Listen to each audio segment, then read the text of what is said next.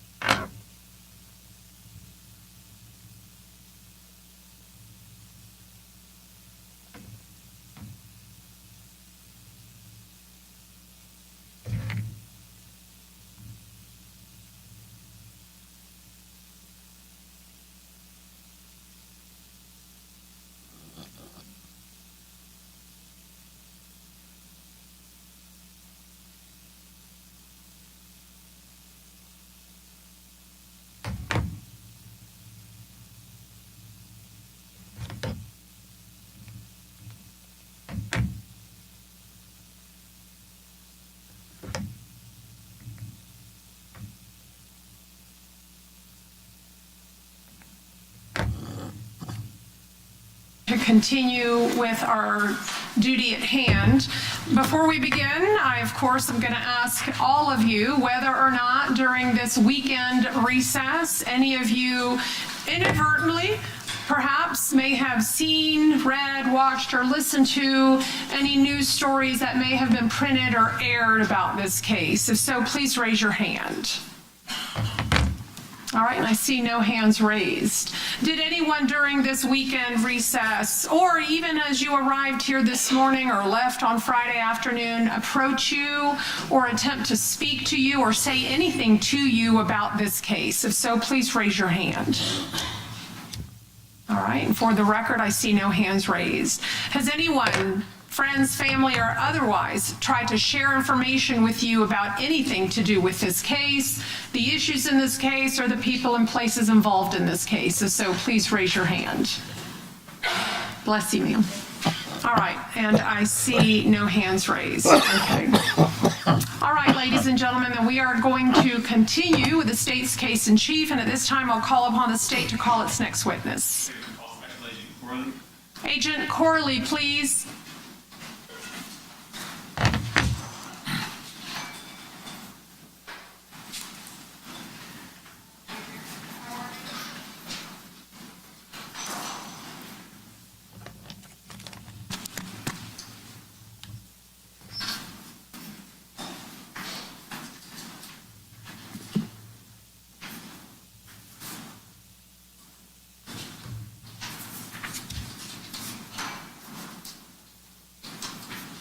All right, sir, if you'll come forward and be sworn.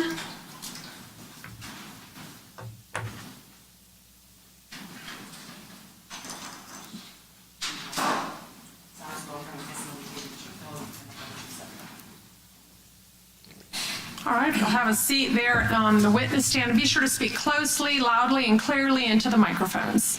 Thank you, sir. Good morning, sir. Good morning. Can you please introduce yourself to the jury? Yes, my name is Special Agent Rob Corley. I work with the FBI in Jacksonville Division, and I'm assigned to the office in Daytona Beach. How long have you worked with the FBI? Since 2011. And what is your current position? Current position is I am assigned to the Counterintelligence Squad. Okay. In addition to being counterintelligence, are you also... Good morning, everybody. If you just tuned in, we got Jacksonville rapper Ksoo's murder trial going on. Please hit that like, share, subscribe. I'm just a small channel trying to make my way to the top. We have three primary functions.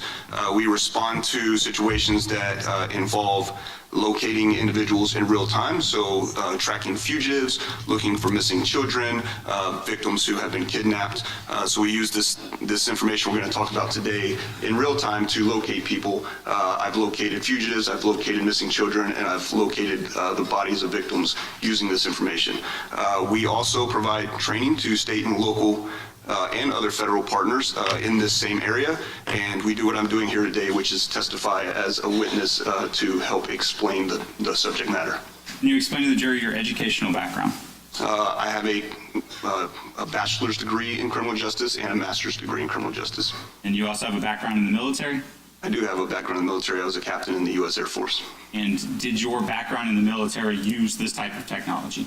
Yes, I was a logistician, so we used similar technology to track cargo equipment moving in and out of Afghanistan.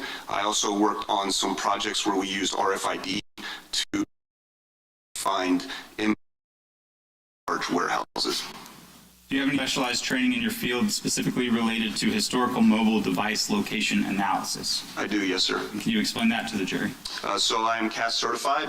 The certification process for CAST requires us to go through several iterations of training. At this point, I've received about 400 hours of training in cellular analysis. It starts with a basic course where we learn the basics of records I'm going to explain today. We go through an advanced course which gets into other types of records, location records, timing advance, and then we move on to an environment where we use the information in a command post situation to see if we can come up with the same solutions that other CAST agents have come up with in real world scenarios. If you progress through those, you're selected for CAST certification. CAST certification is 160 hours of training. It starts with Introduction to Radio Frequency Theory, which is taught by PhD professors from the Florida Institute of Technology. We receive 40 hours of training in that. And then we receive about 40 hours of training from each of the cell phone providers. So they bring in the people that actually maintain and pull these records that we're going to talk about today, and they bring in their engineers that set up their networks to tell us how and why they set up their networks that way. And then there's some additional training on software mapping, court testimony, a thing we call a drive test where we use equipment to measure the footprint of cell towers. And then once you complete all that, you're certified. We also are required to attend an annual recertification where they bring in those same providers to provide any updates to their records, allow us to ask questions to the engineers. They talk about new and emerging technologies such as 5G would be a big one right now that's going on. And we also get training from other companies like Apple, Google, Facebook, Meta. We recently had training from Starlink, which is now, your phone's connecting to satellites. So they bring in all kinds of people to give us information on emerging topics in location analysis. Approximately how many times in the past have you had the opportunity to analyze historical call detail records with location information? More than 100 cases. Yeah. And approximately how many times have you testified in court related to this work? 21 times. Where all have you testified? I've testified in this district in Jacksonville and Clay County. I've testified in Volusia County. I've testified in federal court in Fort Myers and Tampa, also Pensacola. I've testified in Knoxville, Tennessee, and Savannah, Georgia. And have you been accepted as an expert interpreting this type of data? Yes. Is your analysis peer reviewed? It is. Your Honor, at this time, the state would tender Special Agent Corley for voir dire. Okay, any additional questioning from Defendant Whitaker? No, Your Honor. And from Defendant Robinson? No, Your Honor. All right, you may proceed. In this case, did you create a report with visuals to help the jury understand your analysis? I did. May I approach, Your Honor? Yes. Agent Corley, I'm showing you what's been marked with states 10M. Can you take a moment to review that?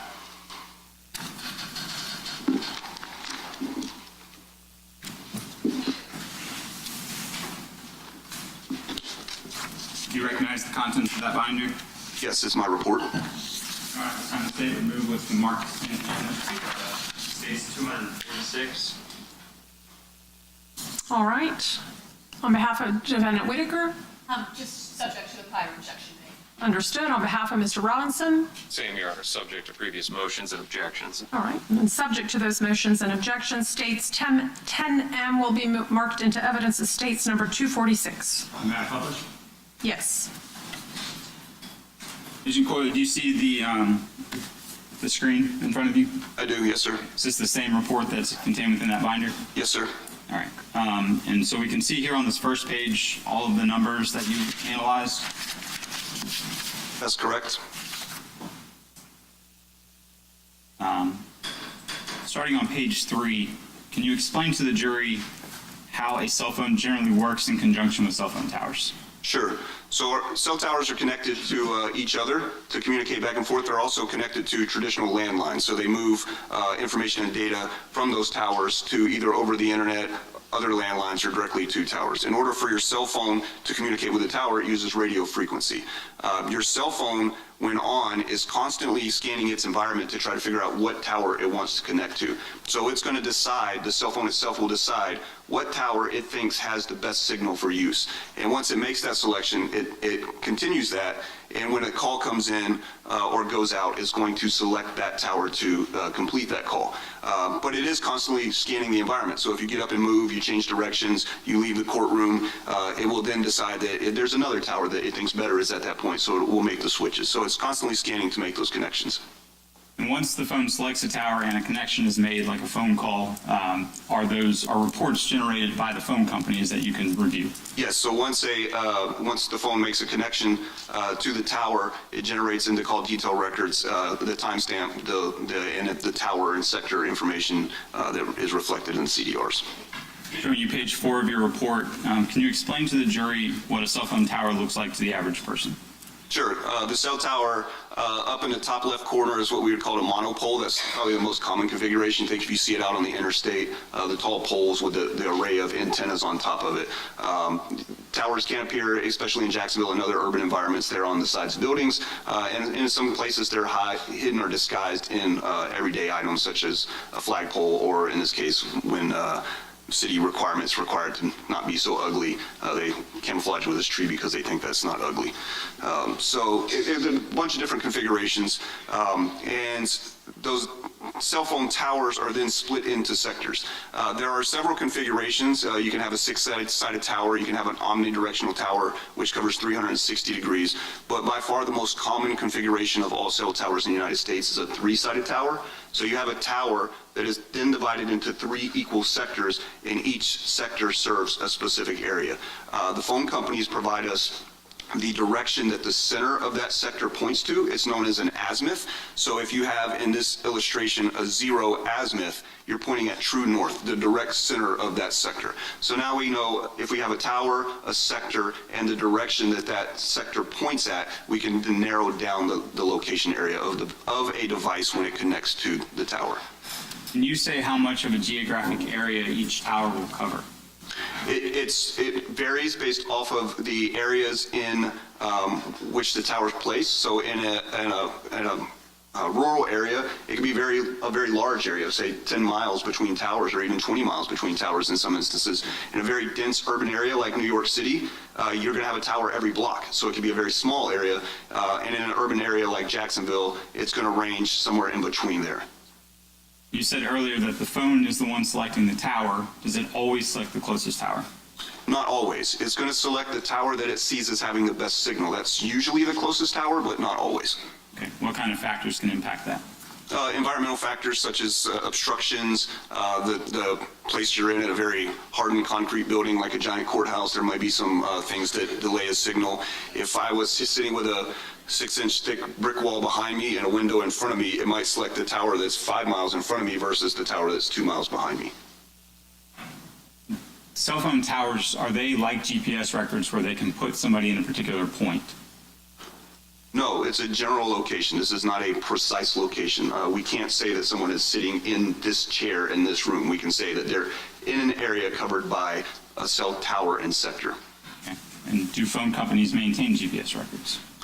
They do not historical GPS records. Showing you page 5 of your report, can you explain how you interpret the call detail records, and we'll show those to the jury in a minute, but how you explain call detail records on a map? So thinking back to that graphic in the tower before, this is a sector representing 120 degrees facing true north, or 0 azimuth, and it's illustrated on a map with this wedge. We're able to provide the geographic location of the phone based on the next closest tower. So based on the positioning of the towers, we can provide an estimate on where a phone was located during the time of the event. In this call, you'll see on several maps there will be multiple sectors off one tower. So the shaded area is just there to help you orientate towards which sector is being used and which direction it's pointing. That is not the coverage area of that cell tower. Okay, so as you just explained, the shaded area is just showing you that we're in this part of the sector, but it could be somewhere out in that area. That is correct. And it's also, every tower is configured differently. There is no sector 1 is always 0 degrees azimuth. It could be 10 on one tower, and it could be 30 on another tower. So it's whatever the engineers determine is the best position for those towers to provide coverage to their customers. Page 6, can you explain this to the jury? Sure. So along with the sectors, you're going to have a call-out box on each map, and that call-out box is going to provide some basic information. Up in the green, you'll see that it will provide the unique identification for that tower being used. The sector is that -13 in this case, and then it's going to provide the date, the time, the number of the device being used, the type of event that's happening, the direction, and then the associated number with that call. Okay, and then in some of the boxes, you may get a number, like a 3, I'm going to make one up, but like a 3-digit number that indicates the azimuth. Yes, so if there are multiple sectors off one tower, I try to include the azimuth in there so you know which call happened on which sector. So if you see a number in there, we'll see on the map, I'll point them out, but I also included the azimuth so you know which sector is being used. Where do the records come from that you use to generate these maps? The records come from the cellular companies. Is there other information that you need to generate the maps that doesn't come from the cell phone companies? Yeah, so along with the call detail records, which include the tower and sector used, I need a tower records, which include where is that tower's geographically located with the GPS coordinates, so where is the tower located, and then what is the azimuth of that sector. So those are provided in tower records, and then I also need to know what times and what locations are relevant to the analysis. Okay. So just to touch on that second point first, you're an FBI analyst interpreting cell phone records. Correct. Are you involved in the actual investigation of the cases in which you're assisting? No, when I testify as a CAST agent, I'm not. So I'm an agent that investigates my own crimes, but not my crimes that have been committed. No, in this case, I am only here to advise on the cellular records. Okay. So the dates, the times, the phone numbers that are given to you, you don't know the significance of any of those? In most cases, no. And then on to the first thing, the tower list. So are cell phone companies required by law to report to the federal government where their towers are located? Yes. And when you're creating a map, so in this case, this homicide happened in 2020, we're in 2025. Are you using the tower records from 2020 to perform your map? Yes, I use the tower records that are most closely related to the event that happened.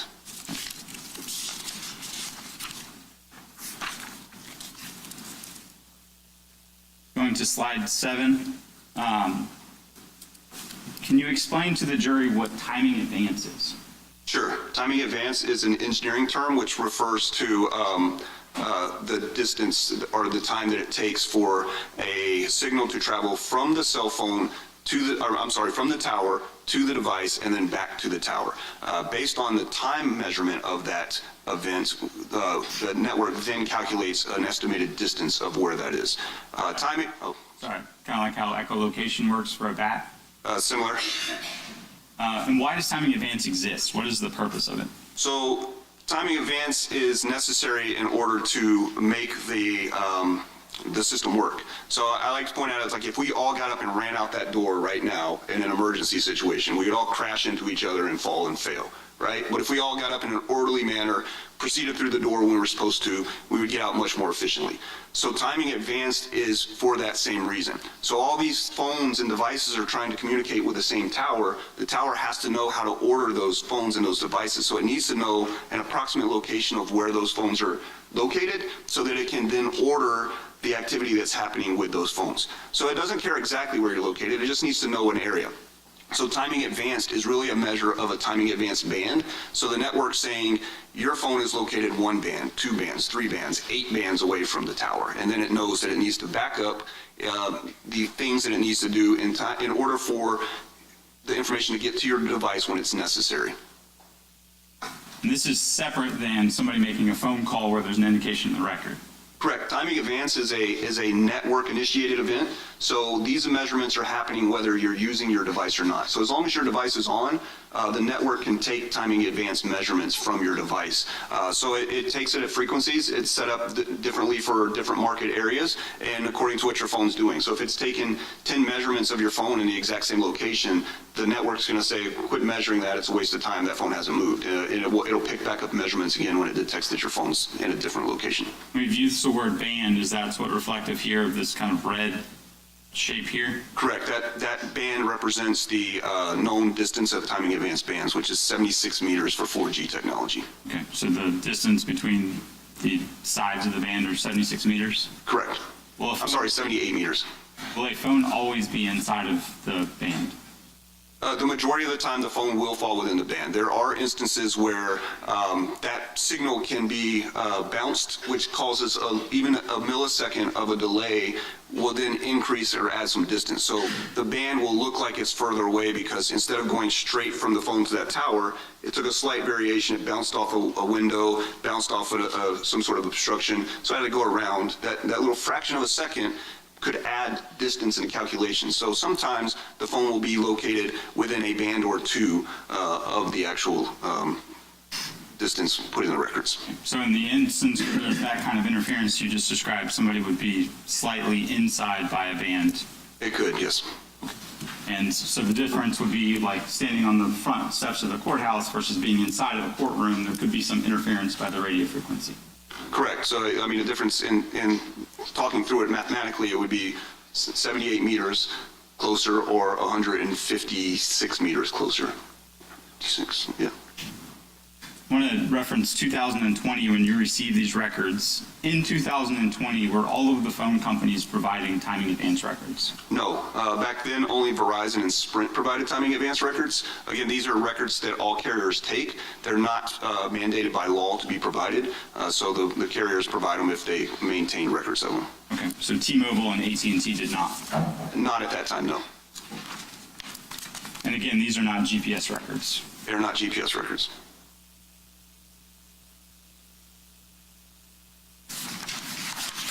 Switch gears for a moment and show you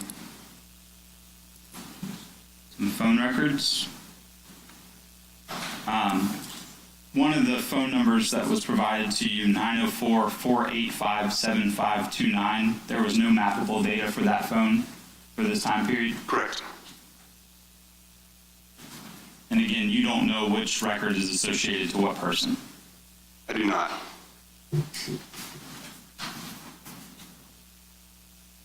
Referencing 904-704-1595 as an example, and that states 232. So when you receive and when the jury receives these records, do they include with them what's called a records key? They do. And I'm showing you the records key here. Can you explain to the jury what the record key is? So it's just an explanation of what each column in the record does. So if you're not familiar with it, you can use this key to kind of go, it gives you a little explanation of what each column is providing. And I don't think the jury's heard this term yet, so I want to highlight, it says UTC. Can you explain to the jury what UTC is? Yes, so UTC stands for Universal Time Coordinated, but what it references is a set time that all other time zones are then adjusted to. So Universal Time Coordinated would be 0, and then other time zones would then adjust forward or back from that. So in our time zone on the East Coast, it would be -4 hours during daylight savings time, -5 hours during non-daylight savings time or standard time. So it would be UTC -5. So for January of 2020, it would be -5. It would be -5 standard time. Eastern Standard Time is -5. Just as an example, if the record said 5 p.m. UTC, what would the Eastern Standard Time be? 12 p.m. Noon? 12 noon, yep. And then continue like that. So if it's 4 p.m., what would the record? 11 a.m. And say it was 4 a.m. It would be 11 p.m. the day before. So if the record was the 27th of July at 4 a.m., the actual event would have happened the 26th of July at 11 p.m. Most of the records that you received are in universal time code or coordinated? T-Mobile, AT&T, yes, Verizon, and Sprint, they're all different varying things, but nowadays most are all going towards UTC, but T-Mobile and AT&T were. And Sprint at that time was using local time. Sprint at that time was using local time for some call records and central time for other call records. And the records key would reflect which one that is. Yeah, in this case, it was local time. I want to give the jury an example of what you're looking at. I'm referencing what's called Report AU or the 704-1595 number. Okay.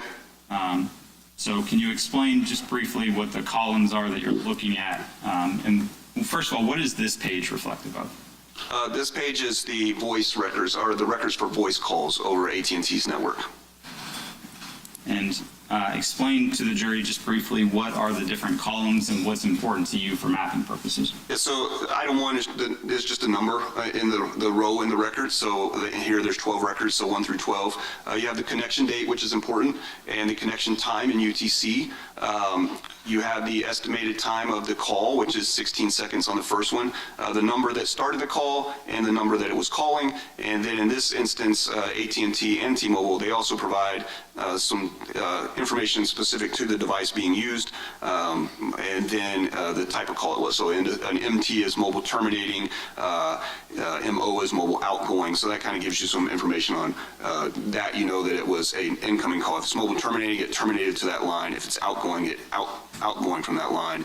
And then the cell location provides the tower, and then the geographic location or the GPS location for that tower, and then the azimuth. But again, we don't use the records. We don't use the tower information in the records organically. We pull the tower list and then match up the records with that tower list.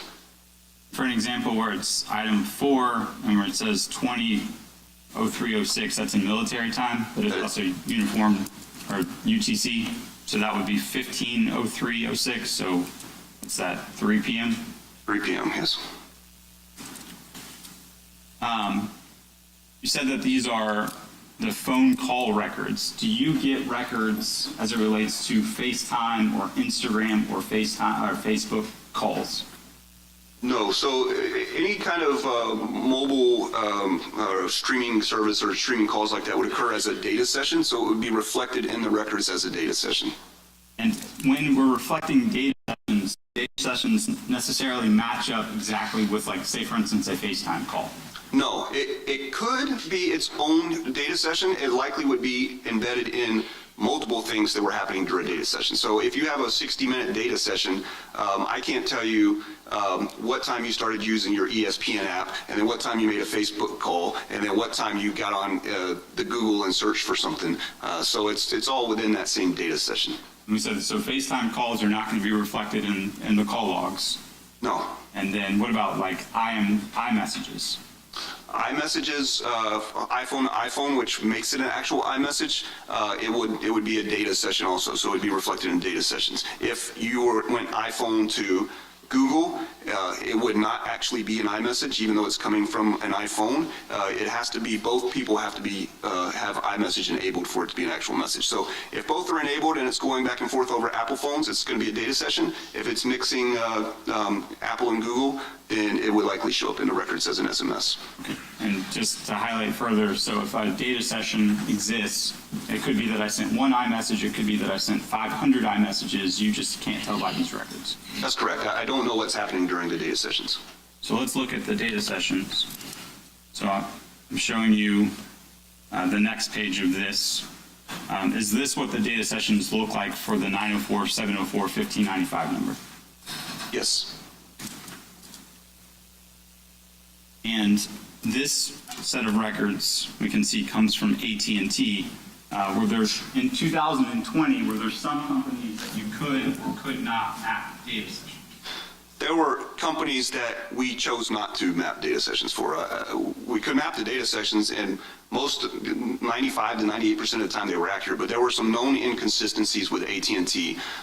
Again, it's not mandated by law that they have to provide these records, so they do with them what they want. They had some inconsistencies that we weren't comfortable with, so as CAST, we chose not to map AT&T records. Okay, so even though AT&T records were 95 to 98% reliable, CAST said that's not good enough for you all. Right, there were certain anomalies that we knew existed, and we did not want to take the chance that we were looking at one of those anomalies and not knowing. They have since fixed that, so we know what kind of records we're looking at and which ones may contain those anomalies, so we do now, but we didn't then. What about T-Mobile? Could you map data sessions for T-Mobile in 2020? T-Mobile, yes, under certain circumstances, we look at it as the totality of events, so you look at the actual records themselves, and if it meets criteria, then yes, we will map it. Okay. Just to give an example of some of the columns. So say, for instance, column or line 25 here. So we have 10:08, but that's UTC, so that's 5:08 a.m., right? And then we have the phone number, and then it tells us there's data going up and that there's data going down. So uploading, downloading things. Correct.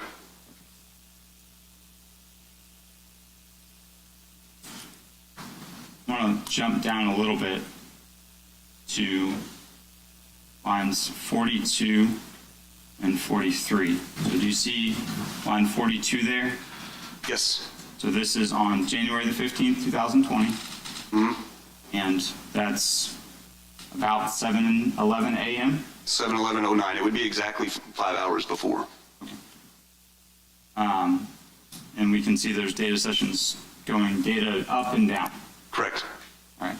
And then the next entry at line 43, we have at 18:10:44. So if I subtract 5 hours, that's 13:10, so about 1 p.m., 1:10:44.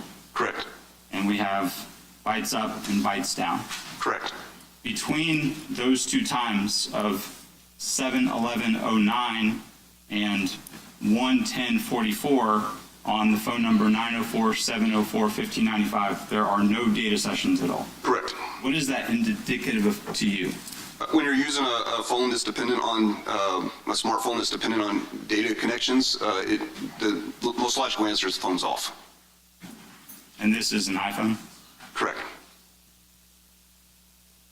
All right, I'm going to go back to the PowerPoint now.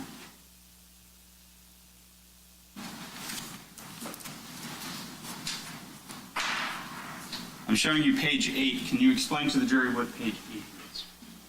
Sure, this is a geographical representation of what areas were provided to me are locations of interest, and then the actual coverage for T-Mobile, AT&T, and Sprint.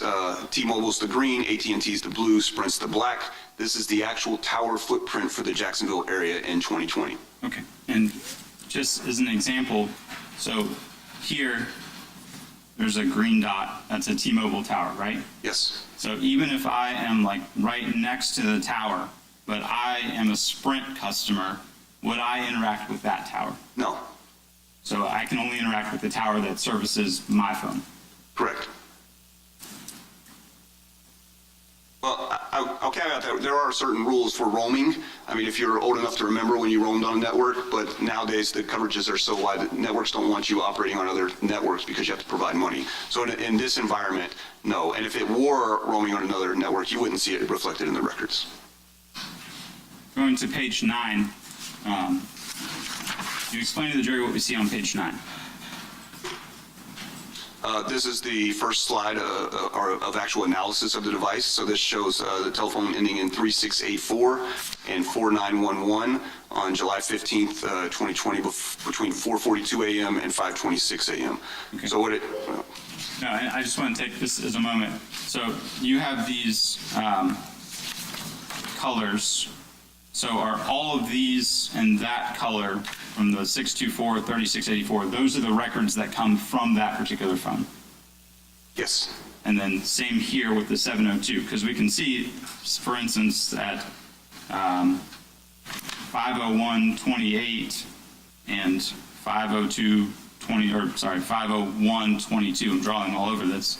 These two phones are interacting with each other, but these are the records coming from their respective phone providers. Correct. So in this instance, the call at 5:01:22 a.m. is an outgoing call from 3684, which is located up near the green icon, and it's going into the phone number or the device using 4911, who's located on the green tower near the blue icon.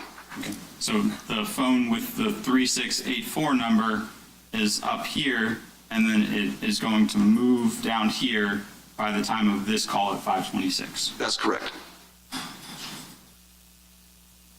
States 10, or slide 10. This shows the location for the phone ending in 3684 and 0896, both at 8 a.m. Located in this area. So the phone ending in 3684 is represented in orange and is hitting off the orange sector, and the phone ending in 0896 is hitting off of the silver sector. And in some instances, do you not actually get sector information from the phone companies? In rare instances, the sector information was not provided in Sprint records, and was not provided in the records. For the kind of silvery color 305, 321, 096, there's not a sector, but you've got like a circle. Can you explain that to the jury? Sure. So I know it hit off of that tower, but I can't tell you which sector. So again, it's a broader geographic area where that phone could be located. It could be anywhere off that tower, which covers 360 degrees. So since we don't know the sector, I represent it as 360 because that's all I can tell you is it was on that tower. The same general rules from before. You're not saying somebody's inside the shaded area. You're just saying they're interacting with that tower. Nope. That's just to show you the orientation of the tower. Page 11. We talked a little bit about it earlier. So here we've got an instance where there are two different sectors being interacted with. Correct. And you had explained with my poor example that where you use the three numbers, that represents the azimuth. Can you emphasize that for the jury here? Yep, so if you go back to the initial illustration, think of it as a compass with 360 degrees. So in this case, the sector here points at 165 degrees on that compass, and the sector here points at 285 degrees. And so at 8:30 to 9:30, the number 6243684, as well as 478, 491, 2831 are interacting with the towers located in this part of town. Correct. Page 12. This is the first time that we see that timing advance. So can you explain again to the jury the timing advance records here? Again, so we now have the tower, the sector, and an estimated distance from the tower. So instead of having the entire area of that sector, we can narrow down further that it was in a more specific area of that sector. And this is the first time that we see this 478-305-9583 number. And you have it indicating that it is in the area that services kind of this 7001 Merrill Road address. Yes, I would say that tower is the tower that would most likely provide service to that residence. Okay. Now, we've got these bands for the 803-3671 that are kind of opposing and going in opposite directions, but then they seem to meet here. Does that mean anything to you? Yes, so the fact that those bands occur so closely in time, one's at 10:24:0 and one's at 10:24:24, so only 24 seconds apart, means that the phone or the device is likely somewhere on the edge of those two towers. And we're able to narrow down that it's likely in this area as opposed to this area or this area because logic just tells you that you can't get from here to here in 24 seconds. So you're going to be somewhere very close to where the towers intersect, and you're also going to be somewhere where you can logically get from one point to the other in the amount of time between the events. Page 13. The 478-305-9583 has now moved from up here down here. That's correct. And then kind of walking through it, the 803 number is also moving kind of generally down. Yes. And then you have the 624-3684 is remaining up here the entire time. That's correct. And then you've got timing advance bands again. Can you explain those again? Again, that's going to give you, so in this case, at 11:39 and 11:50, I'm sorry, there's events on these timing advance bands. And at 11:30, there's events on this timing advance band. So instead of saying it's off this tower, this sector, but instead of saying it's somewhere here, we know it's more generally in closer to the timing advance bands.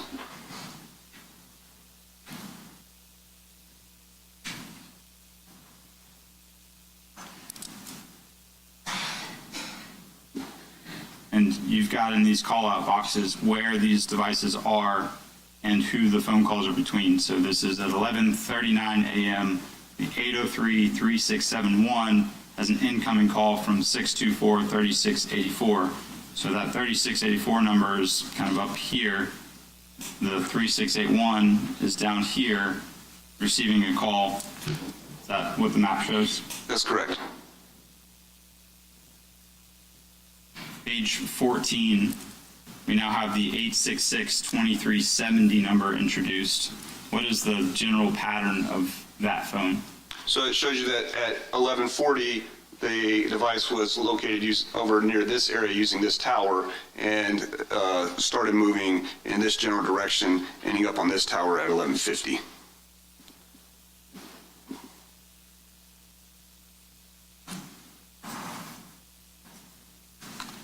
Slide 15, you've got a lot of things going on.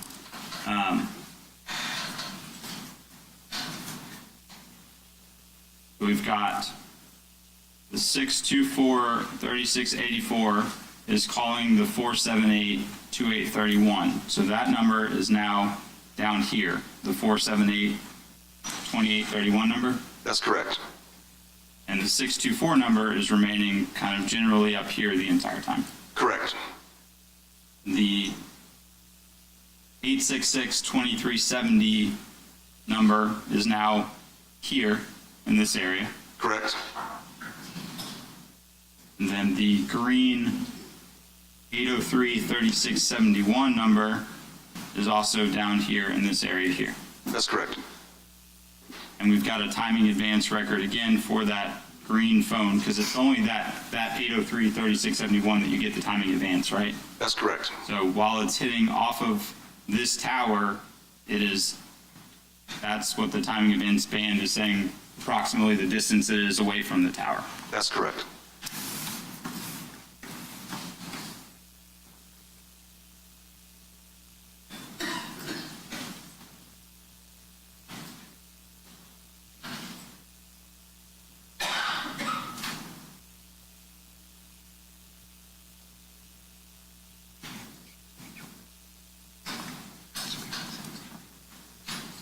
Moving to slide 16.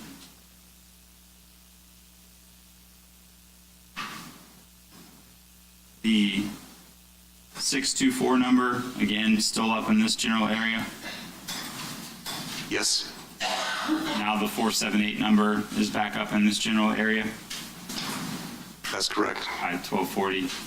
The red 478-305-9583 is now up here. It was down here, and so it's moved back up here. Correct.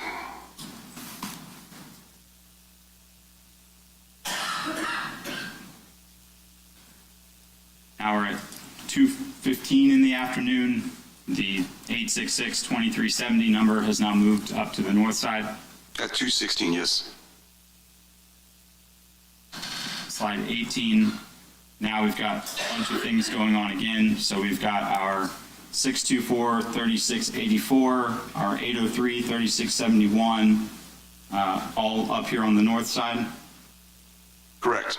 We've got our 702-918-4911, and our red 704-1595 number is now back on, and it's also on the north side. Yes. And then we've got our 624-3684 also up here on the north side. That's correct. All right. Finally, you were asked to map this 904-240-5517 number. Yes. At any point during the relevant time periods between 8 a.m. and 5 p.m., was it ever in the area of the homicide? It did not connect to any towers in that area. If I can have a moment, Your Honor. Yes.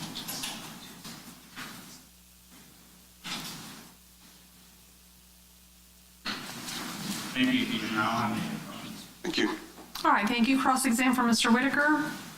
Yeah. I just need the report.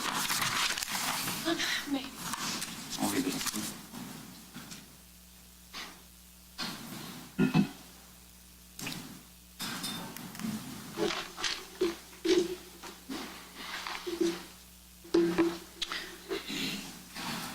May it please the court. Yes. Good morning, Agent Corley. How are you doing? Good morning, ma'am. Good. You use the word approximate location because you can only tell that the device is in the serviceable area of a cell That is tower, correct. correct? Yes, ma'am. And as we see by, I guess we'll start with page 19 of your report, sir.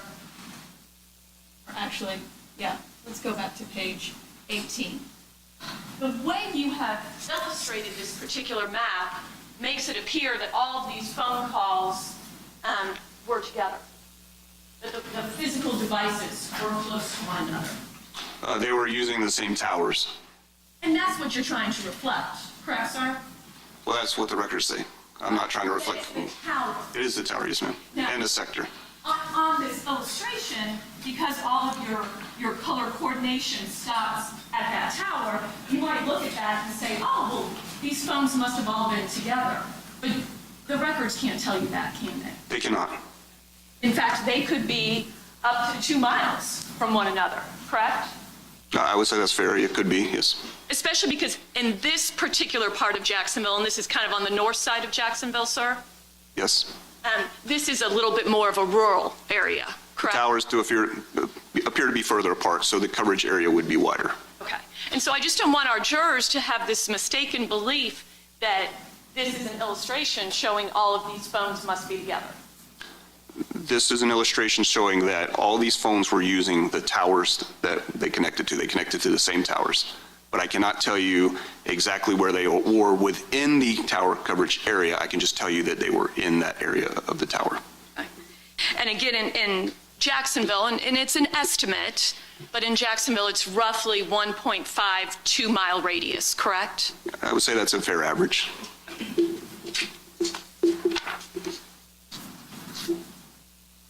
And when we talk about these vectors, again, that's not absolute either, is it, sir? The sectors, Yes. absolute in which way? Well, You mean you know, the degrees? At the end of the day, all of these records and all of these towers, they are actually physically erected and monitored by the cell phone companies, correct? I don't know about monitored. They're recorded Okay. and logged, yes. The records are maintained. Yes, ma'am. And these are for-profit companies, correct? They are. Yes, ma'am. Their priority is full coverage, correct? That is correct. They don't want dropped calls, correct? They do not. Okay. And so, as you've explained, cell phones are designed and their technology allows the phone to decide, hey, how can I connect the fastest and best, correct?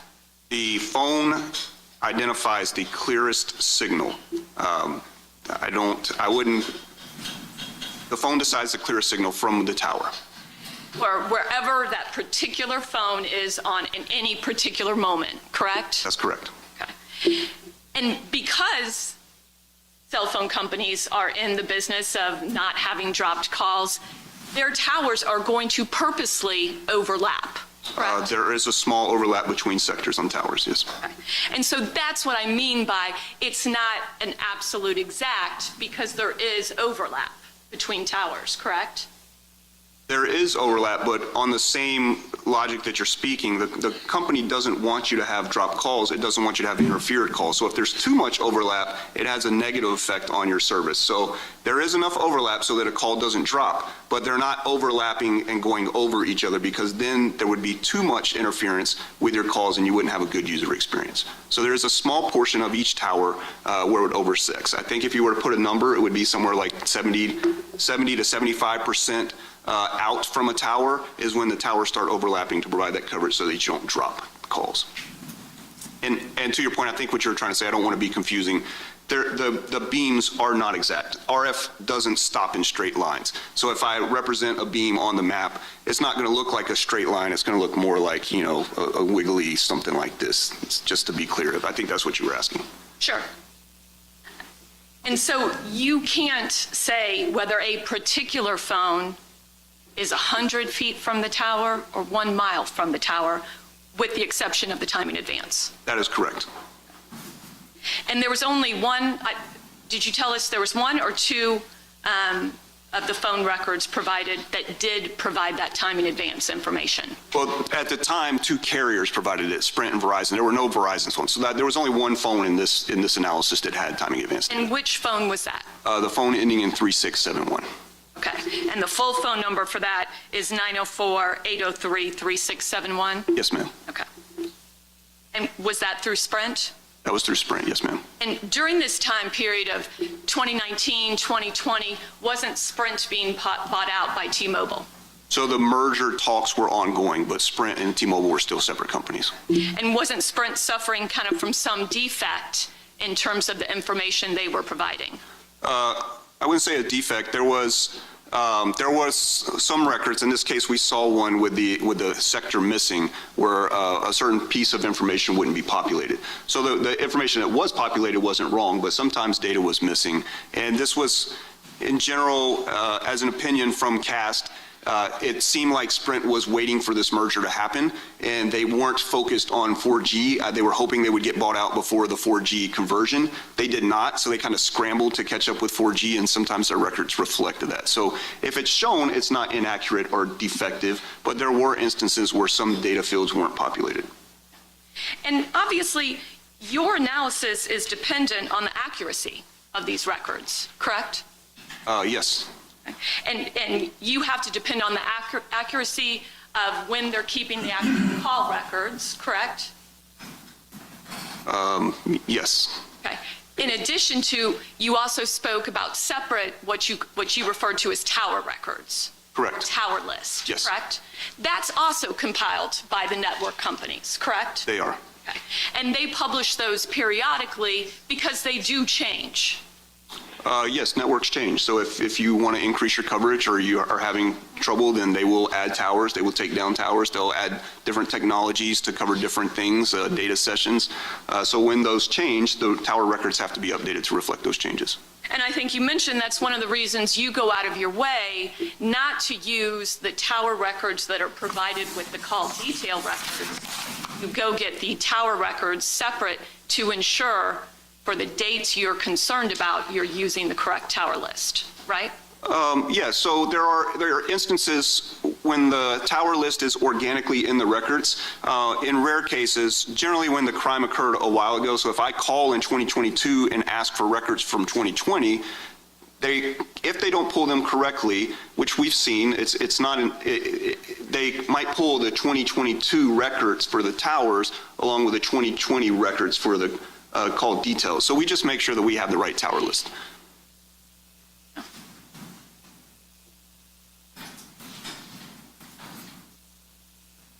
And I think you've explained that your analysis cannot give a precise location like a GPS coordinate. That's correct. You had mentioned back when Mr. Atkinson was showing you some detailed, and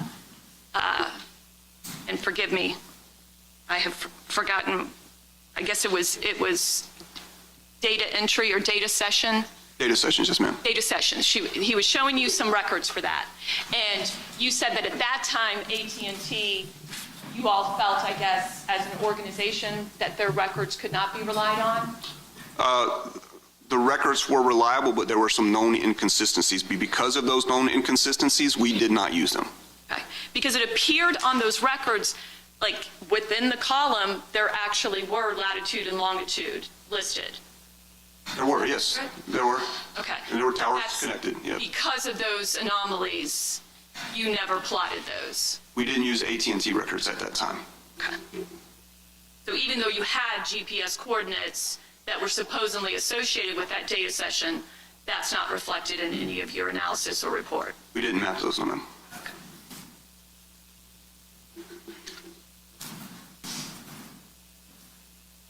And again, the timing advance records, and these are separate than the call detail records and the tower list records we've spoken about, that you are also dependent on the accuracy from the particular cellular company, correct? Yes, we are relying on the records being accurately depicted from the carrier, yes. And the whole purpose, the reason timing advance exists from an engineering standpoint from these carriers is, again, for their promoting their business of not dropped calls and coverage and such, correct? That's correct. It certainly wasn't created for any kind of police or law enforcement or forensic work, correct? No, but it is, timing advanced is a core function of a cellular network, so it has to work. If timing advanced doesn't work, the network doesn't work. No phones connect to towers, so it is a critical piece of that infrastructure. It's for their engineering purposes. Sure. We're able to rely on it, but it's not created for us in tracking phones. And you can sometimes get information through iClouds, correct? I don't get information through iClouds. Okay, you never use iCloud information In this presentation, in any presentation. I have not, I don't recall a time where I mapped iCloud information. Would you agree with me that that is possible, though? Yes, there's probably location information that comes from iCloud. Were you provided in this particular case any kind of iCloud material? I was not.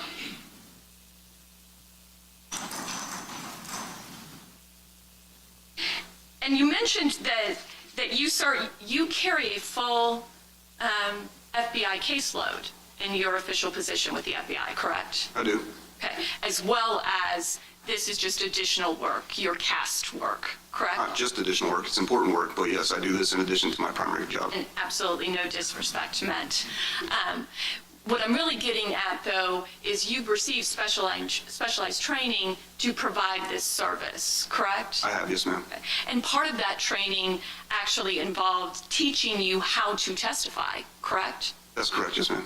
That was kind of a specific component of your training in order to successfully complete it.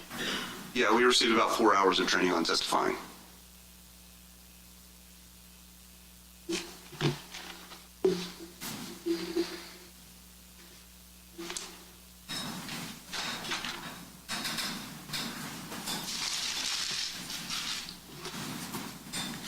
And you mentioned, sir, that in most cases you do not know the details of the particular investigation when you're doing your cast type work, correct? That's correct. Some information is provided. Sometimes in the request, they'll say this is the crime scene, but from our standpoint, I have a lot of cases going on. I can't keep up with what is important. The detectives tell me what time and what locations are important, and then I provide them the analysis of what's relevant, what call events happen. In this particular case, were you provided more details? I may have been. I'm not sure. I know at some point I did have some files that had names on them, so I assume at some point there must have been something associating phone numbers, but again, I don't rely on any of that information in my analysis. Thank you. I have nothing further, sir. Okay. All right, thank you. Cross-exam for Mr. Robinson. Yes, Your Honor. If I could have 1 moment, please. Okay.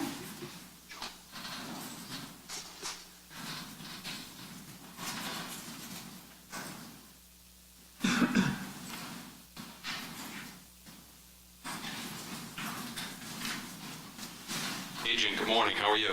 Good, sir. How are you? Well, thank you. This will be brief. It's easier for me because I'm the last to go.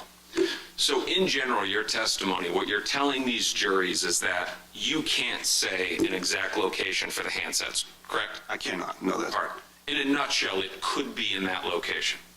The locations provided are the serviceable area of the tower. But and you've testified how you can get kicked from one sector to another, that they could also not be within that area, correct? That's fine. I'm sorry, can you repeat it one more? All right, yeah, let's jump into it a little bit more. You talked about the cell sites, and let's use these monitors as an example. Okay. Jacksonville. So we have one cell site, one cell site. Yes, sir. Now, each one is a tower, is an antenna, and normally they have 3 sectors each, correct? Correct. Broken up like a peace symbol. Correct. All right. Now, there may be some redundancy where the connectivity, it overlaps, right? That is accurate, yes, sir. And that makes sure that we can always have cell phone connection, right? Yes. All right. Now, if that tower's down, like Mr. Cooper, he's here with his phone, he's going to be on the southeast sector or in that area, but that antenna, that cell site, it's down, it's getting maintenance, it's broken, it's overloaded. Those are all reasons why I could kick to another one, right? No. If you mentioned like 4 different reasons, so some are accurate, some are not. But if a tower is down and a phone is within the coverage area of that tower, the phone's not going to know that the tower's down or that it's not down. The phone doesn't know if a tower's overloaded or not overloaded. So if a tower's down, the phone's not going to see it, it can't connect to it. If a tower is overloaded, and the phone decides that that's still the best signal, the phone doesn't know the tower's overloaded. So it's still going to attempt to connect to that tower. It doesn't have the logic to say, that tower's busy, I'm going to go to this tower over here. So it either connects or it doesn't connect. Are you telling us our smartphones aren't smart? I'm telling you that they don't have that capability. The networks themselves handle overload, and the examples of something being overloaded, again, these are multi-billion-dollar companies. They're not losing customers because they don't want to put up a $200,000 antenna. So I don't want to lose these juries right now on the point that we were trying to hammer home, which is and perhaps we can agree on this, that the records, that doesn't definitively show that the handset was in that area. They could be in another area just connecting to that tower, to that sector, correct?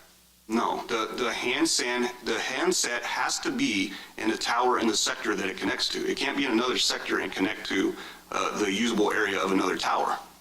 All right. So let's go to the next topic with respect to the handset. We can agree to disagree with respect to the sectors, but you can't say from what you have who has the handset, right? No, sir. My phone's on counsel table. If Ms. Kawass, co-counsel, makes a phone call right now, that's not me doing it. We can agree on that. Yes, sir. Absolutely. And you, as the FBI agent, as the expert, you have no information on who had each handset on that day, right? I do not. Now, you were provided records for a phone number ending in 1595, correct? Yes, sir. That phone number, and I'll refer to it as Mr. Robinson's phone, Okay.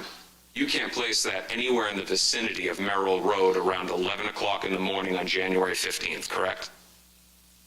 We would have to go back through the slides to go through a specific thing. Are you asking me on January, let me make sure I'm clear on it, January 15th at 11 o'clock, I don't know where that phone was. Yes. I only know where the phone was on the times that I picked it on the maps. So if we want to go back through it, I can answer that question, but if it wasn't on the map and you're aware of that, then I'm not saying that I could tell you. If it wasn't on the map, I don't know.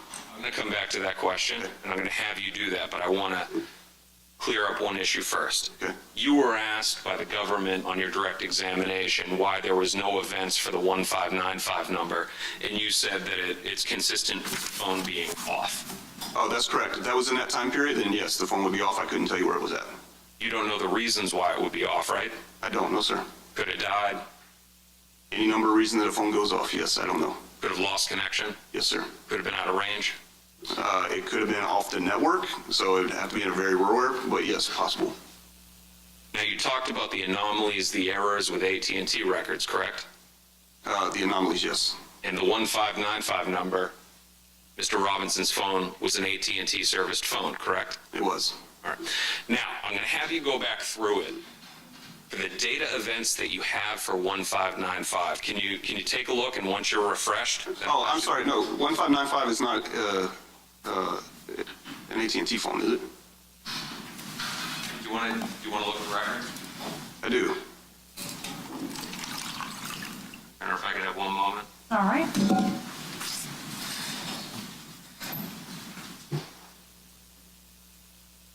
government, if I can approach the agent. Yes.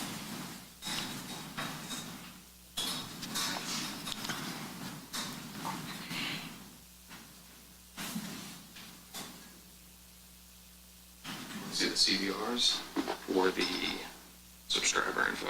No, that's fine. Yeah, yeah. Did that help your memory? Yes, sir. All right, AT&T, right? Yes, During the time frame when there was these anomalies, correct? that's correct. Now, asking the question again, and please take a look through your slides if need be. Do you place Mr. Robinson's phone, 1595, anywhere within the vicinity of Merrill Road the morning of January 15th? I'm not sure where Merrill Road is without seeing it on the map. I can't move the map. So, Or I can get the binder, if you have the binder. yeah, let's do that. Your Honor, if I can approach again? Yes. One of these. That's your report, right? Yes, sir.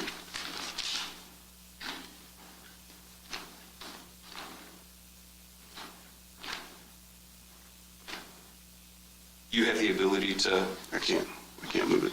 I don't think so. say, can you change the page to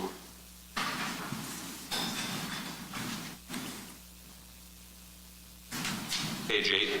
Oh, that one's good. Actually, let's do page 8, Page 8, please. this one? All right, so you plotted it in red. Yes, sir. All right. Could you do me a favor, draw a circle around the red, what we're talking about, the Merrill Road location?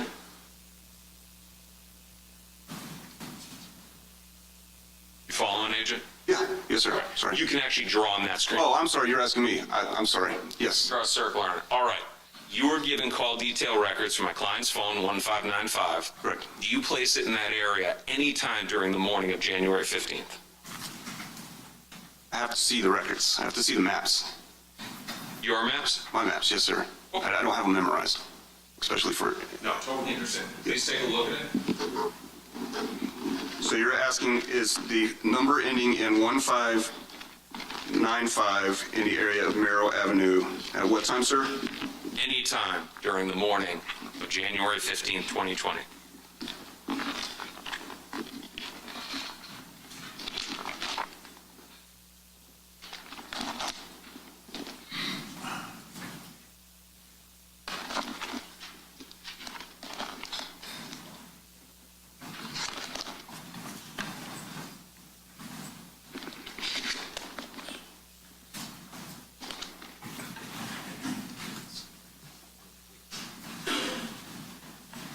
No.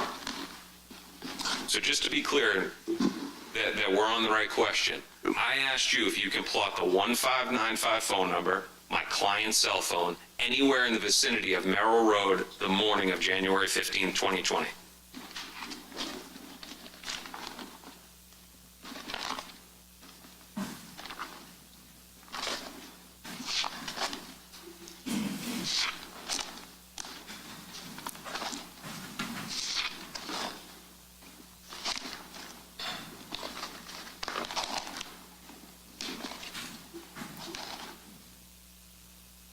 No, the only event that I see mapped for 1595 is a phone call at 3:03 p.m. It's not near Merrill Road.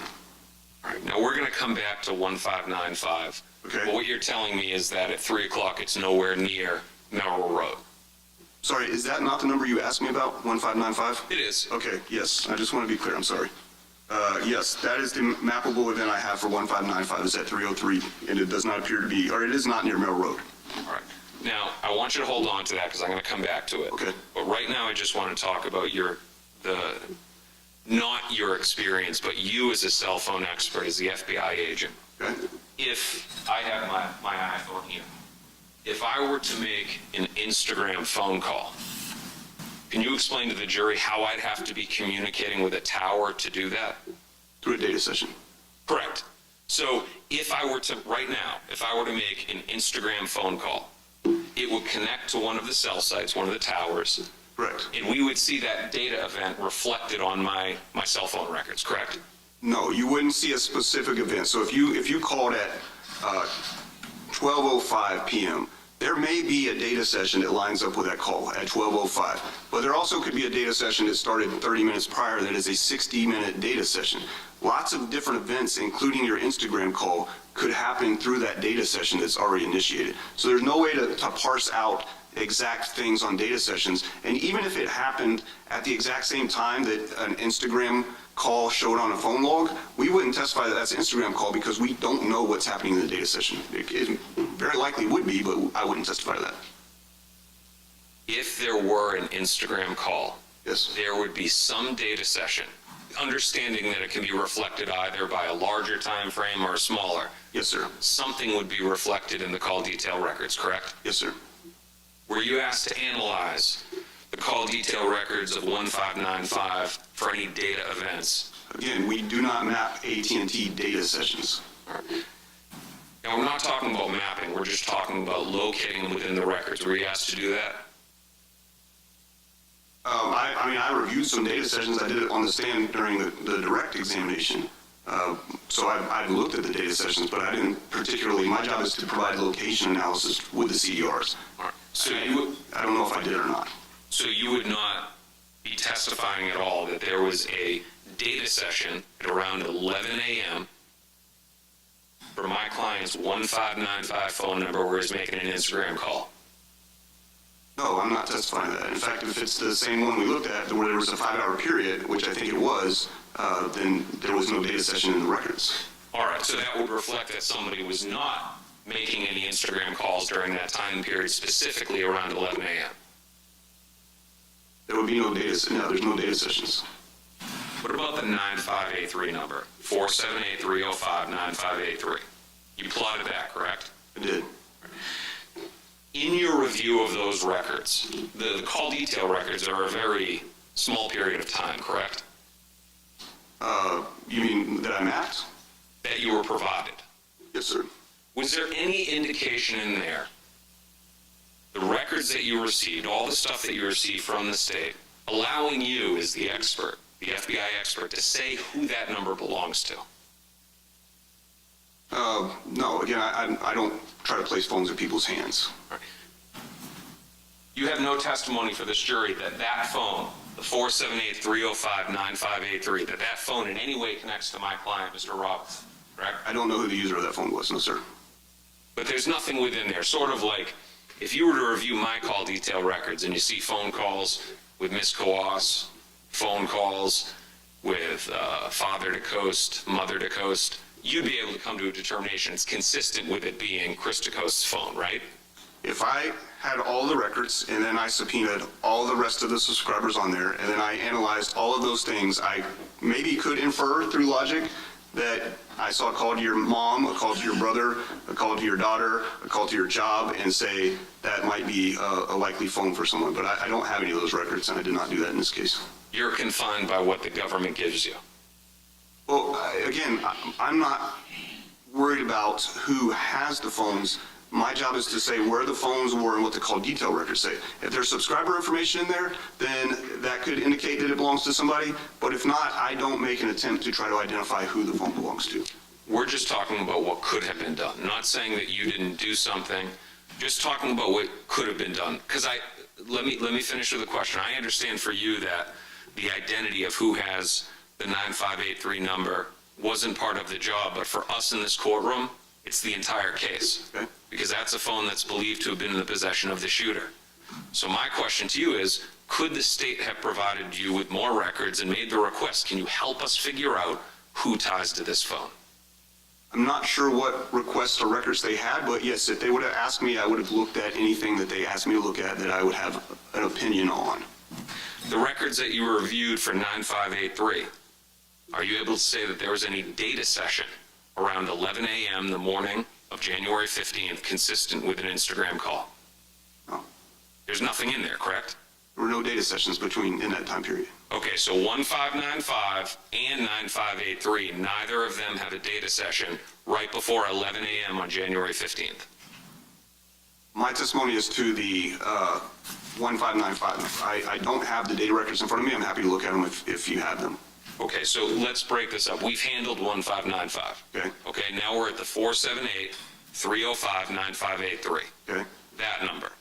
Do you need to look at those records to answer the question whether there was data sessions? If you do, I can provide it to you. You can refresh your recollection. I can ask again. If it's not on the map, then yes, I would have to see the records to see if there is a data session, but it would be obvious in the records.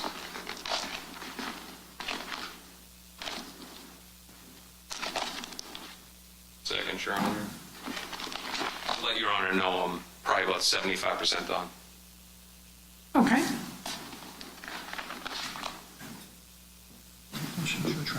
Sure.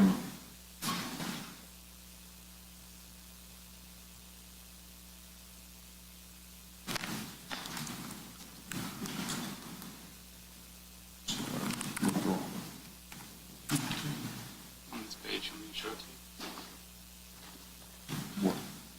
On data session.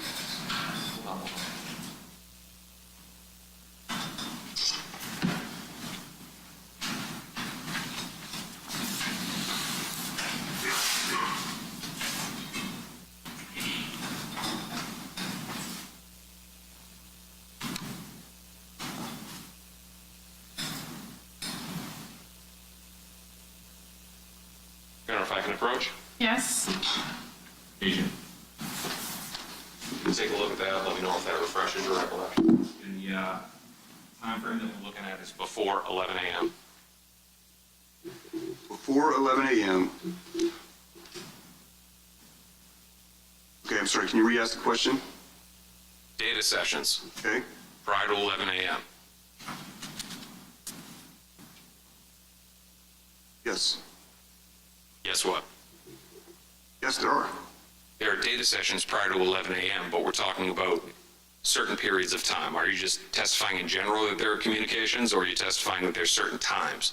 You asked me data sessions before 11 a.m. Correct. Yes. What times?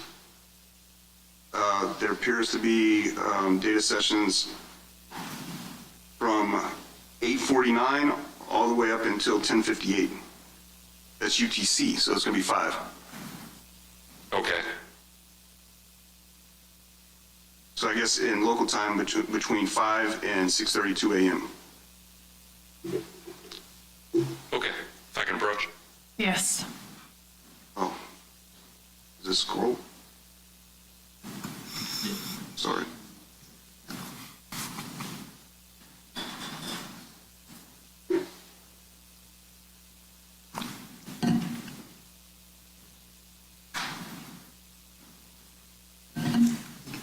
There are data sessions between 8:12.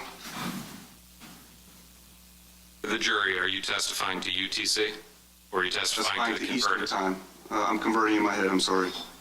It was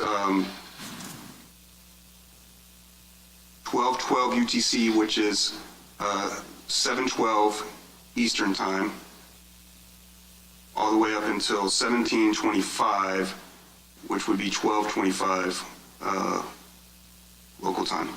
You can't say that that's consistently throughout that time communicating with the data session, just that there are connections within that time. Right? Correct. Approach. Yes. Okay.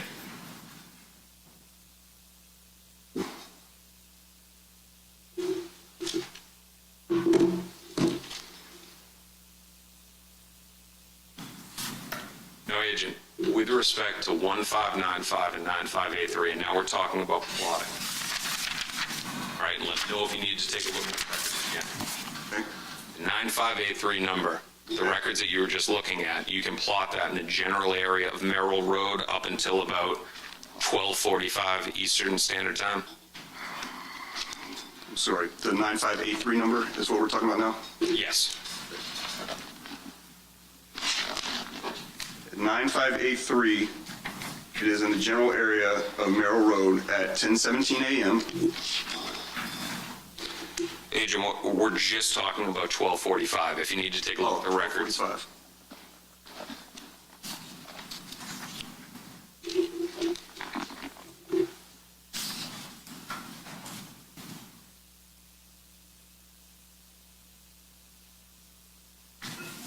Agent, records, do you not remember if there was an event at around 12:45 and that you'd be able to place it? Would it refresh your recollection and take a look at the records? Sure.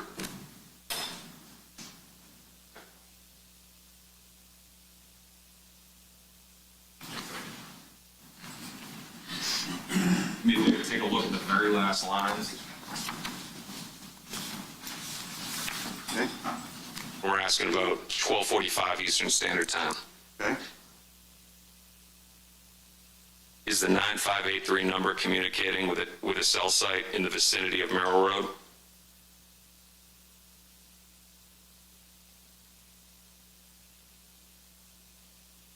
Well, okay, I want to clarify. Are you asking me about the point that I have drawn on here, which is 701 Merrill Road, or Merrill Road in general? I'm not asking you, focus on the computer. Yes, I'm it's not asking you in the about vicinity of Merrill Road. Okay, so 12:45 Eastern Standard Time, 9583, the shooter's phone, is in the area of Merrill Road. 12:40 p.m. It is near Merrill Road, yes. A little bit later than 12:40 p.m. Can you give the exact time? 12:48. Okay. Now,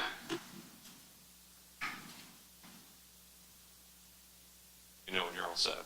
I'm all set. All right, 1595. Do you have any locations in and around 1248 for the 1595?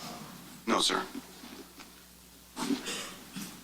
If I were to show you the call detail records for 1595, could there be a point?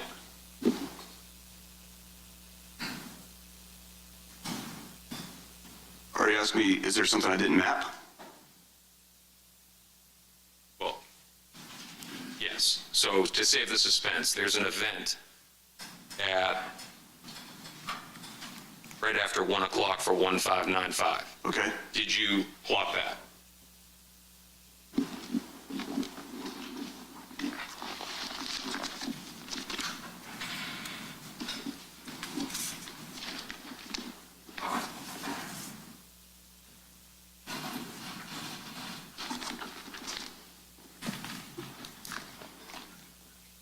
The only call that I plotted was at 3:03 p.m.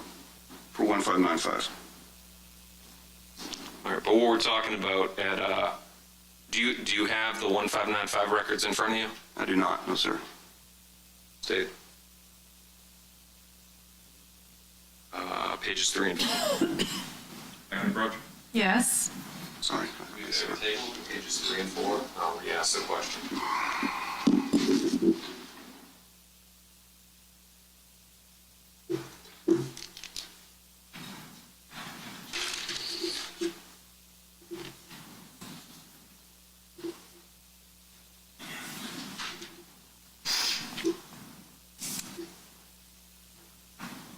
Okay. There's an event right around 1 o'clock, right? These are data records. We don't map AT&T data records. There's no events mapped for AT&T data records anywhere in my report. So there is an event that happens at 1:10. And those records contain a latitude and longitude, correct? They do, yes, sir. Right, so that would give us a location, something. Yes. Can you tell where that location is from the latitude and longitude? I cannot. If I were to tell you that it was way north, near Old Soul Donuts, that seem correct? I have no idea where it's at. I don't know where Old Soul Donuts is or where the latitude is. We can map it on, we can pull up on Google and map it. So you could pull up on Google and map that latitude and longitude. I can map this latitude and longitude. I would not put any weight behind what AT&T was providing in 2020. So we did not map records in 2020. Understand? It's all we have Yes. to be able to map it, so why don't you, and feel free to use my computer, it should be connected if your honor's okay with that. You can map those live right here. Is there any objection? I don't have an objection. Okay.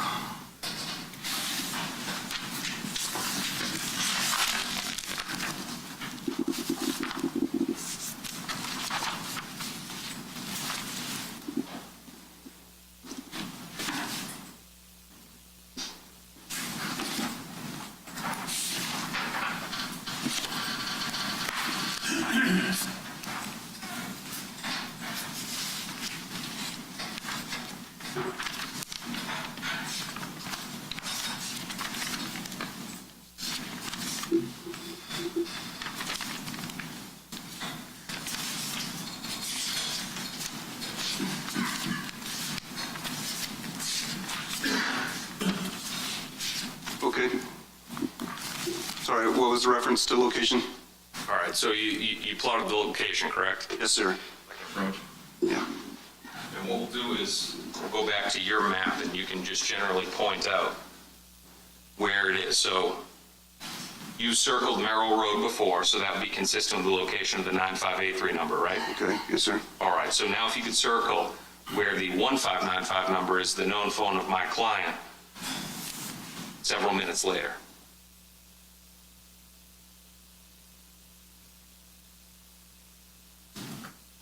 So, I'm sorry, I don't...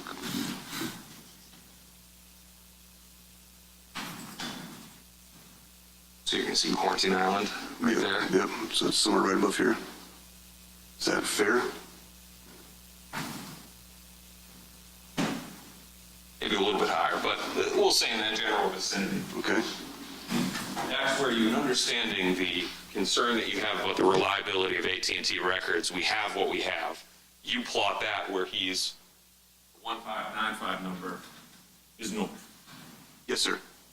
And your knowledge of Jacksonville, that's miles north. Yes. Now, let's stay on the 1595 number, my client's number. Within the call detail records, right before the murder, right after the murder, do you have any communications between that phone and the other phones that you were asked to plot? Sir, I can't make assertions on what it is without seeing the records. I cannot memorize these records. It's not possible. I understand. I'm not asking you to. Okay. And we have it here, and that's why I have the computer up if I need to show it to you. But if there was a communication between two of the phones, you would have put that on some of your maps? If there was mappable location data for the device, I would have put it on my map and I would have included the calls that it was talking to. Now, do me a favor, look to page 1 of your report. You were asked by the government, again, for fairness to the jury, when I'm asking questions about plotting it, I know that you don't know the facts of the case and you're just plotting the data that you're given by the government. So I don't mean that to come off like an accusation that you didn't plot something. Right, and I'm not. I'm just trying to let you know I can't memorize everything. Okay, page 1. Yeah, so you were asked to plot 904-485-72. What's that number?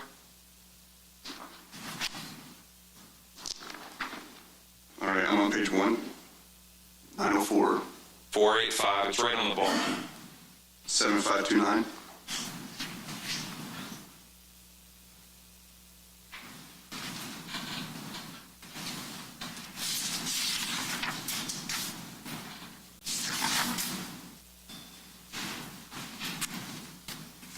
You receive records for that phone number? I did. All right. They don't ask you questions like the subscriber information and stuff like that, right? So the subscriber information was likely provided with the records. I don't generally pull it up and look at it unless I'm specifically asked that for trial purposes. All right, now the number that you were given to plot was 7529, correct? Correct. And the records that we have for Natalie Gant are 7259, not 7529. Okay, I mean, that could be a typo in my report. But it could also be an error by the government. Yes, I guess, either way. At the end of the day, you don't plot any locations for the number 7529, correct? I did not. But you don't know sitting here whether there are plottable records for Natalie Gant's known phone of 904-485-7259. The records that were provided to me, there weren't any information to map in the time period and the locations. Now, conclusion, you're confined on your plot to what the government gives you, correct? I would say that I map whatever records are given, I ingest those and I do it, but my analysis my analysis focuses on the time period and the locations the government gives me. You're not sending out subpoenas yourself to collect records. No, sir. Did they provide you records for Chris Brown? I don't know names associated with phone numbers, sir. But all the records that they provided to you are contained within your report. Correct. One moment, Your Honor. Yes.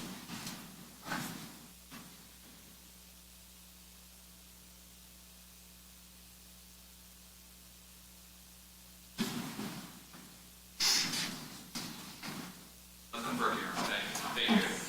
Is there any redirect? Yes, ma'am. I have a moment. Yes.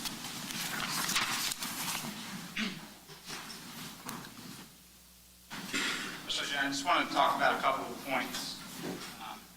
Actually, Judge, I apologize. Can I have 5 minutes before redirect? Just need to check on something. Okay. Like to excuse the jury? Yes, sir. Can we just take a quick bio break? Okay. Okay. All right, then, ladies and gentlemen, I'm going to ask you to leave your notepads on your seats and have us step into your jury room for just a brief recess. We'll call you.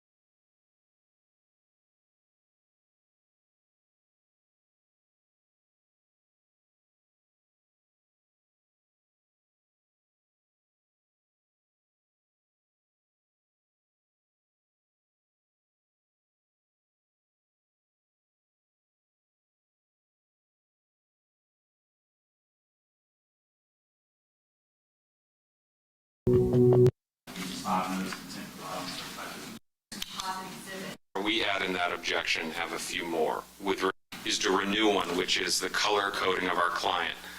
If Your Honor remembers from the demonstrative that was used in open Anyone during this weekend recess, or even as you arrived here this morning or left on Friday afternoon, approach you or attempt to speak to you or say anything to you?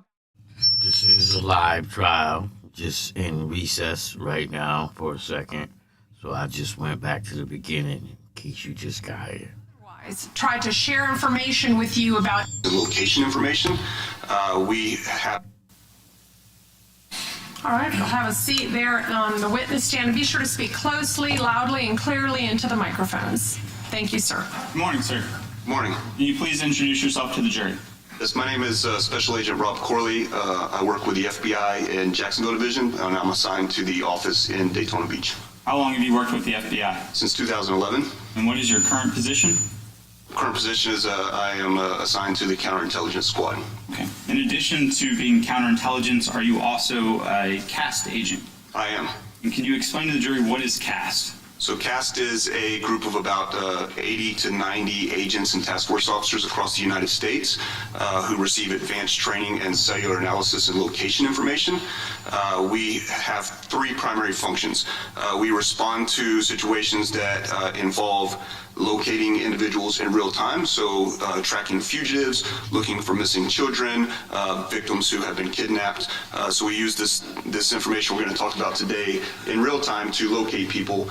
I've located fugitives, I've located missing children, and I've located the bodies of victims using this information. We also provide training to state and local and other federal partners in this same area, and we do what I'm doing here today, which is testify as a witness to help explain the subject matter. Can you explain to the jury your educational background?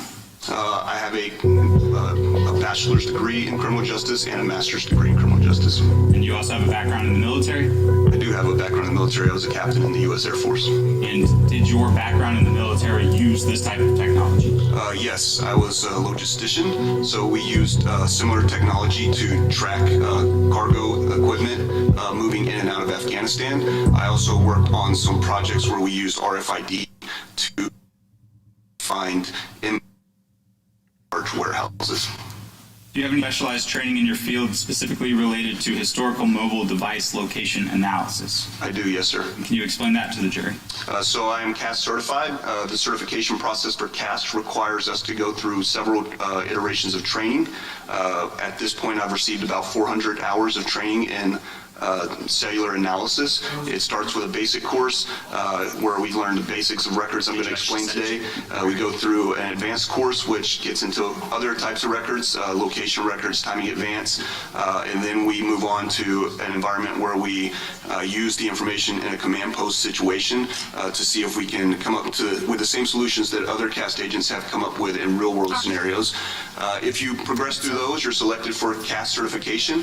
CAST certification is that when they get into the arena about getting into the vehicle, that he's just instructed, you are not allowed to say anything that came out of me or this person. Actually, they're that issue. They weren't planning on introducing. All right, and that's correct, and y'all are not going to introduce anything that was said in the vehicle afterwards? We've told the witness not to mention the things that we Okay. I don't anticipate this following on correct.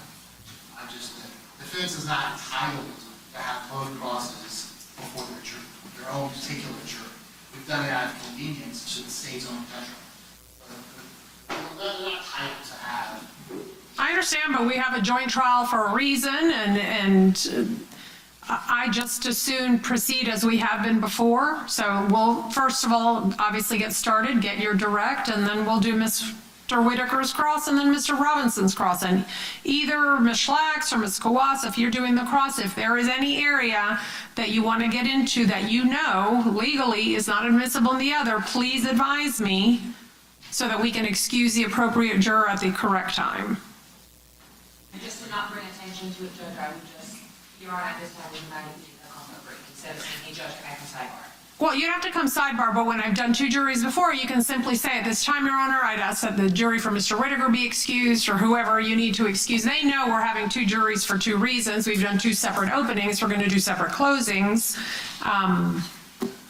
So I don't don't have a problem of them knowing that one jury has to come out because they can't hear what's coming next. Okay, thank you, Judge. All right, thank you. All right, then if all sides are ready, we will bring out Mr. Gardner for direct when the juries come back out. Anything we need to take up before we bring them out? From the state, from Mr. Whitaker, and from Mr. Robinson. All right, let's bring the juries out.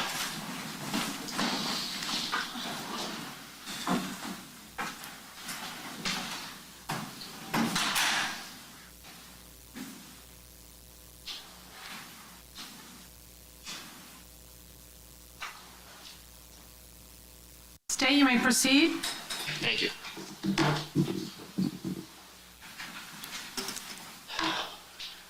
May it please the court. Yes. Would you, sir, would you please state and spell your name? Dominique Barner, Dominiquebarner. And how old are you today? Say what? How old are you today? 31. When's your birthday? October 31st, 93. And did you graduate from high school? No, When did you stop going to school? in the 10th grade. Approximately how tall are you? 5'7". Do you have any tattoos? Yes, sir. Do you have any tattoos on your arms? Yes, sir. All right, what kind of tattoos do you have on your arms? Money signs, my name, my daddy name, my daughter name, On your left forearm, for example, what do you have tattooed? my birth year, Okay, and what is that? 1993, Okay. And what about on your right arm, forearm? my daddy name. Do you have a nickname? Yes, sir. And what is your nickname? Butter. And is that Butta? Yes, sir. And how did you get that nickname? It's a family name. Did your dad have the same nickname? Yes, sir. Is your dad still alive? No, sir. How old were you when your dad passed? 11. When were you taken into custody on the charges you currently have pending? January 15, 2020, And how old were you at that time? 26. And have you remained in custody since that day? Yes, sir. Have you been charged with burglary with an assault or battery and home invasion robbery for the offense that took place at 1033 Townsend Boulevard on January 15, 2020? Yes, sir. Right. And today, are you aware of the name of the victim in that charge? Yes, sir. And what's that person's name? I'm Barbara Buckley. Prior to that day, did you know who she was? No. Since the burglary with an assault or battery and home invasion, therefore the same offense, Yes, sir.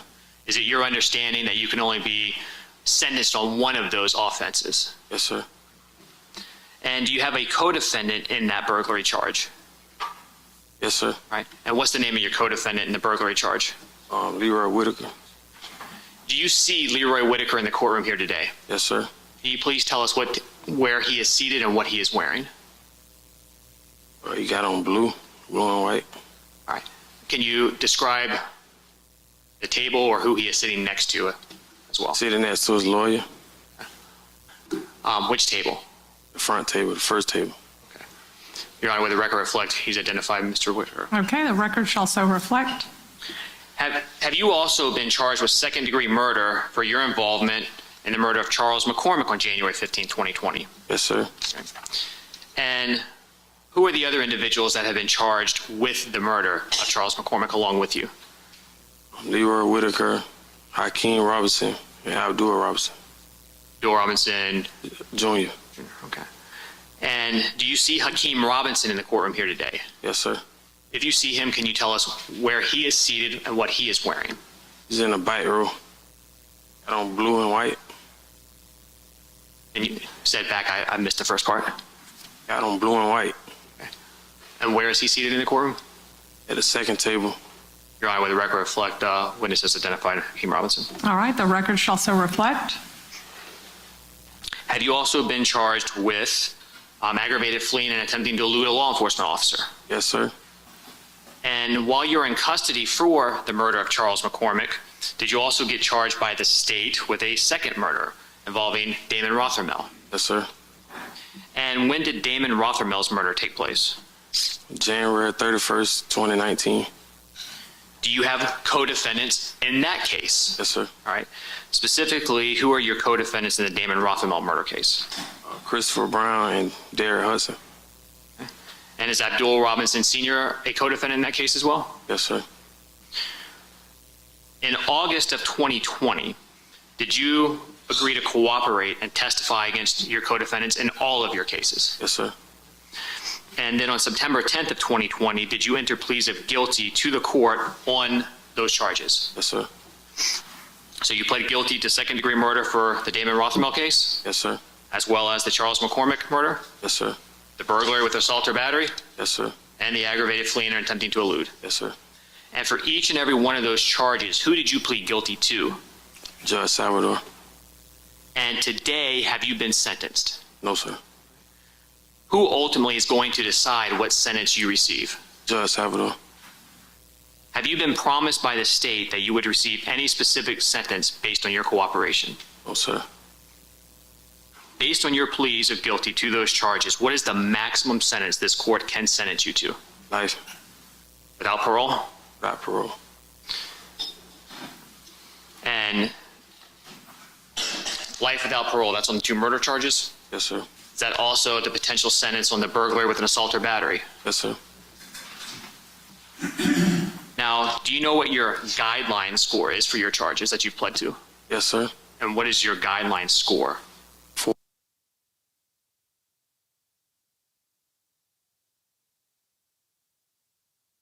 Okay, even though he was telling it all, and you heard him right there, said, I'm telling, we back to the live. About? 82732, yes, sir. Okay, and then going forward at like, we've got 10, 10:20, almost 11 o'clock there. Going forward, 11:30, there's data sessions all morning. Yes, sir. And I want to walk through that phone again to show where it was. 'Cause there's only a couple of mappable points of data that you have for that phone, right? Yes, sir. So, starting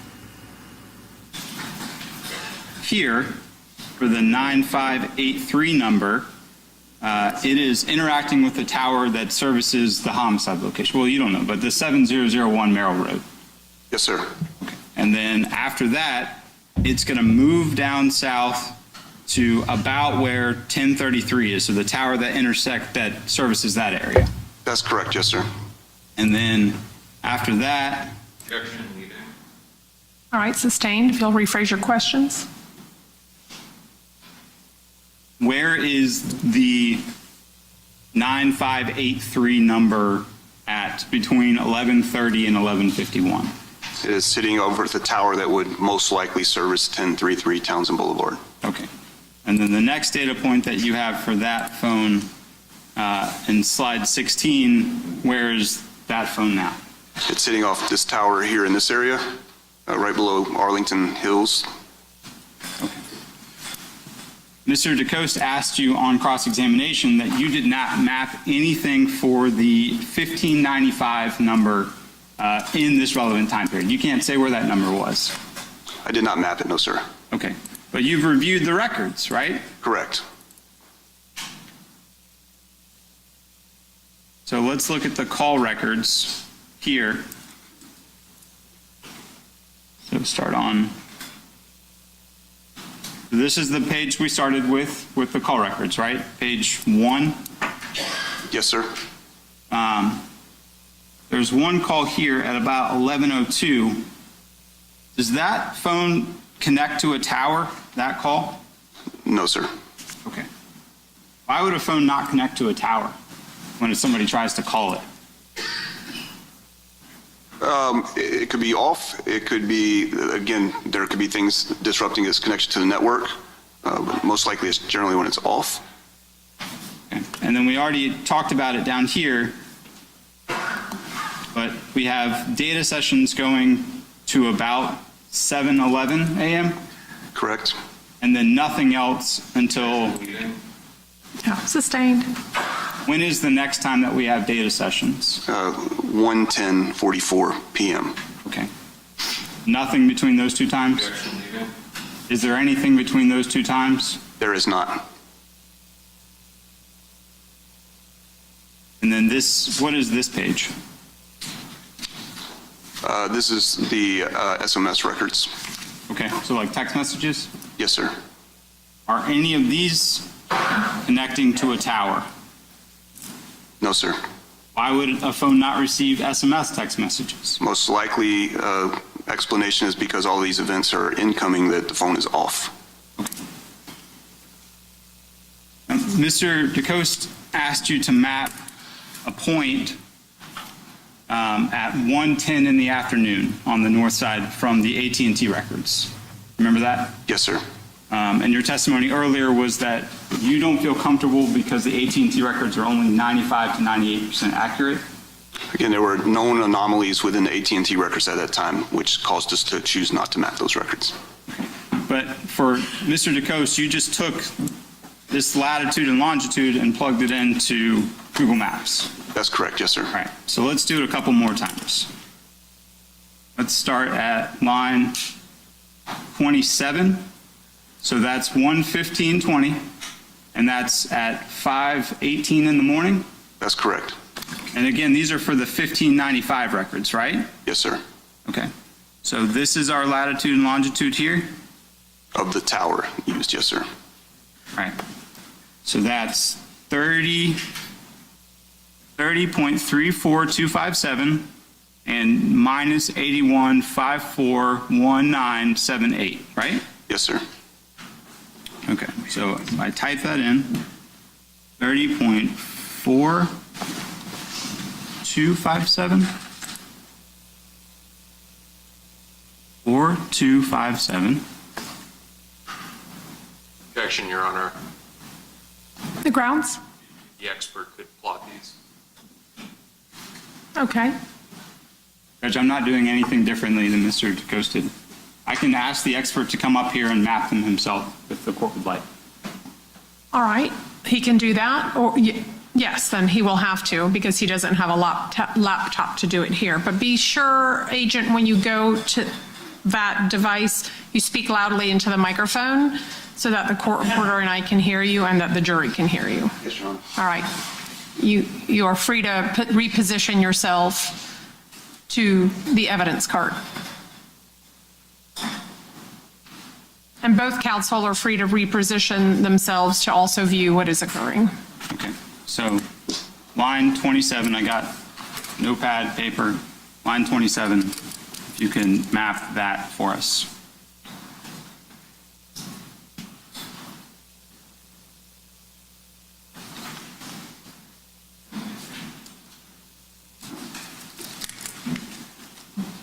Got it there.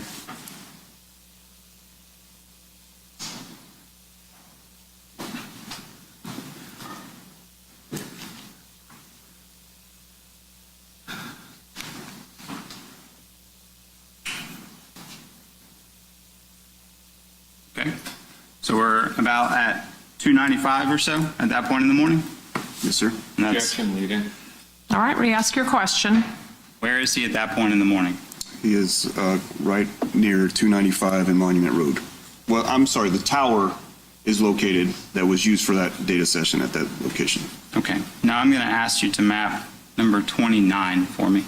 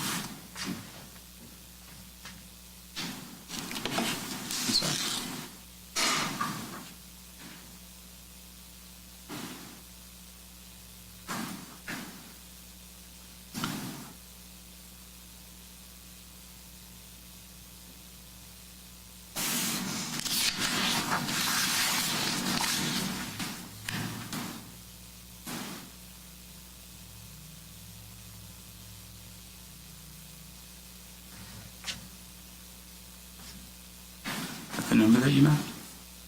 Objection, counsel and the witness. Is that the number that you mapped? Counsel and the witness. I'm sorry, what? I haven't heard anything. What are you saying? Hear it over here. We can approach sidebar. Just asked him if that's the number that he mapped. All right. I don't think we need to approach sidebar, but let the witness go ahead and map the coordinates. I can have him.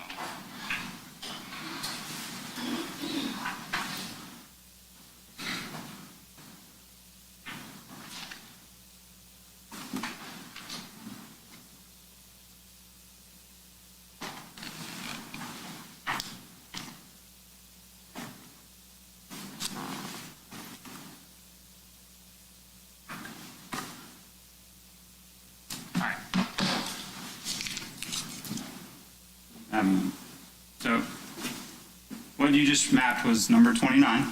Right. That's at 5:33:19 Eastern Standard Time. Yes.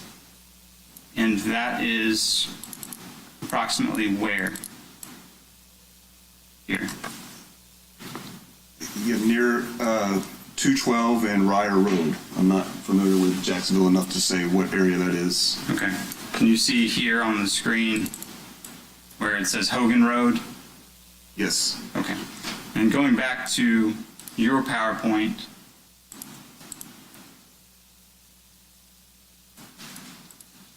here at 5:26 in the morning, where was the 624-3684 number and the 702-918-4911 number? Appears to be in the same general area. Okay, the same area? Yes, sir. Now I'm going to ask you to map number 40.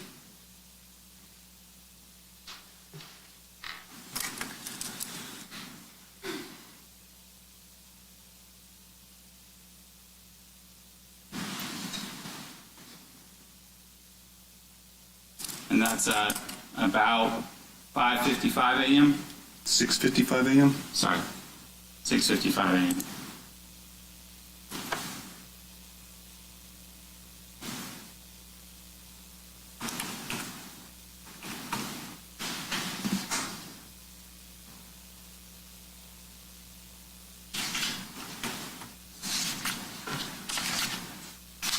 Okay. And zooming in a little bit.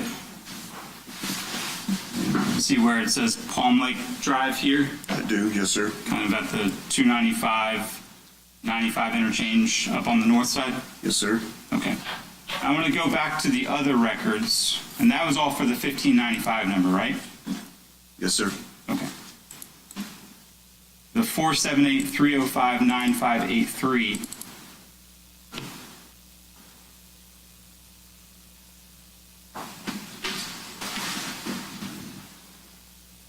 Looking here at about, is that 6:17 a.m.?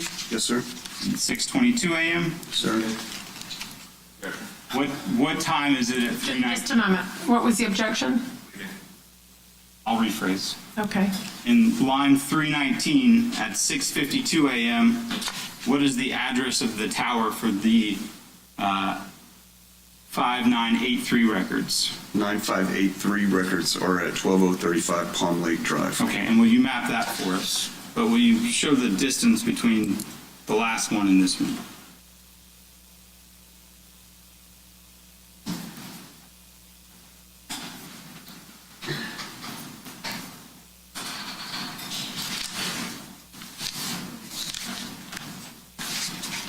So based on the AT&T records, the 1595 number is about in the same area as the 478 number that you just mapped, Correct. around the same time. And then again, at what time does it appear to you that the 1595 number is powered off based on the records? Objection, mischaracterization of the testimony was powered off. That it no longer is reporting any data files, or phone calls, or text messages.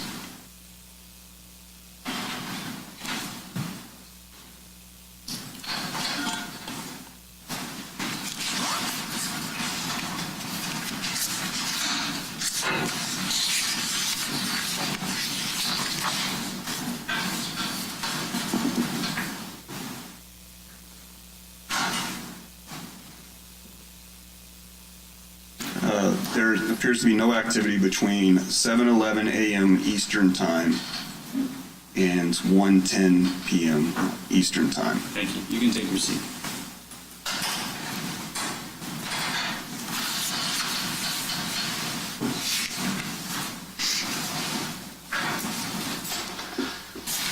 Special Agent, based on the mapping that you just did in front of the jury here, is it your opinion that the 1595 phone is in this area around the same time, about 5:30 in the morning?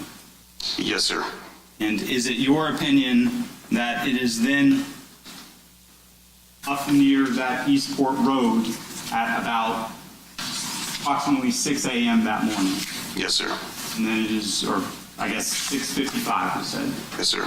And then your opinion is that the phone is no longer, the 1595 number is no longer reporting any more data from 7:10 a.m. until 1 something in the afternoon. Yeah, I think it was a 7:11 a.m. to 1:10 p.m. But that the 1595 phone is in the same Eastport area as the 478 number around that time zone. Yes. Thank you. I don't have any other questions. Okay, may this witness be excused? All right, thank you, sir. You're excused and free to go.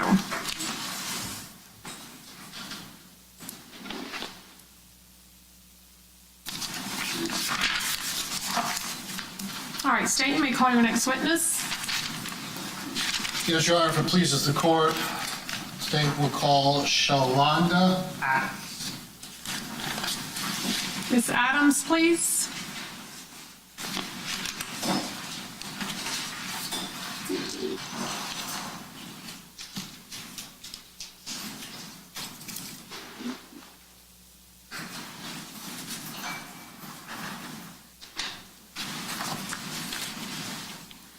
All right, ma'am, if you'll come forward and be sworn.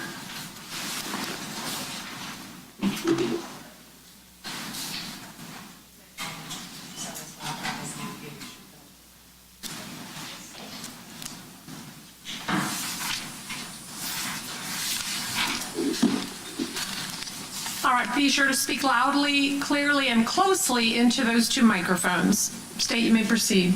Thank you, Your Honor. Good morning, Ms. Adams. Please introduce yourself to both juries. My name is Shalonda Adams. What do you do for a living? I work for Jacksonville Sheriff's Office as a latent print examiner. How long have you worked for the Jacksonville Sheriff's Office? I worked there for 19 years. Go ahead. 4 years with the latent print unit as latent print examiner and 15 years in identification unit as a fingerprint technician. So explain to the jury your progression through the Sheriff's Office. What do you do in ID and records? And then I guess you were promoted to be a latent print examiner. Explain that to the juries. In ID and records, that's where we were trained to read and classify fingerprints. And after that, I moved up to the latent print examiner's office to where we have to process evidence based off of, fingerprints off of evidence. And are you one of the supervisors in that unit? Yes. Explain to the jury what training and you received from the Jacksonville Sheriff's Office that allows you to come into courts like this and testify.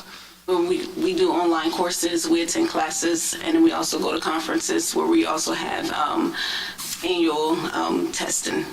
Is that referred to as proficiency examinations? Yes, it is. Explain to the jury how that's accomplished. It's just submitted to us every year through the state. So explain a little bit more detail, like do they give you known and unknown samples and you have to either identify or not identify, things like that? There are unknown samples that we have to identify. And during the course of your 19 years, did you receive mentorship from the latent print examiners that were employed at the Jacksonville Sheriff's Office? Yes. Do you watch what they do and kind of follow in their footsteps? Yes. Explain the science of fingerprint examination. You said the science of fingerprint examinations as to? Well, it's obviously, I think the jury's familiar with the concept that fingerprints are unique. Is that true? That's true. So how does an examiner go about looking at unknown fingerprints and determining whether they match or do not match somebody? You have to look at the different characteristics in each fingerprint with the minutia, the delta. It's the characteristics of the fingerprints that you have to be aware of and have to look at the similarities in that. And how long has this science been accepted universally in our world? I don't know exactly how long it goes back. At least for the 19 years that you've been in the Jacksonville Sheriff's Office. That's correct. And have you been allowed to testify in courts like this about your opinion about whether an unknown print matches a known print? Yes. All right, this time I would tenure the witness as an expert in the field of latent print examination. Any additional questioning from Defendant Whitaker? No, Your Honor. And from Defendant Robinson? Oh, Your Honor. All right, you may proceed. So explain to the jury what a latent print is. A latent print is a chance impression. It's an unintentional print that's left on the items after touching after direct contact. And how does a print get left behind? What's the mechanism? Just by touching the item. Is there anything in your body that you leave behind that makes it more or less likely for a latent print to be left behind? Yes, like the sweat glands and the oil in your fingerprints. Okay, and that's kind of what you're leaving behind is the oils of your body? Yes. Are there things that can interfere with the ability of a latent print to be left behind? Yes, if you're wearing gloves, if your hands are too sweaty, if they're too dry, and then like the surface material of the item. So it can be from the person leaving the latent print, meaning gloves, too sweaty, things like that, too dry. Yes. And also it can interfere with the object itself. Yes. Explain that, how the object itself can interfere with leaving behind a latent print. It just depends on if the object is rusty or if it's dirty, then it won't pick up the friction rigid details in your fingers. Does the nature of the surface, like smooth versus rough, play a factor? Yes, it does. How does that play a factor? The rough surfaces, you won't be able to leave a fingerprint, but the smooth surfaces is more likely a chance you will. How are latent prints, let me ask you this, are there environmental factors, if a latent print is left behind, that can interfere with the latent print's recovery? Yes, it is environmental factors, like the humidity, if it's left outside, if it's not in a controlled environment. Like rain? Yes. Heat? Yes. What about wiping it? Yes, correct. So all those things you've described for the jury, what is there a mechanism and techniques that you use or people in the field use, like crime scene detectives, to preserve and enhance latent fingerprints? Yes, probably like the chemical processing that we use when we look at fingerprints to determine if it's fingerprints on the item. So, for example, the jury may be familiar with something called black powder, where you take a brush and you... Yes. Is that a common technique used in your field? Yes, it is. What are some of the other ones? Specifically, what are the ones that were used in this case? In this case, we use rhodamine. Say that again? Rhodamine. All right, explain that. Fluorescent dye stain. So once you actually, after the item is processed, you apply the rhodamine to the item, and it dries. And then once you look at it under the alternate light source, the rhodamine, it flashes fluorescence. The fingerprint comes up fluorescent. How is this item that we're going to talk about and say, how was it processed before you did that? You said, how is it processed? Through a super glue chamber. All right, that's why. So how does super glue help forensic analysts look at fingerprints? It's a chamber that you apply super glue, you apply water. Once it heats up, it forms a gas. That gas goes over the actual items, and where it's a fingerprint residue, that gas sits on top of that item. And then that's what the fluorescent dye stain comes in next. So did you do, or a fellow latent print examiner do the super glue? A fellow examiner, yes. Is it common for latent print examiners to follow each other in cases? Yes. Okay. And in this case, there were 2 prior latent print examiners, both of which have retired. Yes. So you were the 3rd. Yes. Ms. Adams, if I could just ask you to sit a little closer to the microphone, a request has been made that you're speaking a little softly. Okay. Thank you. Thank you, Aaron. So going back to, did you perform your own independent examination of the item in this case? Yes, I did. May I approach the witness, Your Honor? Yes. May I continue to approach without asking? Yes. Thank you. I'm showing you what's been introduced into evidence as States Exhibit 205. Do you recognize this item? Yes, I do. And is it your initials on the firearm as well as your prior print examiner's initials on this item? Yes, it is. And because of that, was a photograph taken of the latent print that was discovered on this item? Yes. So both juries consent Is that notated on the firearm in such a way so we can know where the latent print came from? Yes, it should be a scale that's listed, that's next to the fingerprint. And in this particular case, let's see, if I tilt it just right. Is that the scale you're talking about? Yes. Silems, okay. And so that would indicate that the latent fingerprint was discovered on the slide of the firearm? Yes. Is that portion of the firearm smooth? Yes, it is. Is it common in your training experience to examine firearms in that particular location for latent prints? Yes. As opposed to the handle, which is rough? Correct. Makes sense. Okay. And was a photograph taken of that? Yes, it was. Showing you what's pre-marked as State's Exhibit 9J for identification. Do you recognize that photograph? Yes. And is there notation on the back of that photograph? Yes, it is. And does this fairly and accurately represent the latent print photograph taken from the slide of 205? Yes. What do you do with that latent print that you take? Do you put it under the microscope? Yes. How do you do the comparison? Explain that for the... But a comparison it was a manual comparison that was done. Okay, explain how you do that to the jury. But that comparison was done based on the fingerprints that was taken in court from the known standards. And that was compared to the actual photograph. And so you came to court and took Hakeem Robinson's known prints? Yes. Now I'm showing you what's been pre-marked as State's 9I for identification. Is that you? Yes, it is. And you took the fingerprints of Hakeem Robinson? Yes. Was his counsel present? Remember that? I don't remember. Do you see Mr. Robinson here in court? Yes, I do. And could you say where he's seen and what he's wearing? A tan suit, the back far row. I'm sorry. The record requests the witnesses identify the defendant. Okay, the record shall so reflect. Your Honor, this time I would introduce into evidence the pre-marked exhibits as they're pre-numbered. Okay, so that's 9A and 9J. Yes, sir. Any objection from Defendant Whitaker? No. Any objection from Defendant Robinson? No, Your Honor. Okay, without objection, 9I will be marked into evidence as State's Exhibit 217. 9J shall be marked into evidence as State's Exhibit 218.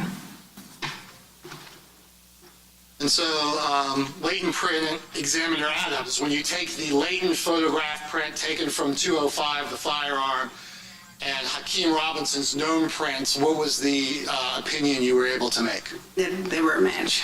A perfect match. Your Honor, that's all the questions I have. Okay, any cross-exam from Mr. Whitaker? Here you are.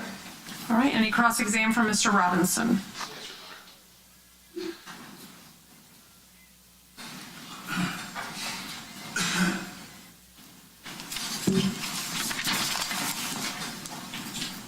Morning, how are you? I'm good. How are you? Doing well. 1 second to get working out there.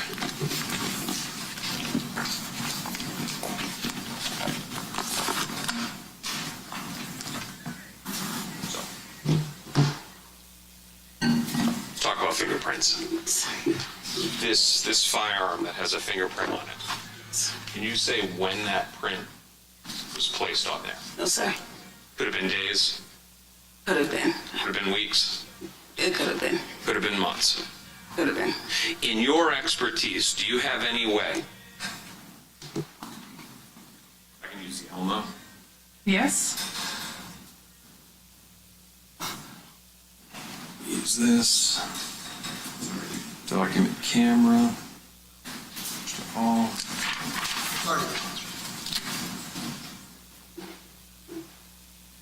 Photograph from your evidence. Sure.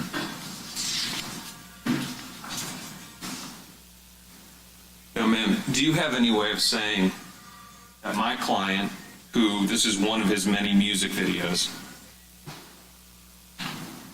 whether he touched one of his friend's firearms in that music video? You said, do I have a way of saying? So let me re-ask that question. That's an important question. You have this firearm that's found inside of a vehicle on January 15, 2020. Do you have any evidence that disproves that my client's fingerprint was placed on the firearm in a music video weeks or months prior? No. Now,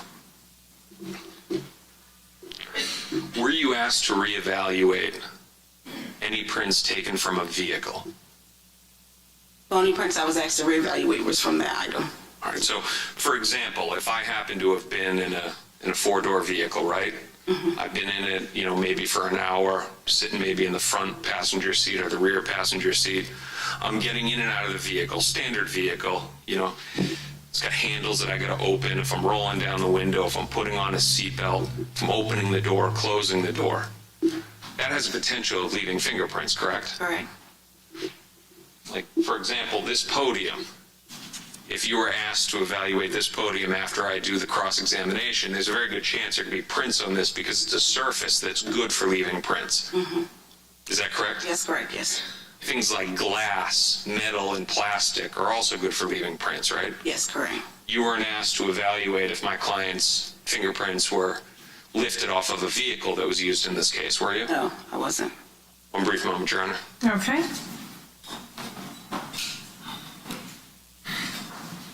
Nothing further. Thank you. Okay. Is there any redirect? No, Your Honor, and this witness may be excused. All right, thank you, ma'am. You are excused and free to go. Thank you.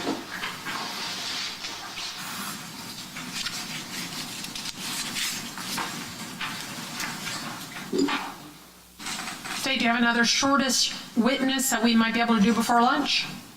No, we have the phone examiner, which will probably be like the cell phone examiner, probably equal time, Okay. so we don't have a short witness. Then we will go ahead and take our lunch recess now, ladies and gentlemen. It is 11:50 almost, and so I'm going to ask that you leave your notepads behind.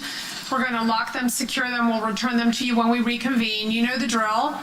You are free to eat lunch separately, eat lunch together, but whatever you do, you're not to talk about this case among yourselves or with anyone else, or allow anyone to say anything to you or in your presence about the case. And if anyone attempts to approach you, immediately report the matter to one of my bailiffs, and they, of course, will notify me.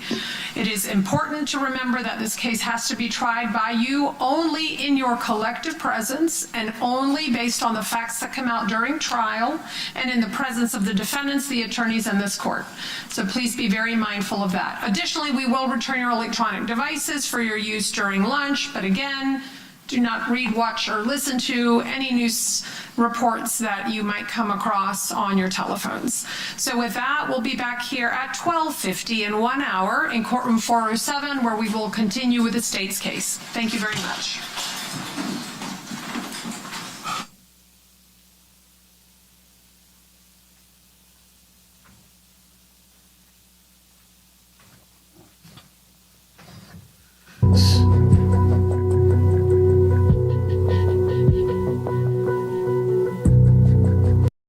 As you can see, we on that good old lunch break, so for that time, we'll go and watch the dude that gave it all up yesterday. We gonna start it all over, too. 'Cause he definitely gave it up.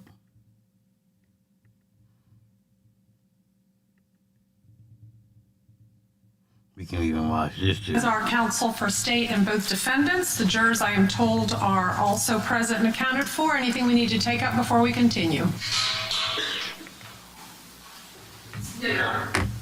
Okay. I'm sorry, did you say no or yes?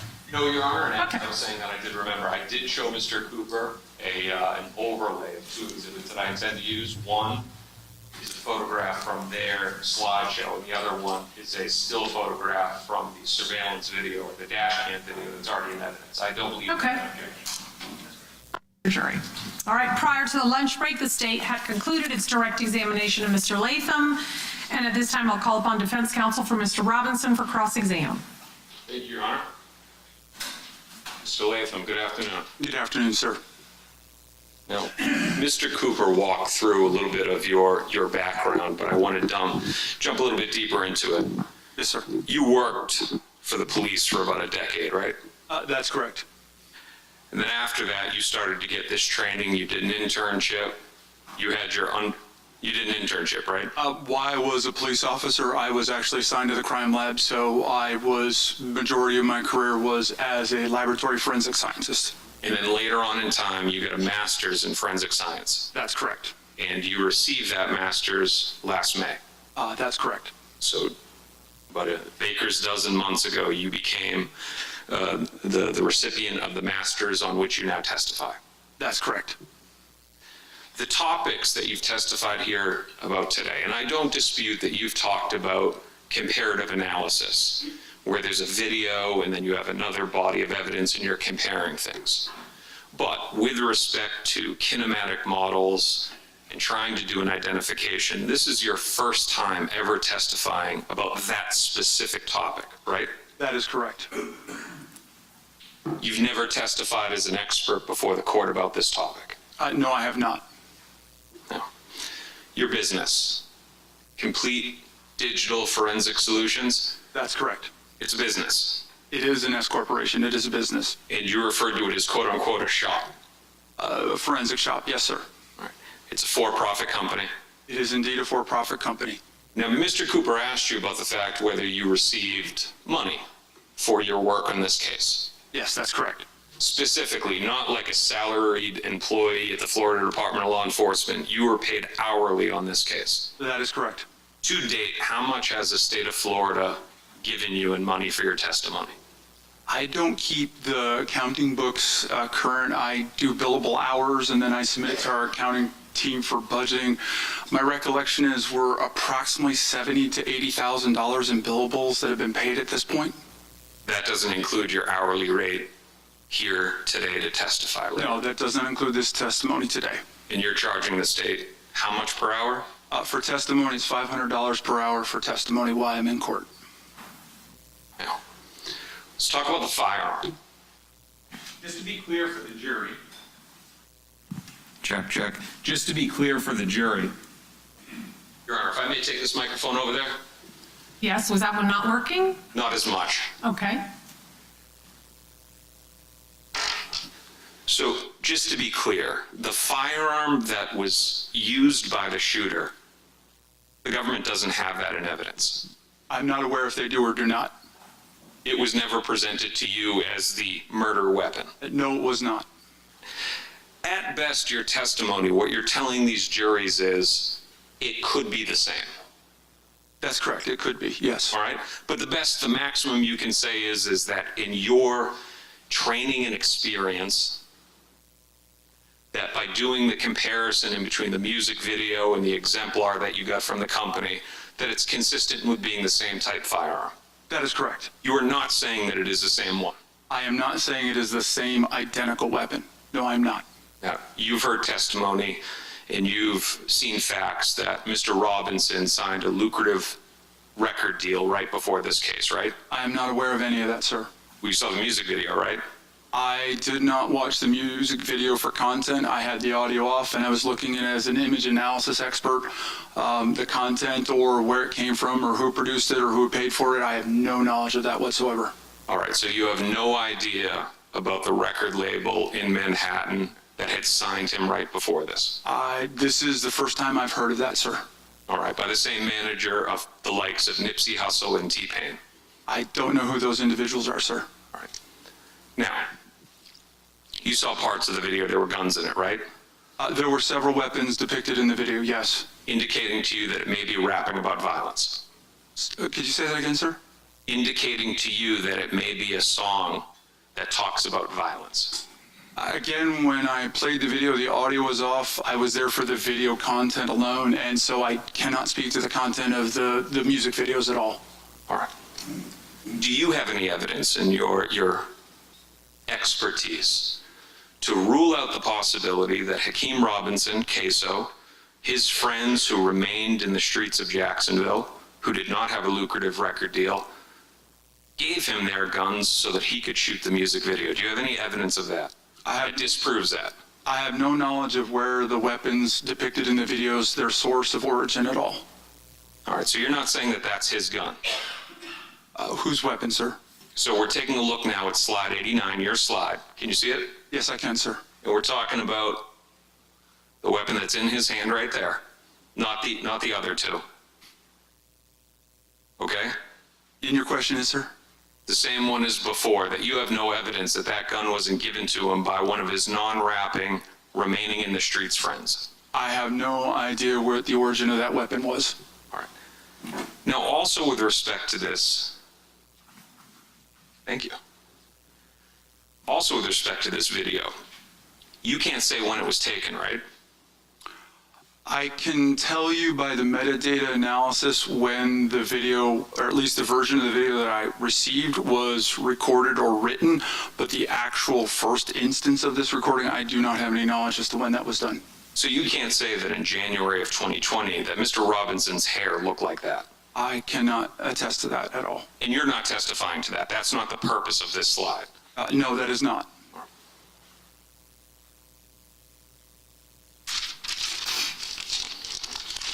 Now, let's talk about your testimony about the shooter.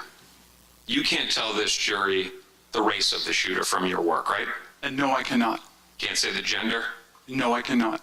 You can tell us that it is a human being within a range of a height of a little bit under 6 feet and a little bit above 6 feet, right? That would be a correct statement, yes, sir. You're not saying that Hakeem Robinson is a shooter? I am making no assessments to that whatsoever. For you to be able to rule out others that have motive, right, that are within that range, couple inches lower, couple inches higher, you would have had to have been presented by the government with their person so you could scan them, right? To keep everything equal and fair, yes, they would have gone through the exact same protocol that we put all the other known individuals through and then run them through the exact same analysis process. Did they have you analyze Christopher Brown? No, I did not analyze that individual. Torgon Williams? No, I did not analyze that individual. Abdul Robinson Sr.? No, I did not analyze that individual. Do you know the exhaustive list of people that would have a motive to go after Mr. McCormick? No, I do not. Is that question better for the detectives and law enforcement that are on this case? I'm not at liberty. It's not within my exam. I don't know who in this jurisdiction would be the appropriate person to investigate that. All right, we're going to go to slide 8 now. We're talking about the height of Mr. Robinson. So you weren't present on this day, right? No, I was not. You had one of your colleagues, 2 of your colleagues, come down here to Jacksonville to scan Mr. Robinson. That is correct. And that's one of them right there. Yes, that is Mr. Mark Johnson. All right. Now, the bottom of that tape, that's right about 6 feet, right? There's an error, there's a very small error margin, right? Correct. That is 6 foot with a very small device, is very precise. Now, your colleagues, they're very precise in the instructions for what you're trying to collect, limb length. But when they're doing the height determination, right? Part of the instruction is not for that person, like we all have at the doctor's office, to stand with their heels up against the wall together, to let them know we're measuring your standing height. I can't speak to what a doctor office does, but we made specific decisions on the placement of the feet when we did this analysis. My question to you is as the expert. If I'm standing with my feet apart, right, I'm shorter than if I stand with my feet together. That would be correct. Yeah. By a small amount. Yes, by a very small amount. Yes, that is correct. Also, if my posture, like in the one all the way to the left, if my shoulders are hunched and I don't know that I'm being measured for height to stand up straight, like my mother or my doctor says when they're measuring me, then that may throw it off by a very small margin. It could, and we addressed that written protocol. I developed I believe it was a 8-page written protocol that every candidate that went through this exam was read the exact same thing, and we did, I believe in that protocol, indicate that they should stand fully erect in a comfortable position with their back to the wall, and then we gave the individual poses that they were to hold for a short period of time while we scanned. Would it refresh your recollection to take a look at those instructions? Yes, I could. Yes, please. Okay, please. And let us know when it helps your memory.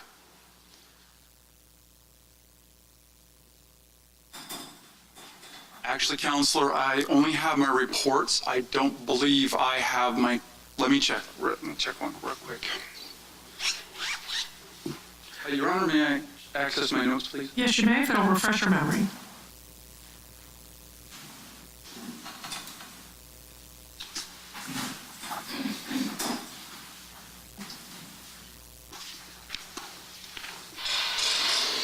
asking you, you could measure the height of this human being standing 10 feet in front of you right now, right? If I had the proper equipment and protocol, yes, I could. All right, take a seat.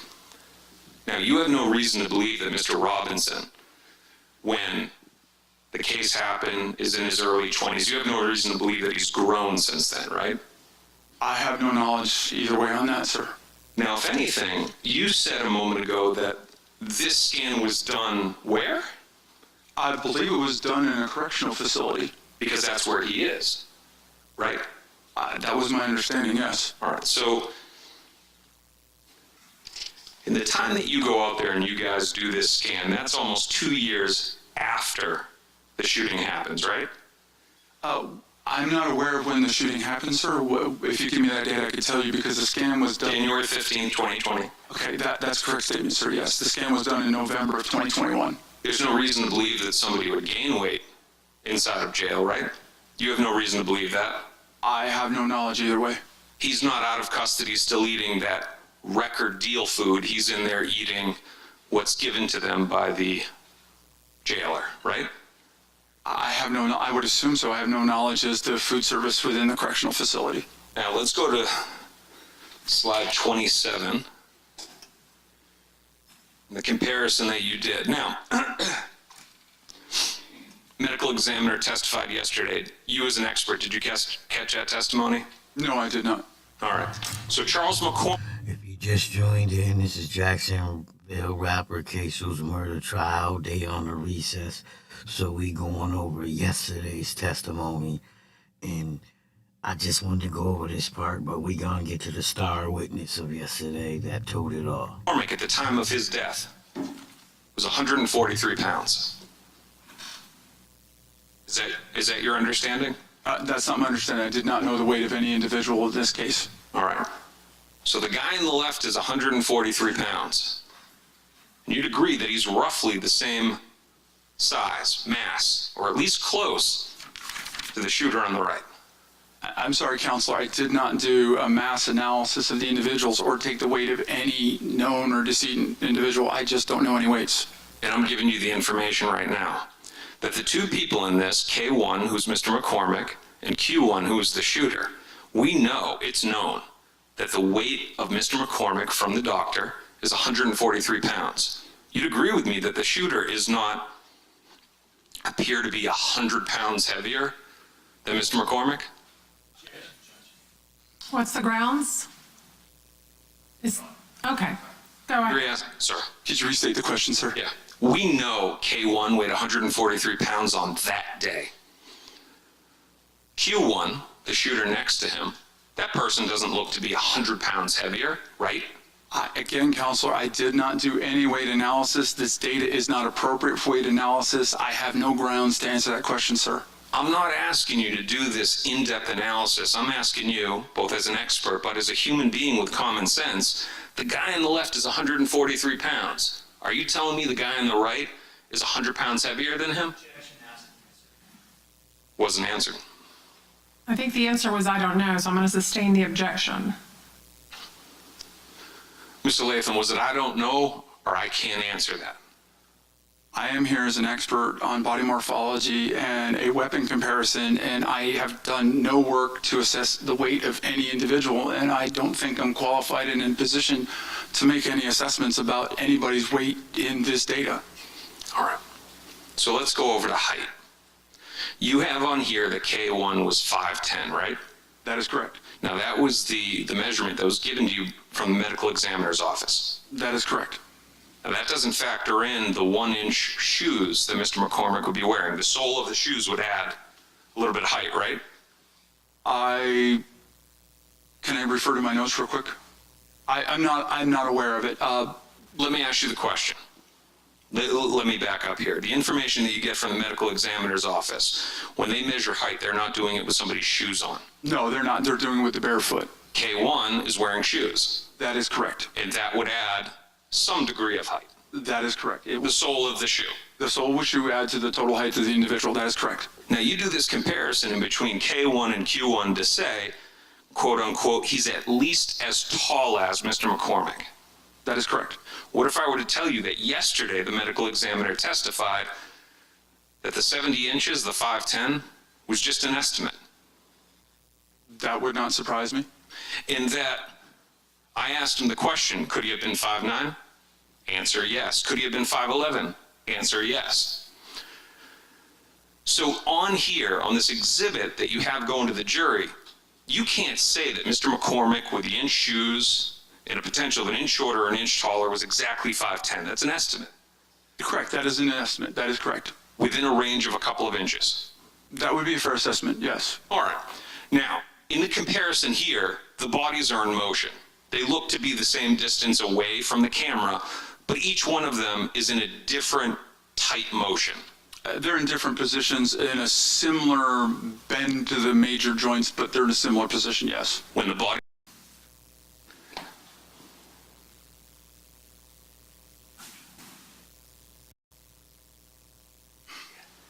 HDMI. I'm getting it. Oh, my screen's not on.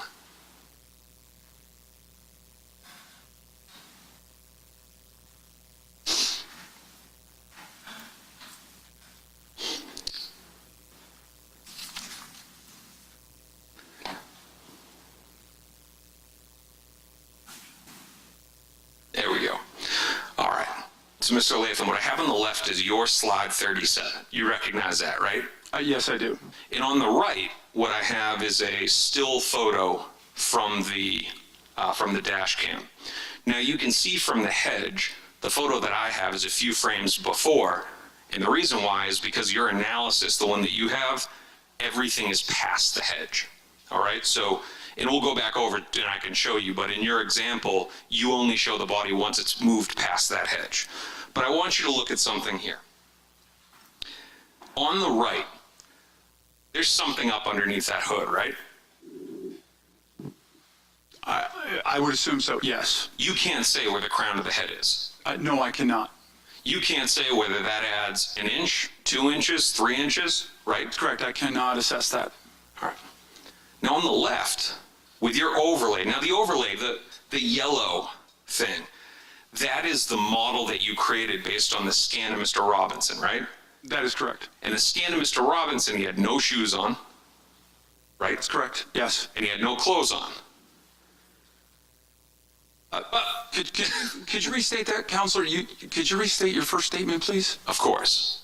And it wasn't fair, so I need to clarify that. The shooter was covered, long sleeves, pants, and you don't know what was underneath. Fair? That's correct. That's a fair statement, yeah. When Mr. Robinson was scanned, he was wearing an Under Armour workout shirt and workout shorts. That is correct. No shoes on. No shoes on, that is correct. Nothing on his head. Nothing on his head other than his hair. All right. Now, in your overlay, the model, the yellow outline of Mr. Robinson, nothing on his head, no shoes, not the same amount of clothes, is the same size as the shooter, wearing shoes adding 1 inch, wearing clothes with you don't know how many layers. In the head, the top of the yellow line, again, Mr. Robinson, when you make that model, doesn't have anything on his head, is at the top of whatever's under that hood. You see that, right? I'm a little confused, Counselor. Can we clarify? The image on the left is not that is not the scan of K2. That is the kinematic model overlay to verify the model. That is not the scan of... Stay, you may proceed. Or subject matter that would necessitate the exclusion of one jury over the other that you all can think about? I mean, you know the facts better than I don't want to run the risk, again, of Mr. Barner saying something that would cause a mistrial for either one of you. If you all are agreeing to do a joint cross, that's one thing. I could do separate crosses as suggested, or we could continue on as we have been with other witnesses. But if there is anything that one jury should not hear, and you elicit it, that could pose a problem. I don't intend on eliciting a judge. The main thing was, and I think Mr. Cooper said, is just the time that they were in the vehicle after Senior picks them up. Barner and his dad would have indicated that Leroy Whitaker had To soon proceed as we have been before. So we'll, first of all, obviously get started, get your direct, and then we'll do Ms. Mr. Whitaker's cross and then Mr. Robinson's cross. And either Ms. Schlacks or Ms. Kawass, if you're doing the cross, if there is any area that you want to get into that you know out from the state, from Mr. Whitaker, and from Mr. Robinson. All right, let's bring the juries out.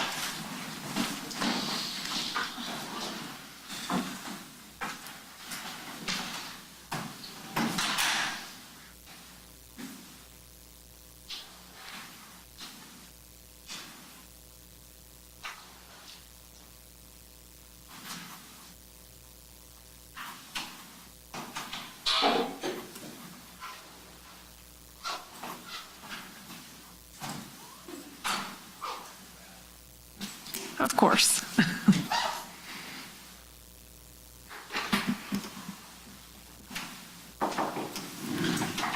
Your Honor, the jury is entered the courtroom.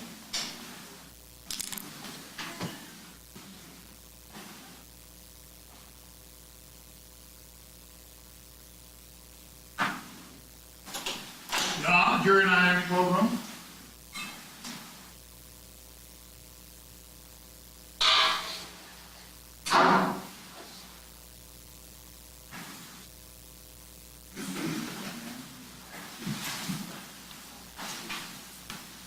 What happened?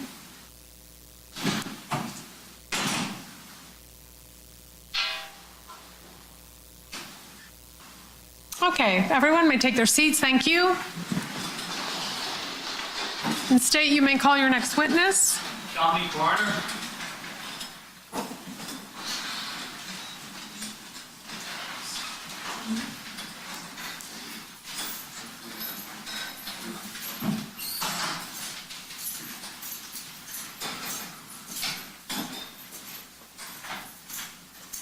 All right, Mr. Barner, if you'll have a seat right there in the chair, or turn around to be sworn.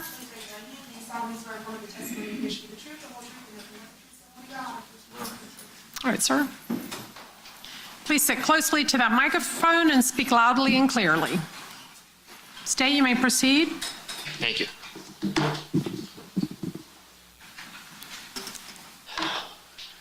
May it please the court.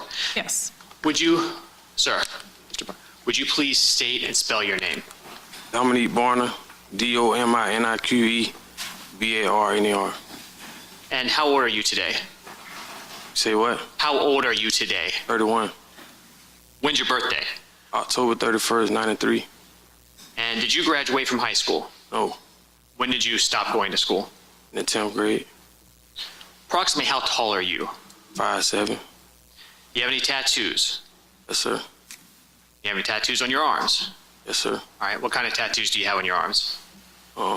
Money signs, my name, my daddy name, my daughter name, On your left forearm, for example, what do you have tattooed? my birth year, Okay, and what is that? 1993, Okay. And what about on your right arm, forearm? my daddy name. Do you have a nickname? Yes, sir. And what is your nickname? Butter. And is that Butta? Yes, sir. And how did you get that nickname? It's a family name. Did your dad have the same nickname? Yes, sir. Is your dad still alive? No, sir. How old were you when your dad passed? 11. When were you taken into custody on the charges you currently have pending? January 15, 2020, And how old were you at that time? 26. And have you remained in custody since that day? Yes, sir.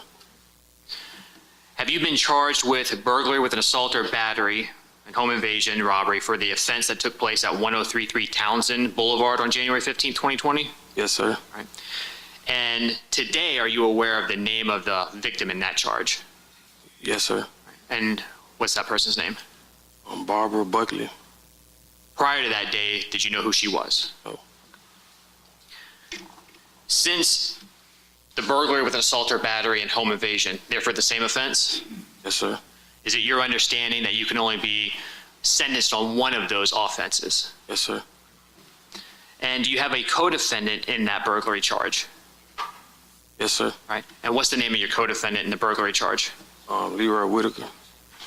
Do you see Leroy Whitaker in the courtroom here today? Yes, sir.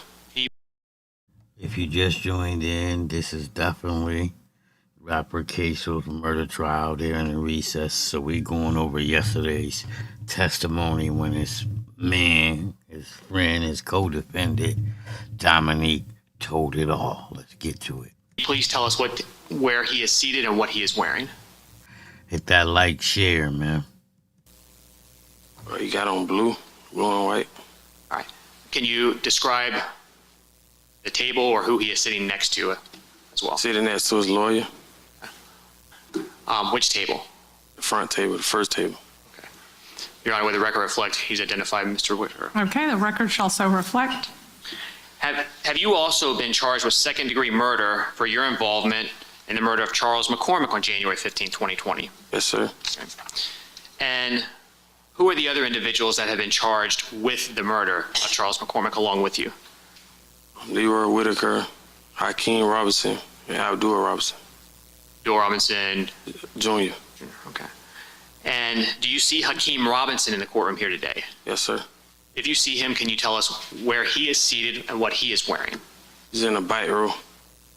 Got on blue and white. And you said back, I missed the first part. Got on blue and white. Okay. And where is he seated in the courtroom? At the second table. Your Honor, with the record reflect, witnesses identified Hakeem Robinson. All right, the record shall so reflect. Have you also been charged with aggravated fleeing and attempting to elude a law enforcement officer? Yes, sir. And while you're in custody for the murder of Charles McCormick, did you also get charged by the state with a second murder involving Damon Rothermel? Yes, sir. And when did Damon Rothermel's murder take place? January 31st, 2019. Do you have co-defendants in that case? Yes, sir. All right. Specifically, who are your co-defendants in the Damon Rothermel murder case? Christopher Brown and Derek Hudson. And is Abdul Robinson Sr. a co-defendant in that case as well? Yes, sir. In August of 2020, did you agree to cooperate and testify against your co-defendants in all of your cases? Yes, sir. And then on September 10th of 2020, did you enter pleas of guilty to the court on those charges? Yes, sir. So you pled guilty to second-degree murder for the Damon Rothermel case? Yes, sir. As well as the Charles McCormick murder? Yes, sir. The burglary with assault or battery? Yes, sir. And the aggravated fleeing or attempting to elude? Yes, sir. And for each and every... You just heard him. He pled guilty to 2 separate murders. And he said he's telling on everybody. He agreed to testify. Hit that like, share. One of those charges, who did you plead guilty to? Judge Salvador. And today, have you been sentenced? No, sir. Who ultimately is going to decide what sentence you receive? Judge Salvador. Have you been promised by the state that you would receive any specific sentence based on your cooperation? No, sir. Based on your pleas of guilty to those charges, what is the maximum sentence this court can sentence you to? Life. Without parole? Without parole. And life without parole, that's on the 2 murder charges? Yes, sir. Is that also the potential sentence on the burglary with an assault or battery? Yes, sir. Now, do you know what your guideline score is for your charges that you've pled to? Yes, sir. And what is your guideline score? 41.8 years. And so that 41.8 years, does that reflect the lowest sentence the judge should sentence you to without a legal reason to go below? Yes, sir.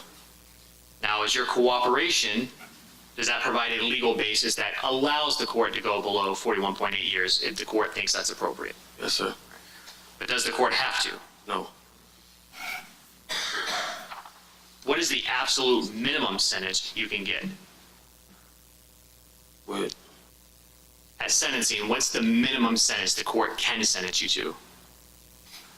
20 years. And then again, even with your cooperation, 20 years up to? Life. So you just heard him. He's cooperating because his maximum sentence, his minimum sentence is 41.8 years. I'm going to say that again. 41.8 years. But if he he's praying and hoping to get 20 years. 41.8 without telling, minimum, 20 minimum He already got 5 in. That's why he telling. Now, do you hope that this court will consider your cooperation? Yes, sir. Are you hopeful to get the best possible sentence you can get? Yes, sir. And that would be 20 years in prison. Yes, sir. But are you prepared for the possibility you may spend the rest of your life in prison? Yes, sir. If this judge thinks you are lying, do you think that is good for you or bad for you? Bad. Do you know someone named Abdul Robinson Sr.? Yes, sir. How do you know him? I knew him since I was young. Are you related to him? No. All right. So how did you know him when you were young? He's a friend of my dad. What do you call Abdul Robinson Sr.? Blue. Big homie. Do you know where Abdul Robinson Sr.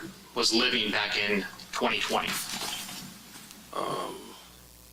Not specifically. What areas of town? Northwest. Does Abdul Robinson Sr. have any children? Yes, sir. All right. Do you know some of them? Yes, sir. Do you know Abdul Robinson Jr.? Yes, sir. What is Abdul Robinson Jr.'s nickname? Kareem. Do you recall how old you were when you first met Kareem? Yes, sir. Approximately how old? 9 years old. Were you in school? Yes, sir. And did you become friends with Kareem? Yes, sir. Do you know someone whose nickname is K Crazy? Yes, sir. Who's that? Kareem. Okay, so he has 2 nicknames. Yes, sir. Do you also know someone whose nickname is Fula? Yes, sir. All right, who's Fula? It's Blue first son. Is that Abdul Robinson Jr., Kareem's brother? Yes, sir. Does Abdul Robinson Jr. and Fula actually have the same first and last name? Yes, sir. When did you meet Fula? 5th grade. Was that around the time that you also met Kareem? No, sir. All right. Before. Before? What school were you going to? Beacon Elementary. Did you become friends with Fula? Yes, sir. And you obviously know an individual named Hakeem Robinson. Yes, sir. Who is Hakeem Robinson related to? Related to Kareem and Fula. And is Abdul Robinson Sr. his father? Yes, sir. Do you know Hakeem Robinson's mother's name? Yes, sir. What is it? Ebony. Can you say it louder? Ebony. Ebony? What's the age difference between Hakeem Robinson and his brother Abdul Jr., Kareem? One was born 94, one was born 98. Do you know anything else about their birth date that's interesting? It's on the same day. Okay. Approximately how old were you when you met Hakeem Robinson? I know it was 2015. Do you think that it was around that time? Yeah. All right. So do you know around how old he would have been, Hakeem? Like 18. Do you recall where you were when you first met Hakeem? Yes, sir. Where was that? Timber Run Apartments. Is that here in Jacksonville? Yeah. 103rd. Now, when you first saw Hakeem Robinson out of that apartment complex, did you know who he was? Yes, sir. Did he know who you were? No, sir. After seeing Hakeem out of that complex, did you, or did Hakeem become aware that you were friends with his brothers? Yes, sir.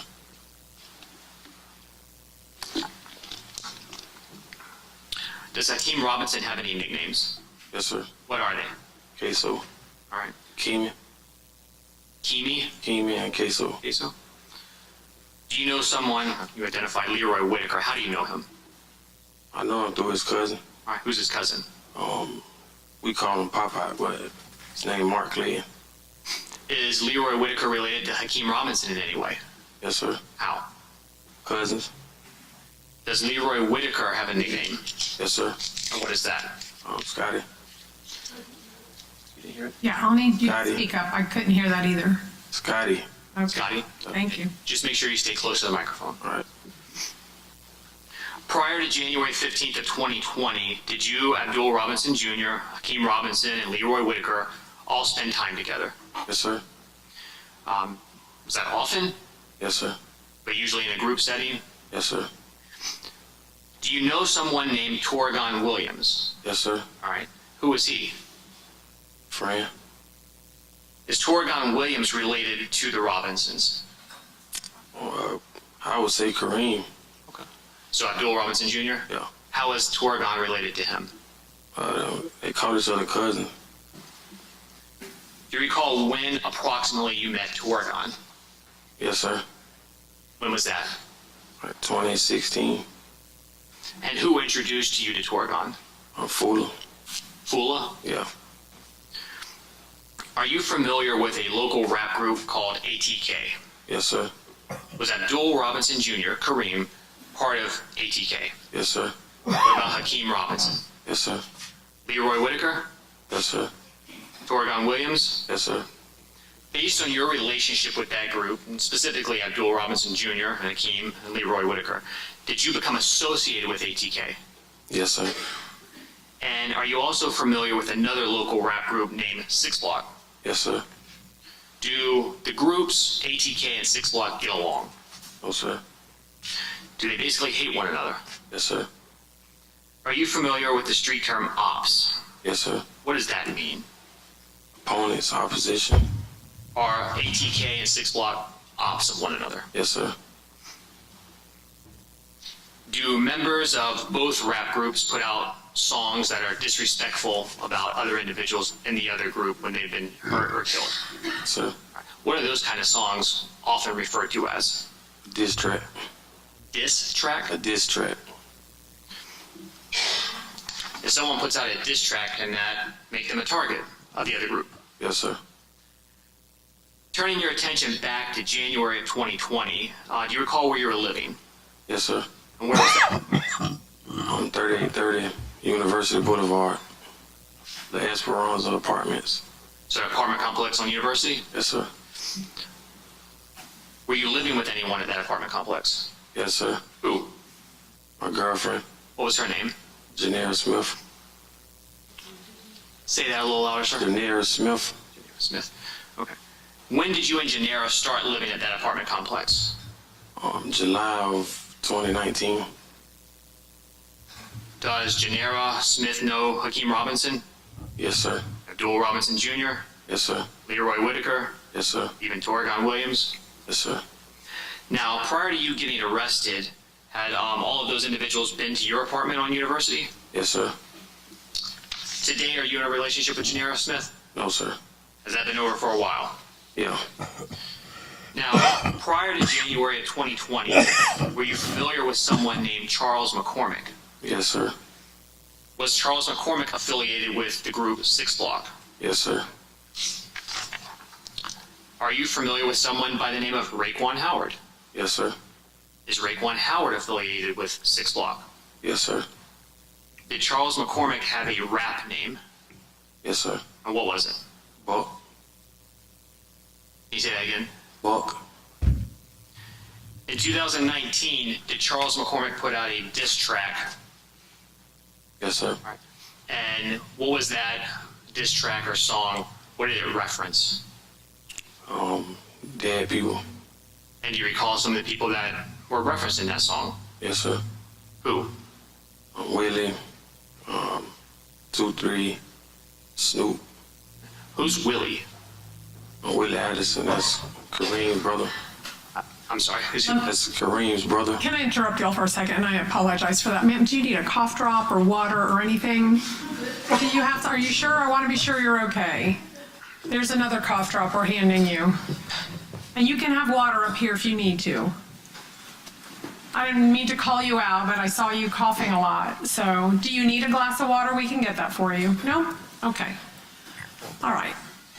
You may go ahead, Mr. Cooper. Thank you. You said Willie Addison was who? It was Kareem's brother. Okay. So Kareem being Abdul Robinson Jr., Hakeem's brother. Yeah. Did Willie Addison and Abdul Robinson Jr., Kareem, actually had the same mother? Yes, sir.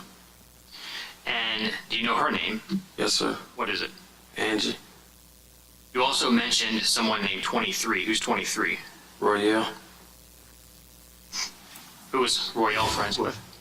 Hakeem. Were Hakeem Robinson and his brother, Abdul Robinson Jr., close with Willie Addison? Yes, sir. Do you remember when Willie Addison was killed? Yes, sir.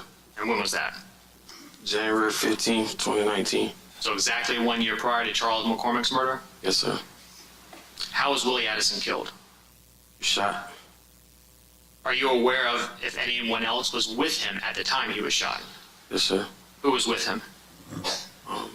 Abdul Robinson Jr. and Sr., Torian, Moody, and Sam. Did they all get shot as well? Yes, sir. Do you know where Abdul Robinson Jr., Kareem, was shot? Yes, sir. Where? In his head. Did it take a long time for him to recover? Yes, sir. Was he still physically suffering some of the effects of that shooting in late 2019, beginning of 2020? Yes, sir. What kind? Well, messed up his ability. If you just joined in, this is Jacksonville rapper Ksoo's murder trial. They're out on a recess at this moment, and we're just listening to star witness Dominique from yesterday tell on everybody. So when they go back live, I'll definitely get it back to the live trial. Did a walk, like run. Could he walk? He could walk, but he couldn't run. How did you become aware of Charles McCormick's diss song about Willie? Through the internet. And do you recall where you saw it on the internet? Instagram. And how did you view that on Instagram? I was on a fake page. You were on a fake page? Yeah, I had a fake page. Why were you using a fake page? To stalk people. Your Honor, may I approach the witness? Yes.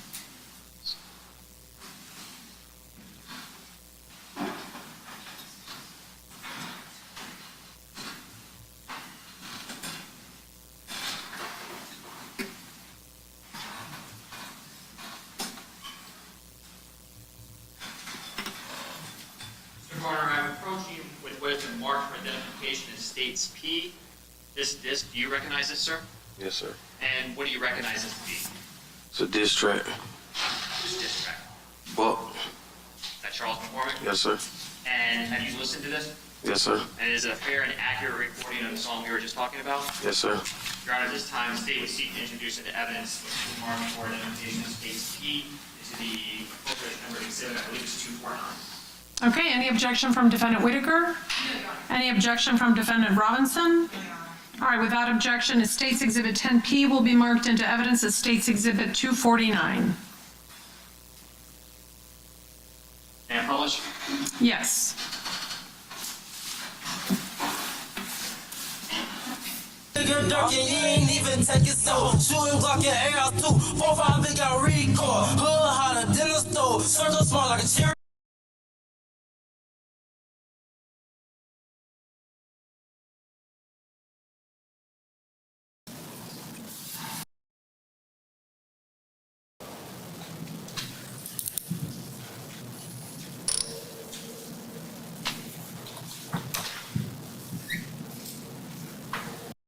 Jury got it completely wrong, and in this case, we will continue to fight, just like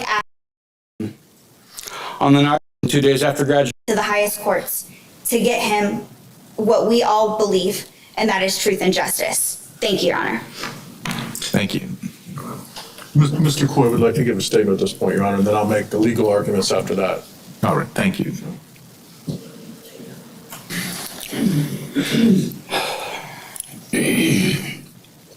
My entire life, I wanted to serve. In my junior year of high school, I signed a 5-year contract with the United States Army. Then 2 days after graduation, I reported to Fort McClellan, Alabama for training in the Military Police Corps. I served both stateside and overseas, rising to the rank of sergeant, receiving numerous medals and ribbons performing my duty. After being honorably discharged, I returned to Ohio seeking a career in law enforcement, first as a deputy and then as a police officer, again receiving ribbons and medals for my service. For nearly 2.5 decades, I responded to thousands of runs where it was my job to establish order from whatever chaos prompted the call. I was trained and conditioned multiple times each and every year. I also paid for and attended additional non-mandatory training on my own to the Ohio Peace Officer Training Academy. In those trainings, I was taught to respond to a threat without hesitation, because action beats reaction.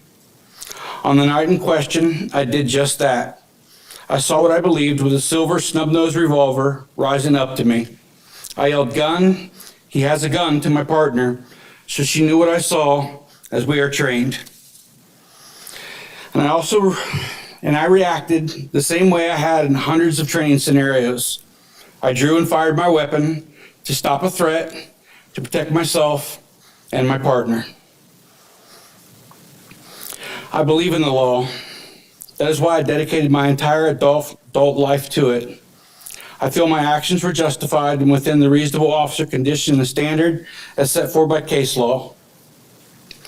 I disagree with the jury's decision because I believe they did not understand the response a police officer is trained to perform as it relates to the Ohio Revised Code, relative case law, and they were confused by the jury instructions they received and deliberated by. So because of that, I will be appealing the ruling, not just for myself, but for everyone in the law enforcement community, doing a complicated, dangerous, ever-changing job in a world of policing.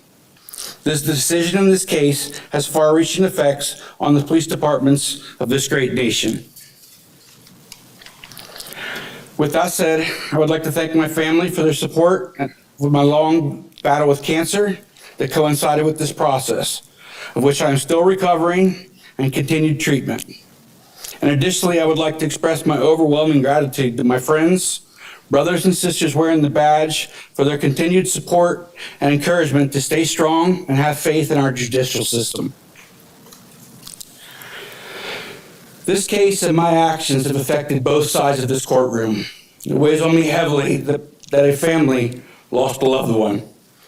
My heart goes out to them. Thank you all for listening to me today, and your mindful consideration is deeply appreciated. Thank you. May I proceed, Your Honor? You may. Thank you. First, Your Honor, just some procedural aspects. We did have him sign the notice form. With regards to some things that we must put on the record, Your Honor, before the appellate process, I'll just walk through those first.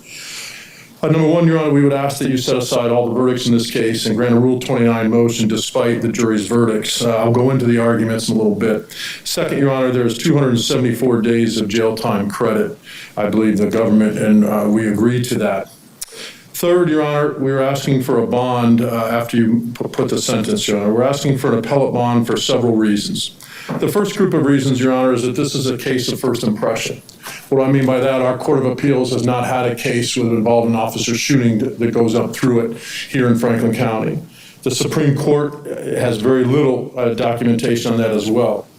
The second thing, Your Honor, is in that same concept is there is no OJI. And for the record, Ohio jury instructions, that's what OJI means. And in terms of that, Your Honor, jury instructions are formulated, they're tested, they go through committees, they go through judicial screenings, they go through legislative screenings. And those jury instructions are fine-tuned and they evolve as society evolves, and they evolve as crimes evolve, and they evolve as deliberations. We learn things from the jury instructions, how to change them and how to make them better. As the court knows, there are no jury instructions in this type of situation. We create those from federal case law. We create those from state case law. We create them from the facts. And so those are difficult things to do, Your Honor. So we believe that one of the reasons for our request for bond is just that this. If you joined in, yes, we watching the rapper Ksoo's murder trial, which is on recess. So I just clicked over to see the sentencing of this cop who killed someone. It's such a unknown area in terms of appellate. Hit that like, man. issues. There are multiple appellate issues to be examined in this case alone. The court already dealt with one, however, the Court of Appeals will determine that as well, the alleged Brady violation. What jury instructions, what the experts were allowed to opine on, those are all things that will go into factor. The second concept, Your Honor, centers his health. The court's aware of some basics with his health, Your Honor, as much as we could get from the Janes. He's had ups and downs of that treatment. He's always complied with it, bone marrow transplants, stem cell transplants. But currently, Your Honor, there's problems, that there's blood being lost. They can't find out why and what's causing it. The key is that, I think you've been informed, is that infection is basically a death sentence for him. And unfortunately, our jails and our prison systems, that's a much higher probability of receiving that. Next, Your Honor, with regards to bond, while out on bond, there were no issues. There was never an issue in any way, shape, or form with Adam. And there wouldn't be if you granted a bond. Your Honor, we would ask that a bond be set in this situation. The next topic, just for the record, Your Honor, I believe has been covered briefly, and that's the merger of the allied of the offenses. And for the record, I believe State versus Hubbard, Ohio 10th District 213 covers that, and we believe that these are offenses of similar import and therefore would merge in terms of the sentencing. Your Honor, then now towards the argument to set aside. And then specifically, I'm going to start with the setting aside of the felony murder conviction and that charge. And there's two basic concepts, Your Honor, for that, with the felonious assault involved as well. And the first one is, Your Honor, that the process involving a police officer shooting doesn't exist. It doesn't exist at the grand jury. We don't know what the special prosecutors put forth. We don't know if they give Graham v. Connor. We don't know what's given. We don't know what's educated. And there's no parameters. We don't know if an expert testifies and gives an opinion. And if he or she does that, is it pro-prosecution or pro-defense? And so that system has to change, Your Honor. More importantly, Your Honor, directly, no officer in the state of Ohio should ever be charged with felony murder with regards to an on-duty shooting or on-duty use of force. And the reason I say that, Your Honor, is because they're acting within the scope of their duties. Now, that same concept has been addressed by the Supreme Court of Ohio. And the Supreme Court of Ohio addressed that with officers on gun specifications. And that was State v. White that the court is now very familiar with. So that case went up because the court sentenced an officer on a gun specification. So Justice O'Donnell, in writing the majority opinion of State v. White, and I quote, said, "A firearm specification is not intended to deter a peace officer from possessing a firearm because an officer is required to carry a firearm, permitted to use it when necessary in the course of carrying out the duties of law enforcement. The General Assembly did not intend the firearm specifications to apply to a police officer who fired a gun, issued to him to protect himself, fellow officers, and the public when he thought someone was about to brandish a weapon." That's a direct quote. Again, they're required to carry a weapon. They're required, Your Honor, in this situation to respond to a threat. They have to perceive it and they have to respond. They can't not do anything. That's a violation of their duty.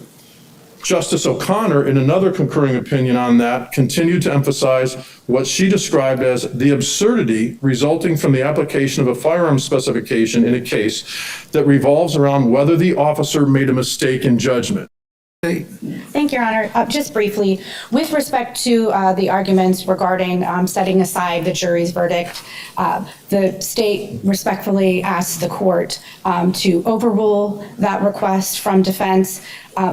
The defendant raised an affirmative defense to attempt to demonstrate that his actions were reasonable, that he was justified.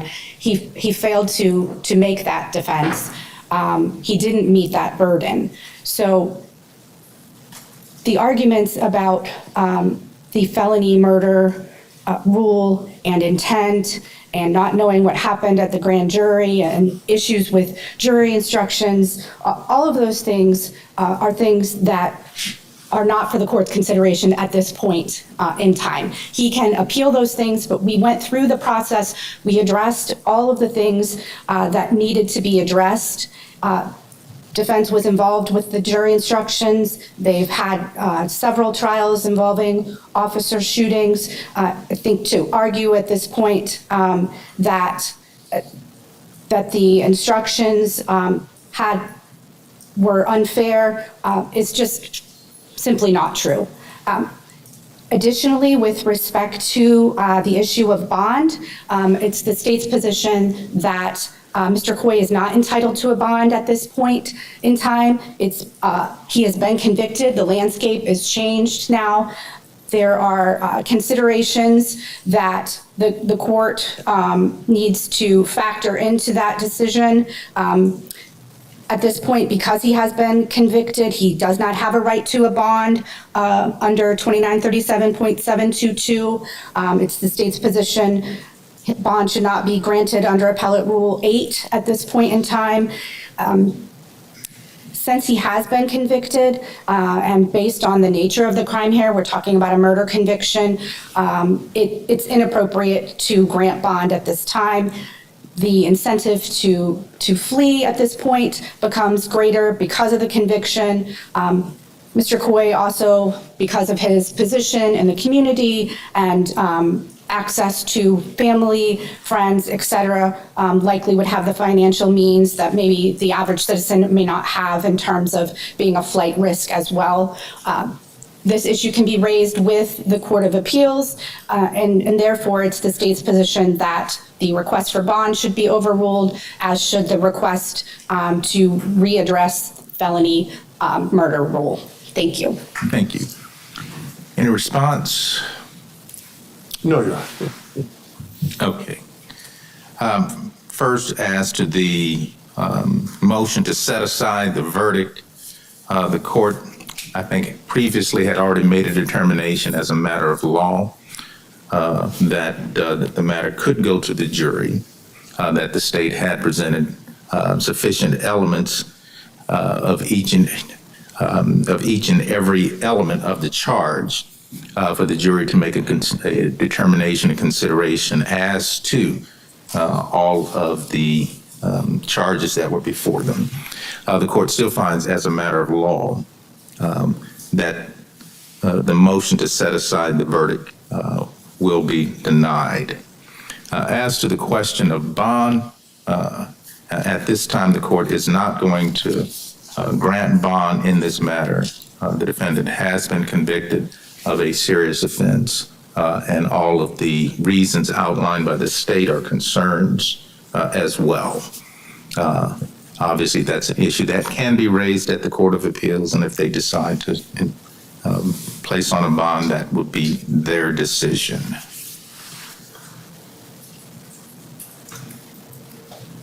Okay, I think it's already been noted on the record that each of these offenses merge for sentencing purposes, and the state has elected for the court to sentence as to count one. Therefore, the sentence of the court is the following. As to count one, there is a sentence of 15 years to life to be served at the Ohio Department of Rehabilitation and Corrections. Fine and court costs are waived.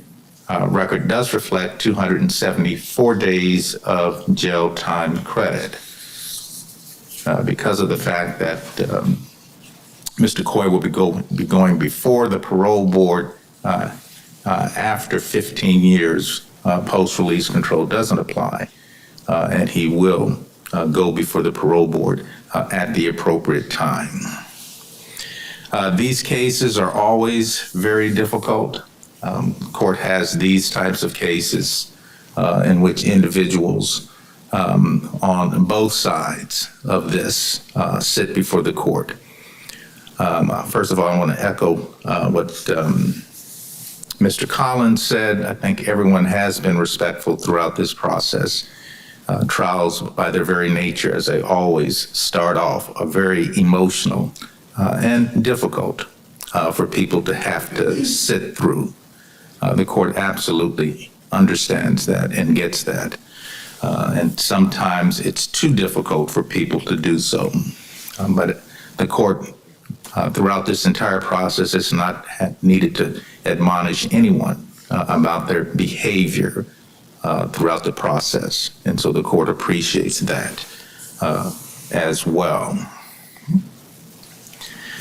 I think it was said by Ms. Carissa Hill, it really doesn't matter what the court ultimately does today in terms of sentencing. What we try to do is provide whatever anyone defines as justice. What the court does is not going to bring back Mr. Hill. What the court does may not bring closure to the family. What the court does may not bring healing to the family. I don't know that the court system is designed to be able to do all that. What the court has to do is take a look at the information before it and impose a sentence that the court finds is appropriate as prescribed by law. And that's what the court is doing in this case. I think it was also indicated how cases such as these impact both sides. Yes, it's something that all the families are going to have to live with. But yes, Mr. Hill, though, will not be here to have opportunities to spend time with his family. I know that the jurors took this matter very seriously in their deliberations and reached what they considered to be a fair verdict in this case. The court knows, because of the types of cases that the court deals with every day, that the jobs of law enforcement is difficult. I think everyone in the community gets that. Yes, they're difficult jobs that require split-second decisions. And what the community hopes is that we hire individuals and train individuals that when the moment comes to make those split-second decisions, that they make the right decision under the circumstances. And we know that the circumstances change and the circumstances are different. So that's why officers carry such a large amount of responsibility in making the decisions that they have to make. Now, just like the jury, I obviously had an opportunity to review the video as part of the evidence in this case. And I guess, the jurors didn't say this, but at least in my reviewing it, assuming they placed some weight on the fact that Mr. Hill did absolutely everything that you asked him to do. You asked him to come out. You asked him to come out with his hands up. And that's exactly what he did. It was not like Mr. Hill was trying to evade. It wasn't like Mr. Hill was running at you. He was doing exactly what you told him to do, which is come out of the garage with your hands up. And so I think that carried a lot of weight when we look at the responsibility that we place on law enforcement to make the very difficult and tough decisions that they have to make each and every day. And it may be troubling to the community. I can't speak for the community. But that when someone complies with everything that the officer asks them to do and still gets shot, that officer, that individual needs to be held responsible for the actions that they took. And I think that's what the jurors did in this case, and that is why the court is imposing the sentence that the court is imposing in this case. All right, Mr. Coy, Mr. Collins did provide me the certificate of defense counsel. This is essentially acknowledging that you know and understand that you do have the right to appeal this decision.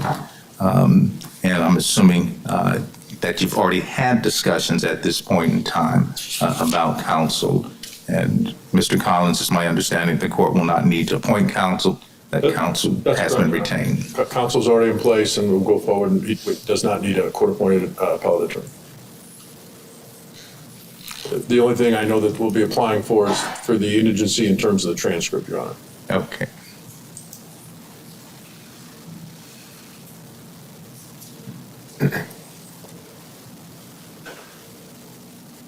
Okay, Mr. Collins, if you could pull up the notice on your screen. Okay. Hold on. It should. This is the notice that you signed. Is it up on your screen? It is, Your Honor. Yes. All right. Mr. Coy, you should see on your screen, notice of duties to enroll as a violent offender. Do you see that, sir? Yes, Your Honor. And looking down, I see what appears to be a signature here. Is this your signature? Yes, Your Honor. And I'm assuming that Mr. Collins went over with you what these responsibilities will entail once you are returned to the community. He did. Okay, do you have any questions about your obligations and responsibilities to enroll as a violent offender, sir? No, Your Honor, I do not. Okay. All right, are there any other matters that we need to get on the record? Sorry. Oh, that's okay. Yes, Your Honor, I believe the other counts, you need to run them concurrent. No, since they merge. Yeah. Merge of law, okay. Yeah, no, since they merge and the entry will appropriately reflect that.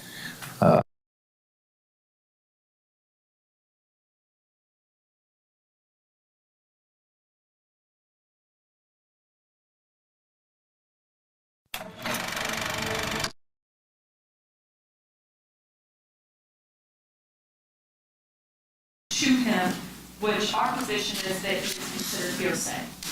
If I'm correct in what the state attempts to allege, they attempt to allege multiple conversations between this particular phone number that they allege was being used by my client and Abdul Robinson Jr.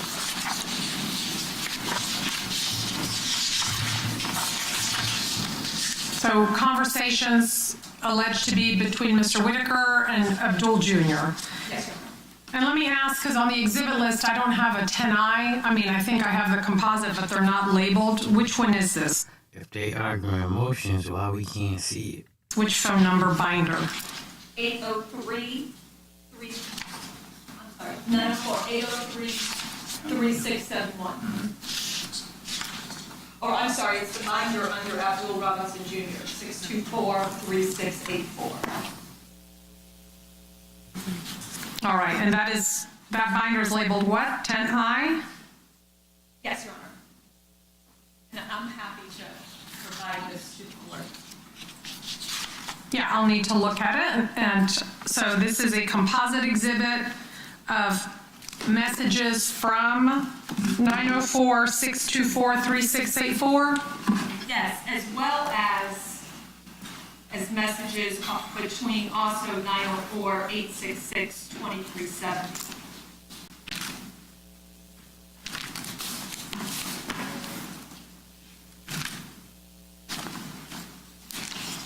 Just this one. All right, and the objection is hearsay? Yes, Your Honor. All right, I'll hear the state's response. Yes, ma'am. So it's kind of broken up into parts. So the beginning of it, the beginning of the conversations that start, and just for reference, the blue boxes, state's position, are Mr. Whitaker, and the green boxes are Mr. Abdul Robinson Jr. What boxes are you referring to? So it starts on that first report. Yes. Do we have the same binders? Yes, ma'am. Okay. It should be what I believe Mr. Slash is objecting to is this portion that starts here. Okay. Sky, and then goes through the balance that are shots. Yes. So it's a series of conversations between the city's positions between Leroy Whitaker, who is you just tuned in, we watching the Jacksonville rapper Ksoo's murder trial. I guess they arguing emotions, but they ain't showing it on the camera, but we can hear it. Blue and Blue Robinson Jr., it was great.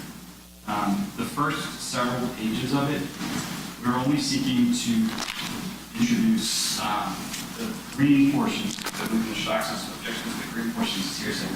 We're not introducing all the way through page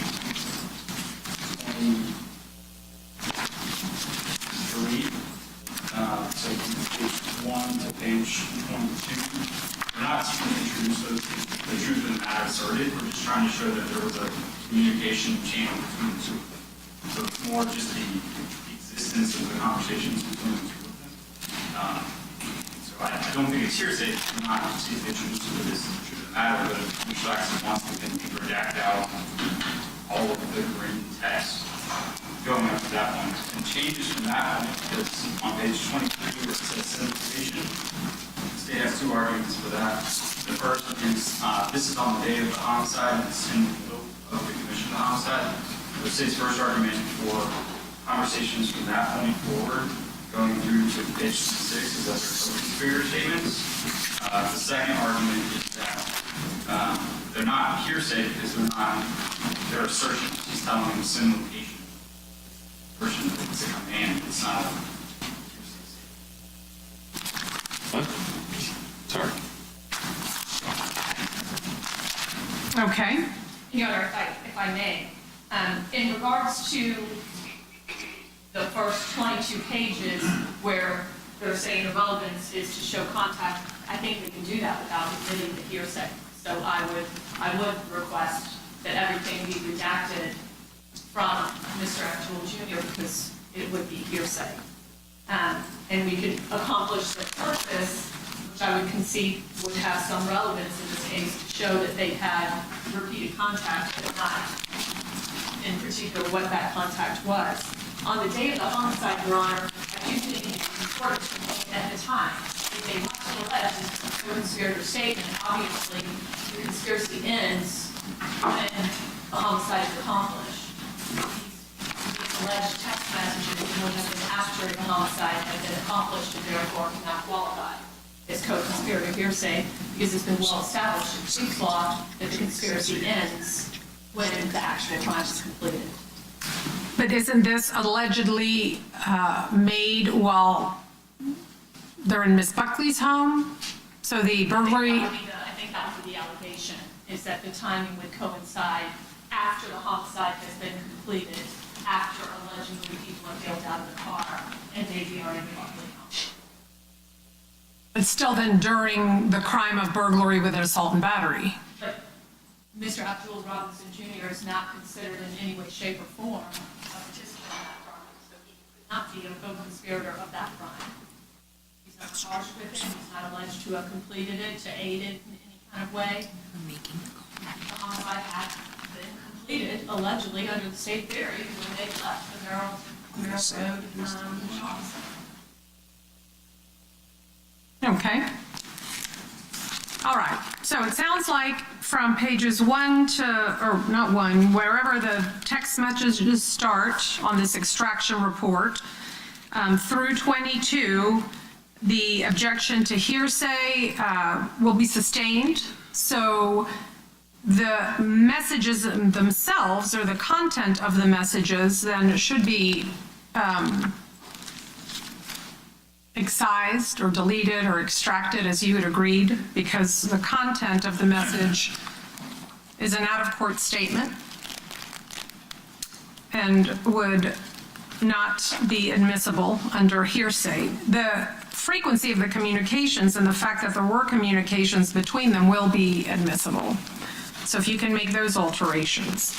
And then on page 23, is that the sole email or text, or does it go beyond that? It goes beyond that, Your Honor. It goes, the state's position, it goes until, I think on page 26, where Abdul Robinson Jr.'s phone number.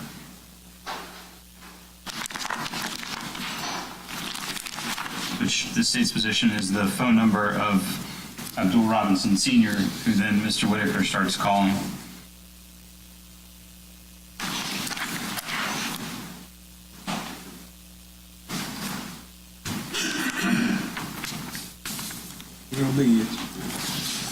And on page 27, there seem to be attachments. I can't really see what they are because they're in my form, but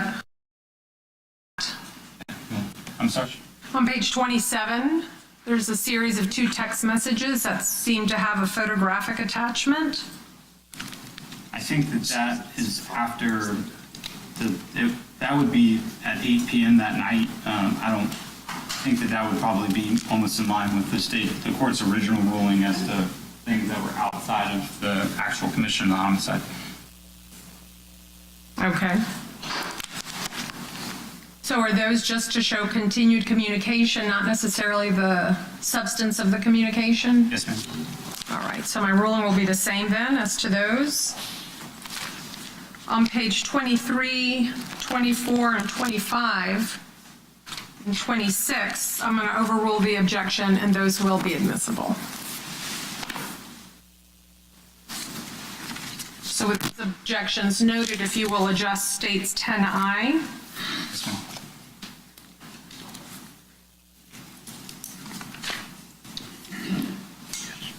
And as to 10I, is there any objection from Defendant Robinson? Any objection to 10I? To 10I? And I, as in the entire, No, 10I is only the This is 9B. contents of Abdul Robinson Jr.'s 624-3684 phone. Your Honor, we'll echo the same hearsay objections as Whitaker. Okay, and my ruling will be similar.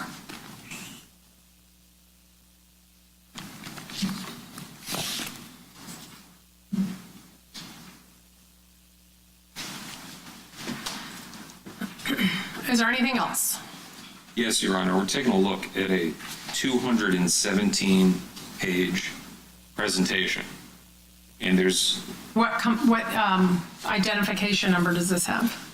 9, and it looks like A through at least V. It's a PowerPoint that is basically several exhibits. It's 10J, it's 10I, 10-9U, 9V, and 10H, I believe. Your Honor, I don't know if it was intentional or unintentional, but the one that we looked at this morning was not this. Contained within this is a Celebrite report from my client's 1595 number, and the state is seeking to admit notes that were entered in on his iPhone. And in reading these, it clearly looks like lyrics, given the fact that they rhyme. Bang and gang, clip and flip. And I can show this to Your Honor on the monitor, but there's a series of notes. Now, importantly, none of this is descriptive of the case here. There are no dates indicating when they were written down. We have no idea. A note on an iPhone, you both create the note and then you edit it. We have no idea when this is from. It's clearly unfairly prejudicial. It would be like Arnold Schwarzenegger getting prosecuted for murder and the state wants to bring in the movie Terminator. This is his artistic expression. There's no question that he raps. These are lyrics that he's using, but the state is trying to use it as evidence of this case because he's talking about death. So the objection is Relevance. 403 objection? Oh, no, it's a relevance objection? And unfairly prejudicial. Okay, I'm going to need to look at whatever it is. And is this an item that you all are intending to move into evidence? Is this a demonstrative aid? What is this? And what exhibit number is it?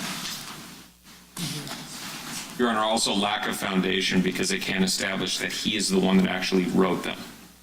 All right, this is states N9U composite.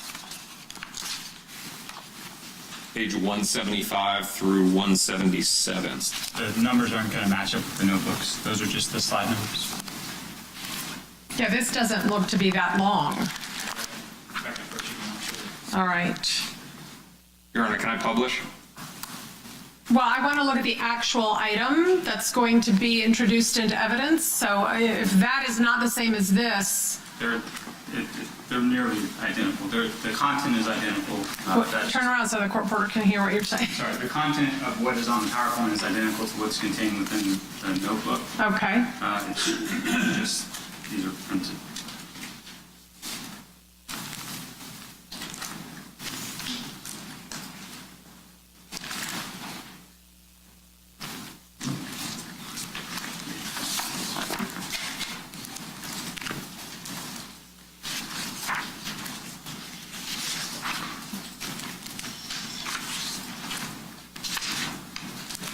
So you have the notes in here?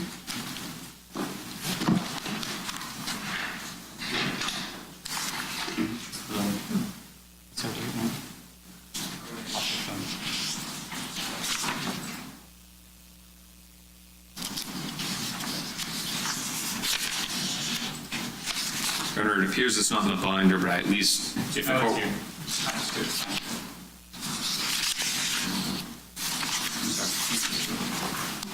It's the front and back. Okay. These are on the screen. So I'm clear, this is a Celebrate report, which is an extraction report from an Apple iCloud backup Yes, Your Honor. associated with 1535, or which number? 1595, and Your Honor should see, what I'm looking at is up on the screen right now. It says Notes 7, Okay, and it's those 7 notes. We have no dates, no indication who wrote it. Unfairly prejudicial. But it should, just to clarify, it should only be 7 notes. I see it. Let me read it.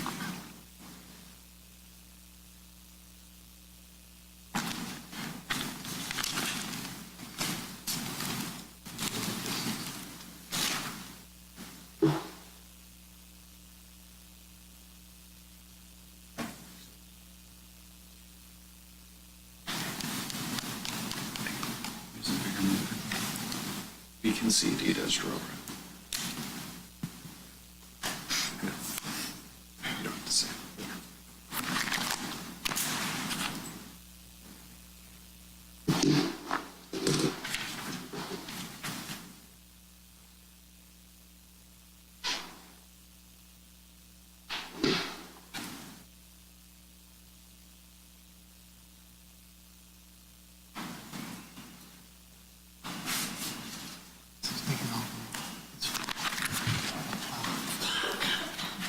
All right.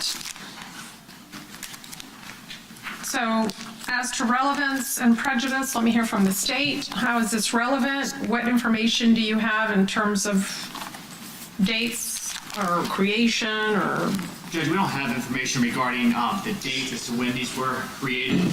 The state's argument is that it doesn't matter. It either predated the murder and then he acted out what is articulated in these notes, or they were created after the murder, which reference what happened during the murder.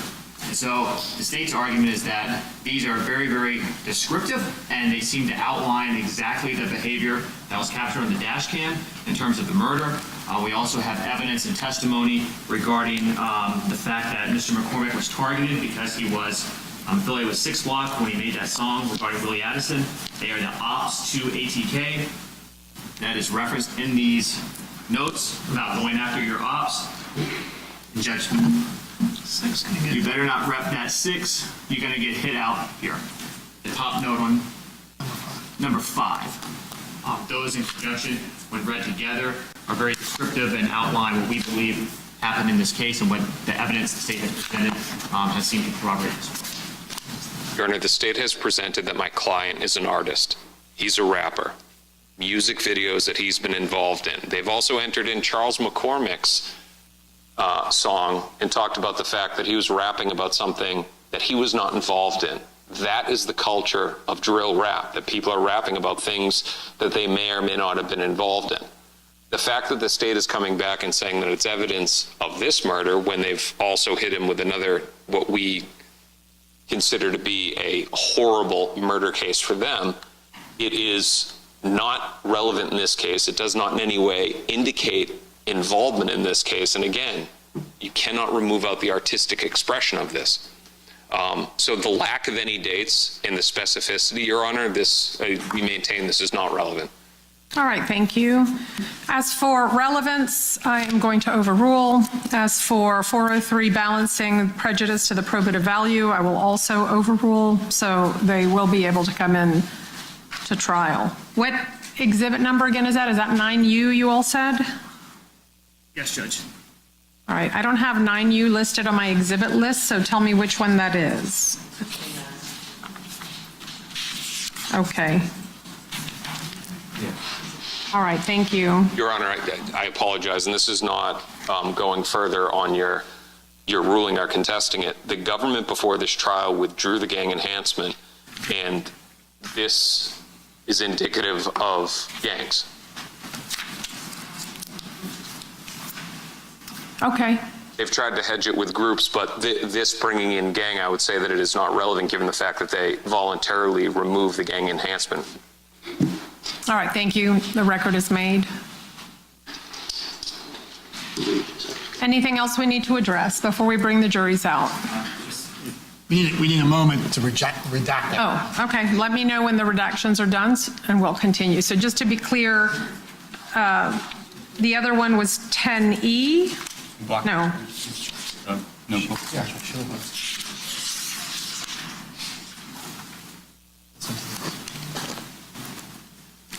I'm not sure. Do you have an updated exhibit list? I got another one. Yeah, just because the exhibits at the end of this list don't have letters. Thank you.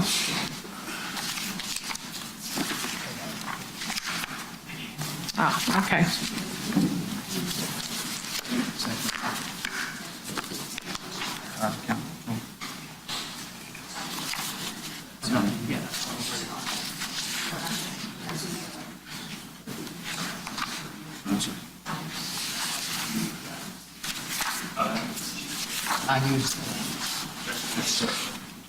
I don't have them. I've returned them.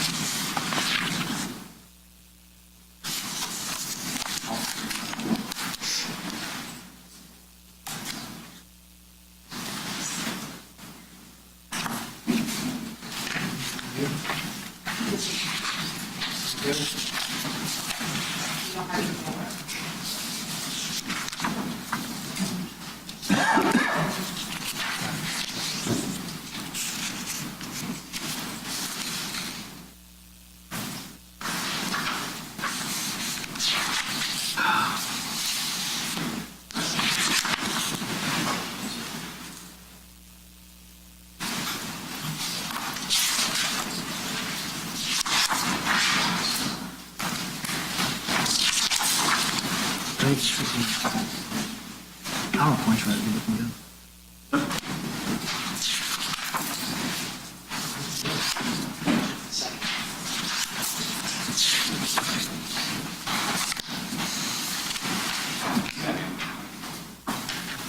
We'll just wait.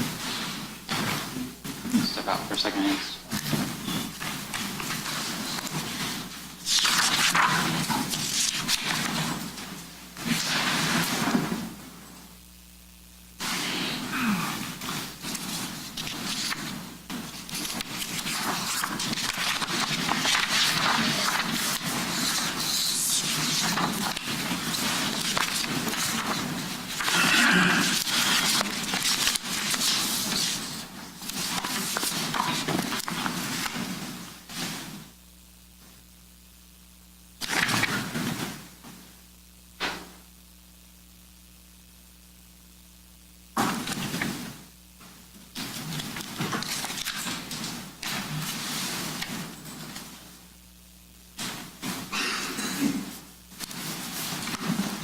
Can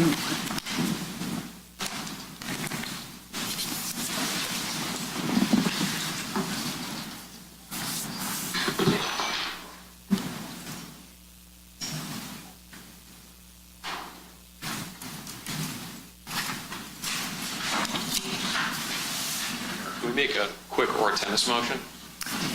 Sure. The phone, the phone that they're saying that these extractions are from, I can't remember if it's already in, but we want an ability to be able to inspect the actual phone. Do y'all have that phone? I don't know. Which one, I'm sorry? The one for the download of these notes, we want to look at the actual phone. We question whether they're in the phone. The notes are from the iCloud. It's the iCloud backup. I understand. They also have the phone, and we're asking to inspect that phone. There's the 704-1595 phone that's associated with that iCloud account. Yes. You have that complete and full download. We'd like to inspect the actual phone. Okay. Did y'all not have an opportunity to do this before trial? Wasn't a need. Okay. Well, during a recess, then, if we have the phone here, you are certainly free to inspect it. I don't know if it's powered up, on, or working. I don't know what condition it's in, but you can inspect it. We're not sure if the phone is in our office or in the property room, but we'll check at the break. So Okay.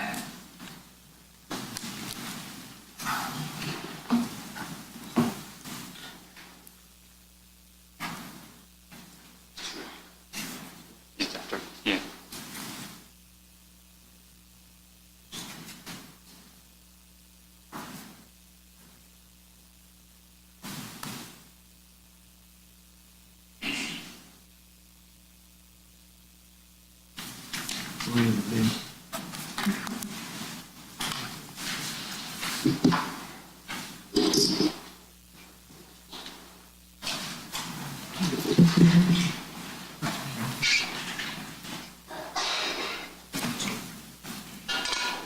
I'm watch the witness.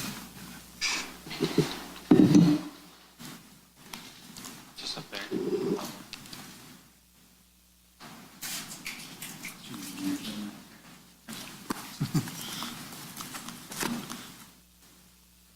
All right, are y'all ready? All right, let's bring the juries out, please.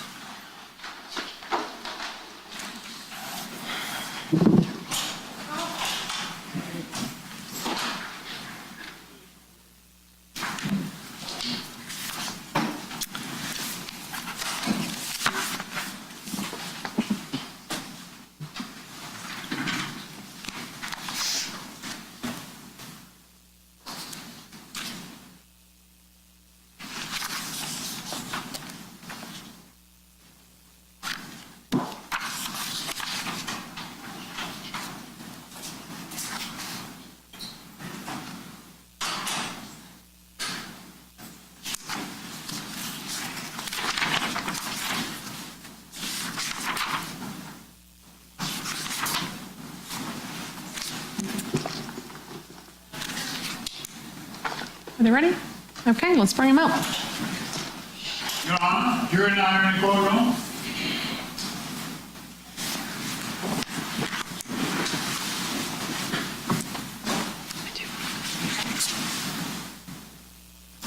Still have 13.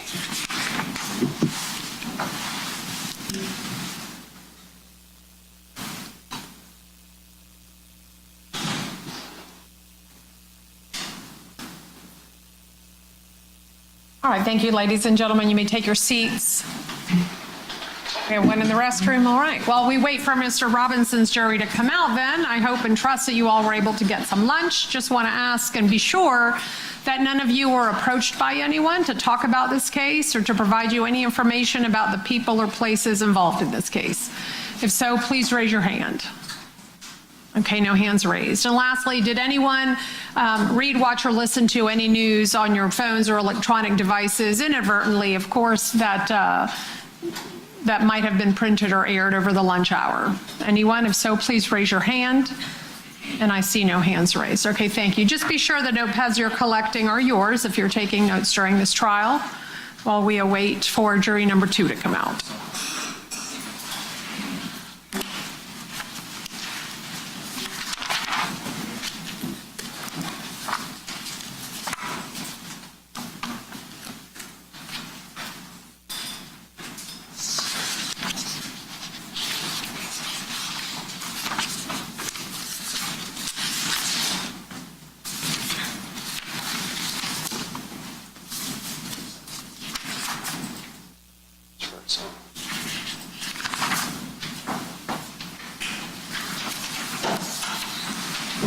Your Honor, the jury is entering the court.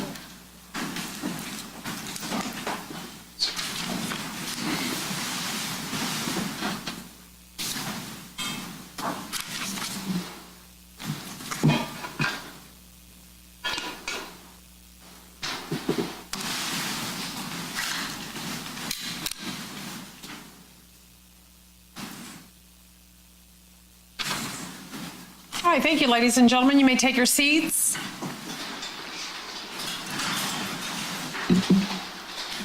All right, ladies and gentlemen, please be sure the notepads you're collecting are yours if you're taking notes during this trial. And I will ask, as I always do, just to be sure that over this lunch recess, no one has attempted to approach you or speak to you about the case or provide you any information about the people or places involved. Has that happened to anyone? If so, please raise your hand.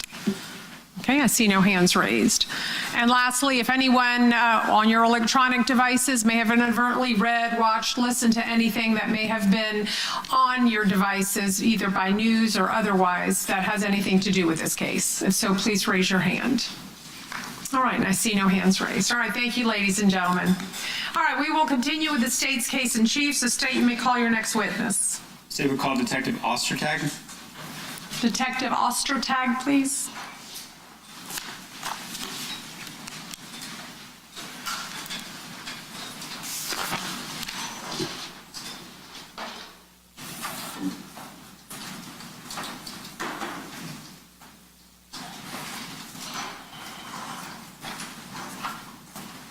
All right, sir, if you'll please come forward and be sworn.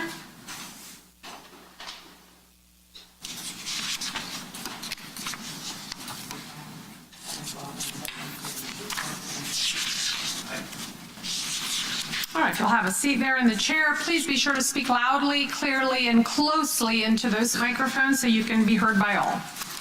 You may proceed. Thank you. Good afternoon. Will you please introduce yourself to the jury? Good afternoon. I'm Detective David Ostertag. And where are you currently employed? Jacksonville Sheriff's Office. How long have you been with the Jacksonville Sheriff's Office? For almost 19 years now. And you're kind of soft-spoken. Sir. How long? 19. 19 years. What is your current assignment with the Jacksonville Sheriff's Office? I'm a detective under the Homeland Security Division in the Computer Forensic Investigations Unit. And can you explain the responsibilities of a detective in the Computer Forensics Division? As a detective in that unit, I am tasked with examining digital evidence that may be computers, cell phones, cloud accounts, social media accounts, basically anything that holds electronic data. Do you have a I'm sorry? Do you have a background in computer science? Yes, I do. I have a bachelor's degree in management and information systems from Auburn University. And can you outline for the jury your education and training as it relates specifically to cell phones, computer analysis, that sort of thing?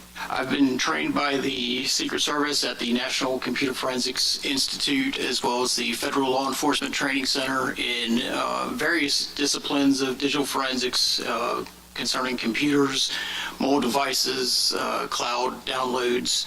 I've also been trained and certified by the International Association of Computer Investigative Specialists with a certification in both computer and mobile device examination. And I've also been trained and certified by the Cellbrite Corporation in the operation and analysis using their hardware and software. Do you have a continuing education? Do you continue to get classes? Yes, I'm How often do you do that? Yearly, I usually attend between 40 and 80 hours of training. And have you testified before as an expert in computer forensics? Yes, I have. Your Honor, at this time, the state would tender Detective Ostertag for voir dire. Any additional voir dire from Defendant Whitaker? From Defendant Robinson? Go, Your Honor. All right, you may proceed. Detective, you said that you have training in Cellbrite. Can you explain to the jury what Cellbrite is? Cellbrite is our vendor for hardware and software used mostly for mobile device and cloud examinations. Okay. And you testified about performing cell phone extractions. Can you explain to the jury what a cell phone extraction is? Cell phone extraction is the process of basically getting the data off of the cell phone. So the cell phone is connected to a forensic extraction device, which is in turn connected to a forensic computer. The forensic extraction device communicates with the phone in a manner in which it takes the data off of the phone and places it on the forensic computer. How is that different than performing an evaluation of an iCloud account? An iCloud account, the data is actually coming from Apple's servers directly. And what types of data are you able to obtain from a cell phone extraction? There's two different categories of data that we get off cell phones. That's system data, which might be log files, locations, just basically background things that a user can't usually interact with. And then there's also user data, which would be text messages, phone logs, and various other pictures, videos, basically anything that a user can look at on their phone. I'm going to draw your attention to the immediate case, in this case where you asked to forensically examine multiple phones and iCloud accounts. Yes, I was. Specifically, were you asked to review an iPhone bearing a phone number of 904-866-2370? Yes, I was.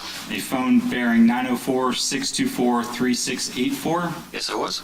An iPhone bearing 478-491-2831? Yes, that's correct. An iPhone bearing number 904-704-1595? Yes, that's correct. And then 2 different iCloud accounts. Correct. In addition to completing the extractions, were you asked to review a selection of evidence from the devices and the iCloud accounts mentioned to testify here today? Yes, I was. We're going to start with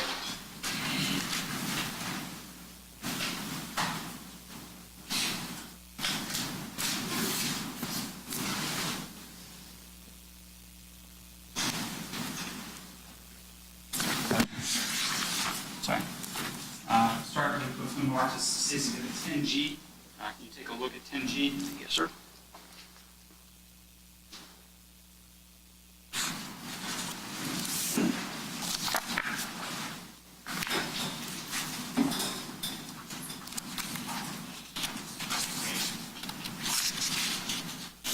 These items contained in this notebook that were performed by the extraction for the 904-866-2370. Yes, they are. Your Honor, at this time, state the movement evidence was marked as 10G as, I think, it's 240. Okay, any objection from Defendant Whitaker? No objection, Your Honor. Objection from Defendant? Yes, motion. Yes.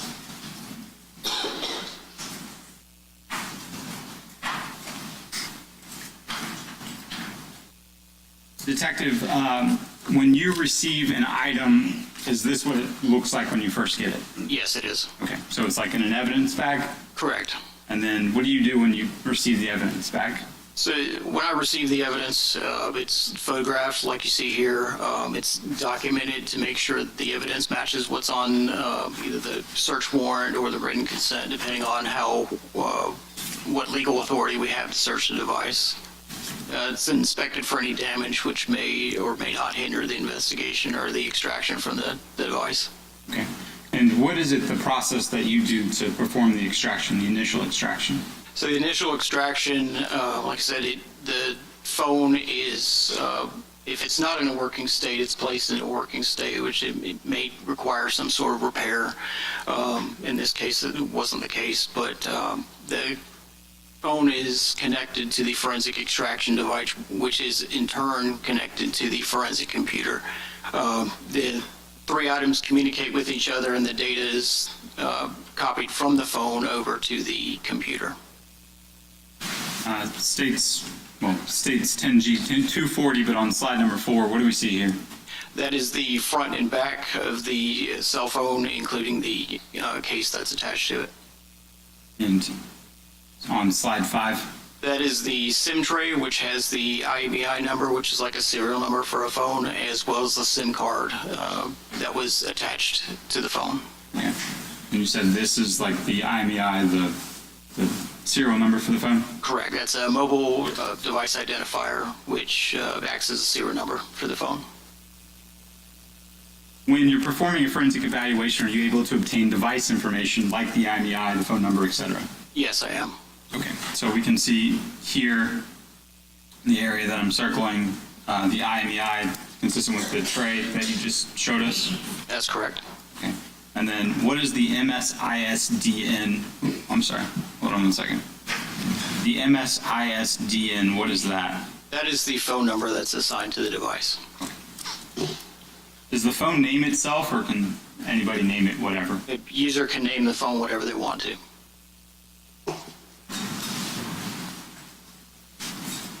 And then we can also obtain the Apple ID, like an iCloud account. That's correct.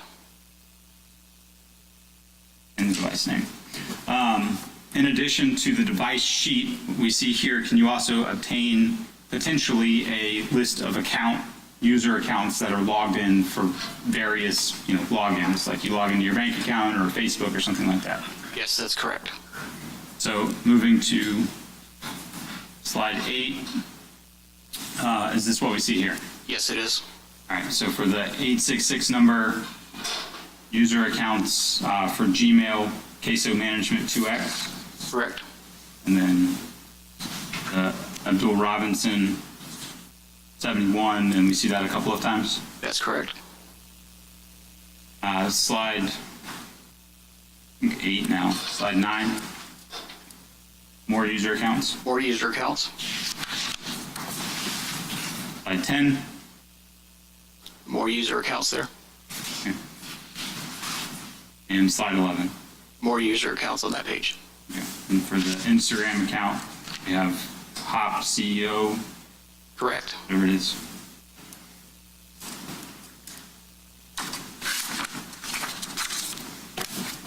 In addition to pulling the user accounts, are you also able to generate reports from the phone? Yes, that's correct. They tell me everything that I'm looking for kind of within these parameters. Correct. And were you asked to look for all contact with the 866-2370 number with the 478-491-2831? Yes, that's correct. So on slide 13 here, can you tell the jury what we see? This is a contact sheet for the 478-491-2831 phone number. It comes from different databases on the phone. In some cases, the Interaction C database, which logs interaction between parties, as well as on the top you see a chat participant, and the next one is a recent call. Slide 14. Slide 14 is the timeline. It has a instant message there, which contains a video file, and then below it, it's outgoing SMS message, which is a text message. At the same time, it's logging those first three at the same time. So the Interaction C database logs the contact between the parties, as well as what that contact was. So you see the outgoing SMS message. And then the last one is Apple authentication process, which is something Apple uses to make sure you're contacting another Apple user. Okay. And you're very soft-spoken, so if you can keep your voice up. Sorry, yes, sir. Here we see a library attachment. Is that what this photograph is? Yes, it is. Movie file. Yes. Slide 15, what do we see here? Slide 15, you see number 5 is an instant message from the 478-491-2831 number saying who this. It was sent to the 866-2370 number. And then the Interaction C database, like we discussed, it's logging that interaction in those two parts of the database, an incoming SMS message, as well as logging interaction between the two parties. All right, and down here at 8, where we see that your line has been restored, can you explain to the jury what that is?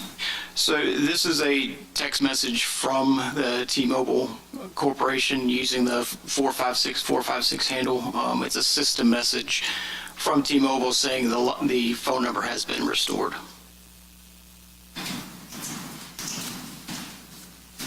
You were asked to look for all contact 904-624-3684. Correct. Same kind of idea, the same contact sheet. Correct. All right, and where it says crazy there, can you explain what that is? The crazy, it references the contact that's in a person's contact library, so that this particular person with that user ID is stored as crazy in this phone.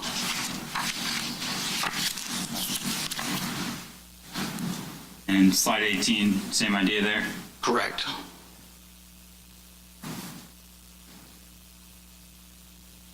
slide 19,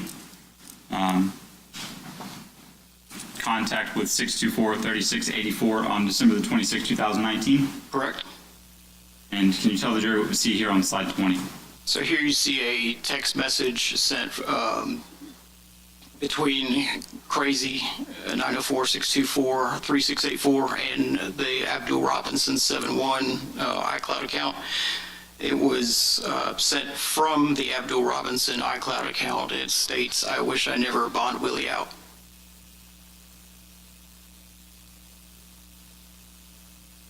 Actually, I want to go back just very quickly. The jury's heard a little bit about UTC, but just to keep that in mind, can you explain UTC one more time to the jury? So the UTC -5 is a reference point for time zones. In this case, the UTC -5 is 5 time zones to the west of the Greenwich Mean Time. So to convert a UTC timestamp, you would subtract 5 hours. In this case, it says UTC -5, so those timestamps have already been converted. Okay, so if it says UTC -5, it's already Eastern Standard Time. That's correct. If it says UTC +0, the jury needs to subtract 5 hours. That's correct. And it's a little bit different for iCloud returns. It is different for iCloud accounts, just based on some limitations of the software that we use. Okay. And we'll get to that when we get to the iCloud accounts. Sir. So here, that's 12:26 at 1:55 a.m. Eastern Standard Time. That's correct. Right. Again, contact between 866-2370 and the 624-3684 on January the 15th of 2020. Correct. Slide 22. Can you explain, well, first, what is, where it says you, what is you? You is the text of the actual message that was sent. Okay, so like if I were to text you, that's the body of my message, you. That's correct. Okay. And then the attachment, what is the attachment? The attachment is a cl.loc.vcf. So the VCF is just the container in which in this case, it's a location. VCF is a container in which that location is sent. The cl.loc is a location that was sent via text message to this person. And contained within that VCF file or the loc file, is there latitude and longitude coordinates? Yes, there is. So it's like if I'm sharing my location with somebody. That is correct. Or sending them to a location, like a pin drop or something. Correct, any location. Okay. So on January the 15th, 2020 at 11:39, the 624-3684 crazy number texts the Abdul Robinson number, says you, and then has the location file. That's correct. All right. And then below that, the next one, the Abdul Robinson number is texting back to the crazy number saying, "I'm about to leave them." Correct. And that's at 12:19 p.m.? That was actually, the timestamp you want to look at is still 12:19, but this is when the actual message was sent and it was actually delivered. There's a little bit of lag time there just based on the amount of time it takes to move through Apple servers. Okay. So it gets sent at 12:19:34 and then delivered about a second later? That's correct. All right. Based on the latitude and longitude that's contained within that lock file, are you able to extract that information? Yes, I am. And can you plug it into Google Maps? Yes, correct. All right. So showing you on stage 23, is that what you've done here? Yes, it is. All right. So this is the latitude and longitude from that you message that we saw? Yes. And it corresponds to this address? Correct. And same thing? Correct. That's a street view of the same residence.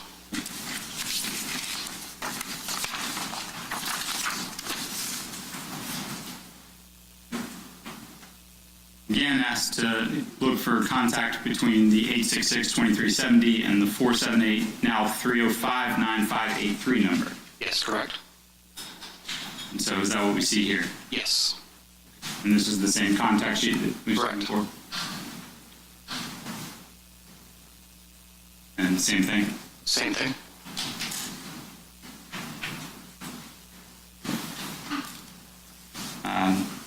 Slide 28, the continuation continuation of those contacts between those two numbers? Yes, that's correct. All right, and we see, the timestamp and that same photograph we saw earlier, the same video file? Correct. There it is again. There it is. All right, and then 30, continuation of that? Correct. 31? Yes, correct. 32? Correct. Just more contacts between the two of them? More contacts and more log entries for the interaction database. And 33? More messages. Okay, and that same thing where that number is saying to the 866 number, hey, your account's been activated or whatever? That's correct.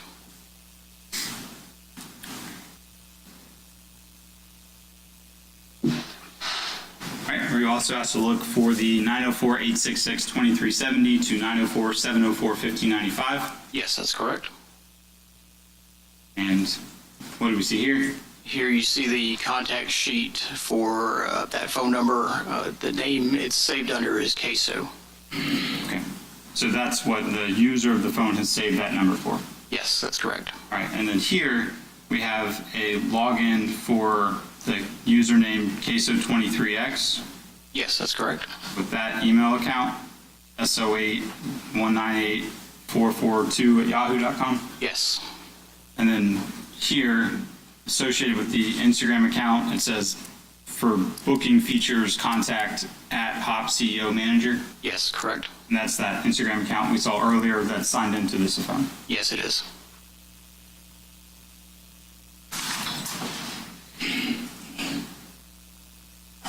In addition to contact logs, communications between parties, are you also able to search for photographs? Yes. And in this instance, did you find a saved photograph on the 866-2370 saved photograph? Yes, I did. So on 37, can you explain to the jury what this is? So this is a screenshot of an Instagram post. It was saved to this device on March 30th, 2020 at 6:57 p.m. It's already been corrected for Eastern Daylight Time in this case. And the content of the saved, it says Ksoo23x here at the top? Correct. So that's the account that it was posted under, and then the caption, RIP Big Brother, I stood on all 10 about you, and then don't speak on Willie, and then been a year. Now, based on this, do you know if that's the day that the Instagram post was made, or if that's just the day that the screen capture was taken? That's just the day that the screen capture was made.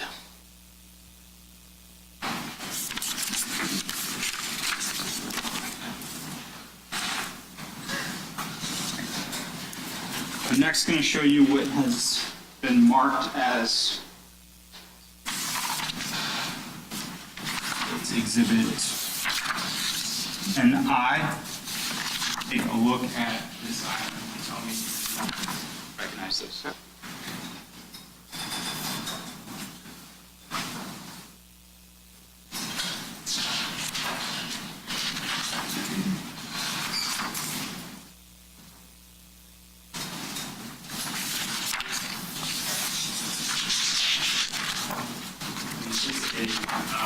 Items from the extraction report with the number 904-624-6684. Yes, it is. Your item signs it, move in with the mark as NI, states 241. Okay, any objection from Mr. Whitaker? Just subject to the prior objection, Your All Honor. right, any objection from Mr. Robinson?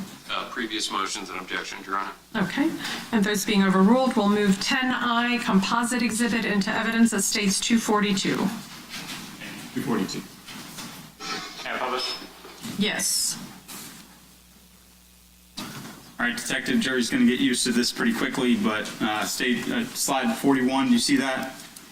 Yes, I do. Same idea as before, you receive the phone in the evidence bag? Correct. Check the phone, make sure it's working, functional, that sort of thing? Yes, that's correct. Okay. Slide 42, same idea, take photographs of the phone? Correct. And slide 43, same idea, SIM card and SIM card tray. That's correct. Yeah, no, I'm doing this one. I'll move on to that one next.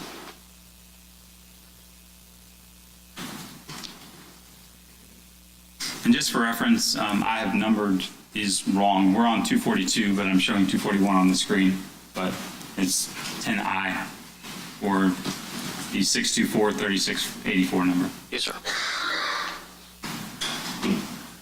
All right.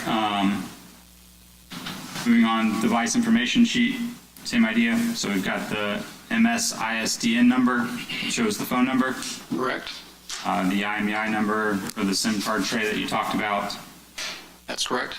The Apple ID again. Correct. And there's the MS-ISDN again. Yes, that's correct. Sometimes can a phone be used by multiple different, like if you sell your phone, somebody else can use the phone or a different SIM card or something? Yes, correct. You may have like a last used MS-ISDN that's different. Yes, that's correct.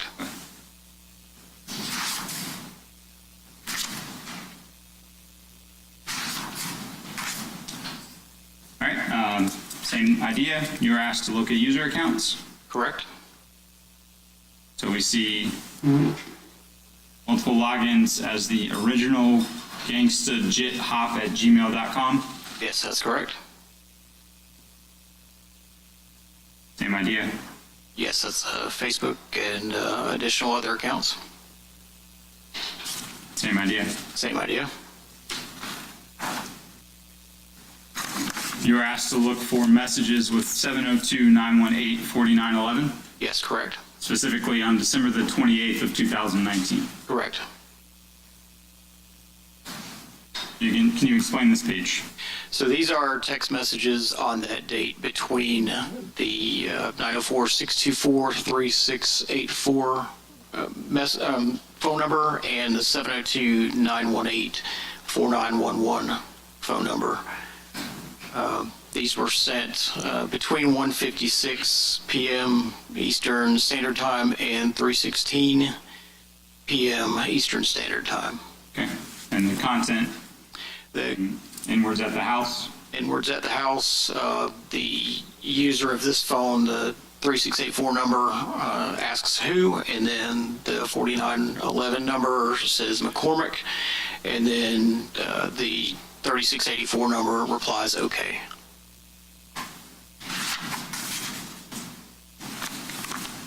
Asked for the timeline of between the same two numbers that we just saw, but now for January the 15th, 2020? Correct. Can you explain the states on slide 52? So these are the call log entries between those, are on that date between the numbers. Okay. So jury can look at it and see the kind of the back and forth of what's going on between these two phones. Right, correct. 702 calls, there's a conversation, and then this number calls that number back and forth going on. Correct. And some of them were answered, some of them were not answered, some were missed, but the headers on the columns explain what everything means. Okay. And then this column, sometimes they're using FaceTime video calls? That's correct. On slide 53? That's additional parts of the call log there between the two parties with various lengths of time, various answered or unanswered, and it's continuing on this page between 5:26 a.m. and 10:37 p.m. Okay. So this phone for 7, 8, and 9 on this slide is trying to call that number repeatedly and is getting a not answered, and a 6-second call? Correct. All right, and then jumping ahead, this phone again tries to call that 702 number at 11:49. There's a 2-second duration. That's correct. And then we don't get another call until 4:14 that afternoon. Correct, and that one was not answered.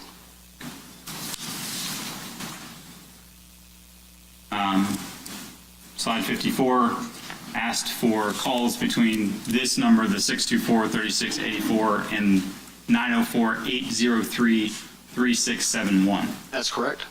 Okay. What do we see here on 55? This is a text message between those two numbers, the 803-3671 and the 624-3684 number. In this case, this phone receives a message with the body Scotty, and it was sent at 8:41 and 49 seconds p.m. Eastern Standard Time on November 15th, and it was read approximately 6 minutes later at 8:47:42 p.m. Okay, so this number, 803-3671, sends to the phone that we're talking about the name Scotty. Correct. Between this message and later on, did you find a series of communications between those two phones? Yes, I did. Okay, so the blue is that device calling this phone or texting this phone, and then the green is this phone responding? That's correct. All right. On slide 57, can you explain to the jury what this is? This is a picture message that was sent between or from 803-3671 to 624-3684. Appears to be a selfie photograph. It was sent at 11:49 and 8 seconds a.m. on January 13th, 2020, and it was read shortly thereafter at 11:50 a.m. So this number, the 803 number, 803-3671, sends this selfie photograph. That's correct. All right, slide 58. We're now on to January the 15th of 2020 at 11:05 in the morning. That's correct. And what do we see here? It is a message between the two parties again, and it says send location. And what do we see here a couple of minutes later? There you see another one of those cl.loc files, which contains a location within the file.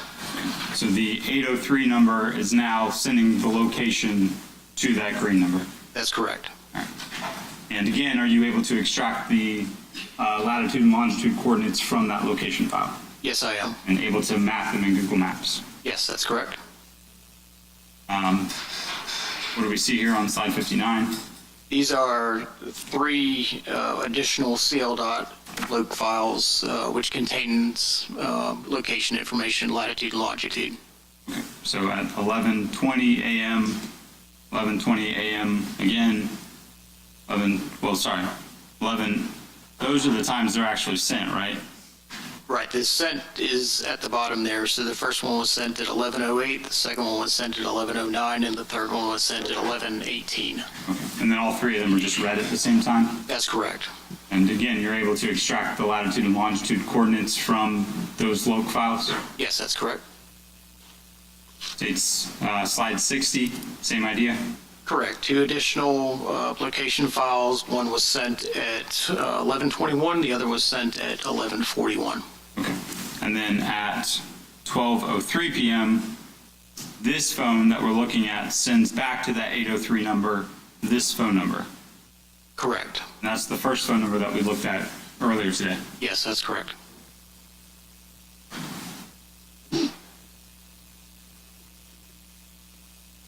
So slide 62, these library VCFs, do those correspond to those locations that we just talked about? Yes, they do. So first one here takes you back to this address at 1033 Townsend Boulevard. That's correct. Second one here on slide 65 takes us again to 1033 Townsend Boulevard. Correct. Third one here, again back to that address. That's correct. And the fourth one here, again back to that address. Correct.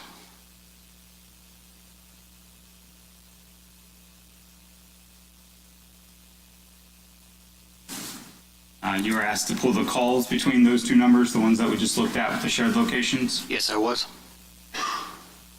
So here on slide 72. These are multiple calls between the 2 parties. In this case, all of them are in outgoing direction, so these are calls to the 803-3671 number, all between 5:44:01 a.m. and 6:44:06 a.m. Some of them were answered, but it appears most of them were not. Here on slide 73. So it's, again, more calls between the two numbers using the FaceTime application. In this case, we see calls from and to, both incoming and outgoing. Some of them were missed, some of them were answered, but they all occurred between 6:59 and 53 seconds a.m. and 8:07 a.m. Eastern Time. 74. 74 is more the same. The call logs in this case, 8:34 and 56 seconds a.m. to 10:24 and 53 seconds a.m. Eastern Time. Again, some of them incoming, some of them outgoing, in various states that have answered and missed. Slide 75.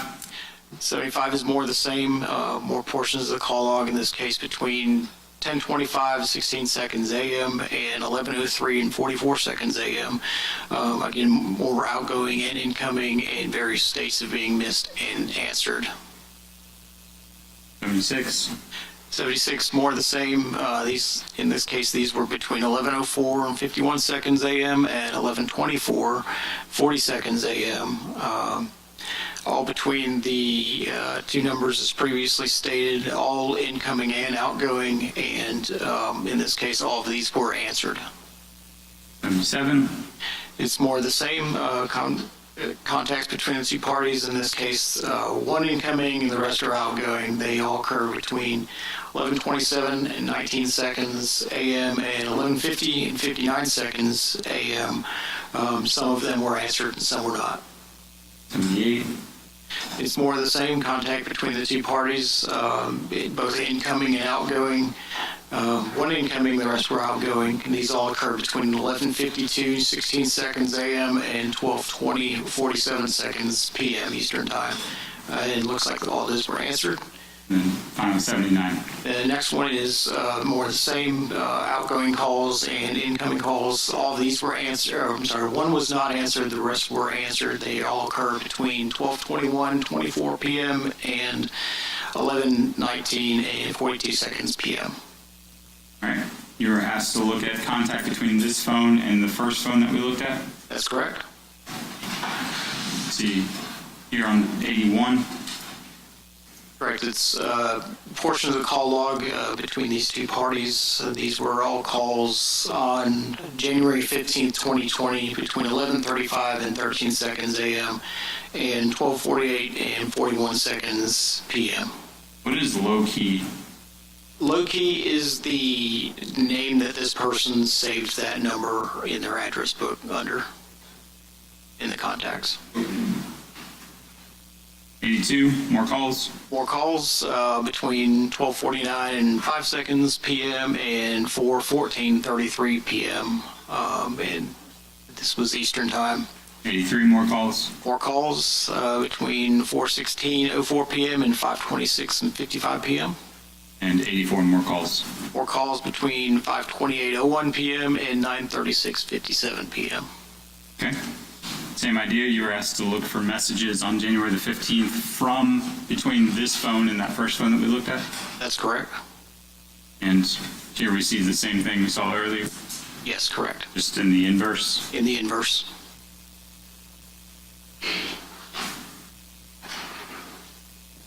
And again, you're able to pull the location data from the log file. That's correct. And is that the address again? Yes, it is. Going to slide 90, on occasion, are you able to obtain what are called like native location from the phone? Yes. Okay. And where does that come from? That the native locations are coming from the actual GPS sensor on a cellular phone. So the phone is recording location events for where it thinks that it is? Yes, that's correct. All right. Nowadays, is that pretty prevalent information that you can get from phones? Yes, it is. In 2020, were you often seeing location data from phones? We were still seeing location data, but not to the extent that we see 5 years later. So not all phones had on location services in 2020? Correct. 91, so is this what we're talking about? Yes, that's correct. Okay, so at 4:40 in the morning on the 15th, this is where approximately the phone thinks that it is. That's correct. All right. Nowadays, are you getting what's called a confidence interval? Yes. Okay. In 2020, were you getting confidence intervals? Not in this case, no, sir. So this is, you can't say how confident the phone is that it thinks that it's here. That's correct. But that's where the phone records that it thinks that it is. Correct. All right, Mr. Atkinson, I apologize for the interruption of the testimony. I've gotten a bathroom break request from one of the jurors, so I'm going to have both juries step inside to your respective courtrooms, and we'll take a brief recess for another short bio break. Thank you very much.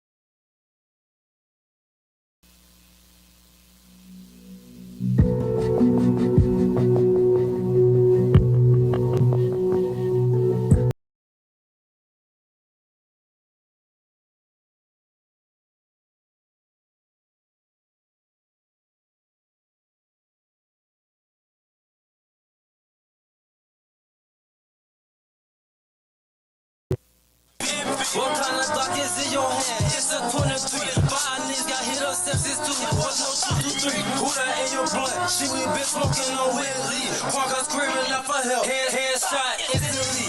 It ain't no fair, no. Now, Mr. Barner, what does the lyric "smoking on Willie" mean?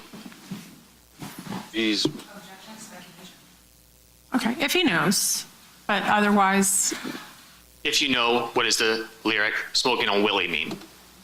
he's smoking on a dead person.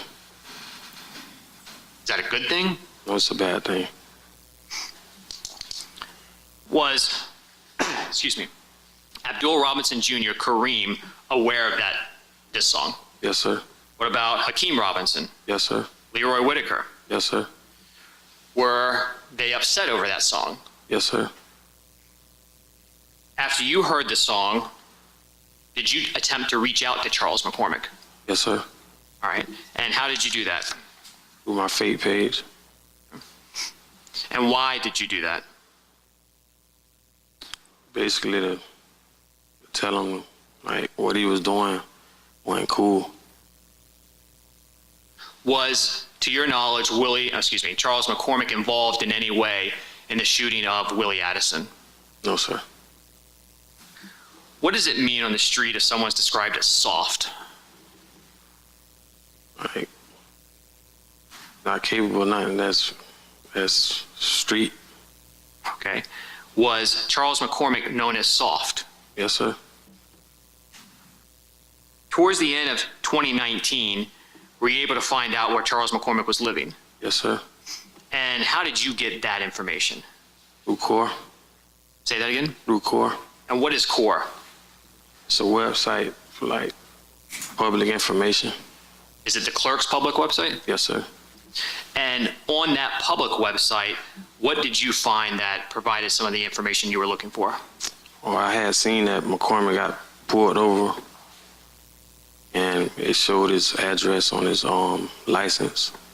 It showed his car and his license plate. So when you say you got pulled over, did he receive any type of citation? Yes, sir. Right. Did you see that? Yes, sir. Now, when it had the address, did you get the unit number or just the address for the apartment complex? Just the address for the apartment complex. Do you recall where that apartment complex was located? Yes, sir. Where? Off Atlantic Boulevard. After you got the address for that apartment complex, did you do anything to look that complex up? Yes, sir. And what did you do? I Googled it. All right. And did you see images of it? Yes, sir. Did you tell anyone that you found his address? Yes, sir. Who did you tell? I told Kareem. After that, did you continue to monitor Charles McCormick's Instagram page? Yes, sir. Were you trying to keep tabs on him? Yes, sir. In December of 2019, did Charles McCormick post anything that kind of caught your attention? Yes, sir. And what was that? Posted a picture. And why was that of interest to you? Because he posted in the same apartment complex. Did you recognize that location in the photo? Yes, sir. When you saw that photo posted by Charles McCormick, what did you do? Text Kareem. Abdul Robinson Jr.? Yeah. And what was the purpose of texting Kareem? Let him know that he posted a picture at his house. Charles McCormick? Yes, sir. And why did you want to share that information? Basically, so we can ride through and see what was up. So after you sent that information to Abdul Robinson Jr., what happened?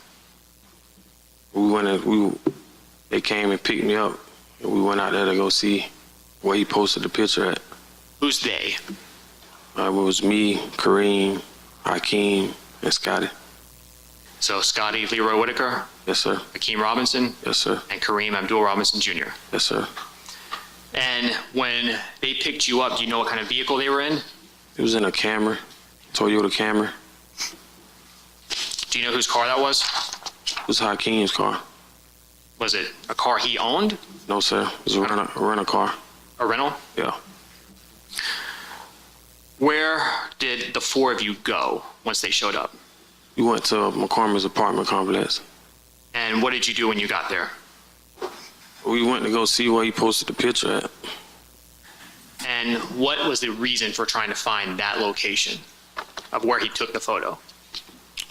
basically so we can, handle up after that. What does handle up mean? Get everything in motion, like set something up. To accomplish what? To kill McCormick. And did you know before you went over there exactly what unit he lived in? No, sir. Did verifying where that photo was taken assist you with that? Yes, sir. Was killing Charles McCormick something that you wanted to happen? Yes, sir. Is this something based on the group and everyone going over there? Was that something that Leroy Whitaker wanted to happen? Yes, sir. Abdul Robinson Jr.? Yes, sir. Hakeem Robinson? Yes, sir. When all of you went over there that day, did you see Charles McCormick at the complex? No, sir. Where did you go after y'all left that day? They took me back to my apartment. What was the reason that all of you wanted to kill Charles McCormick? Because of the diss track he made. And did that diss track upset you? Yes, sir. Were you upset about what he said in it? Yes, sir. Did he get stuff wrong? Yes, sir. That upset you? Yes, sir. Why was Hakeem Robinson and Leroy Whitaker and Kareem all upset?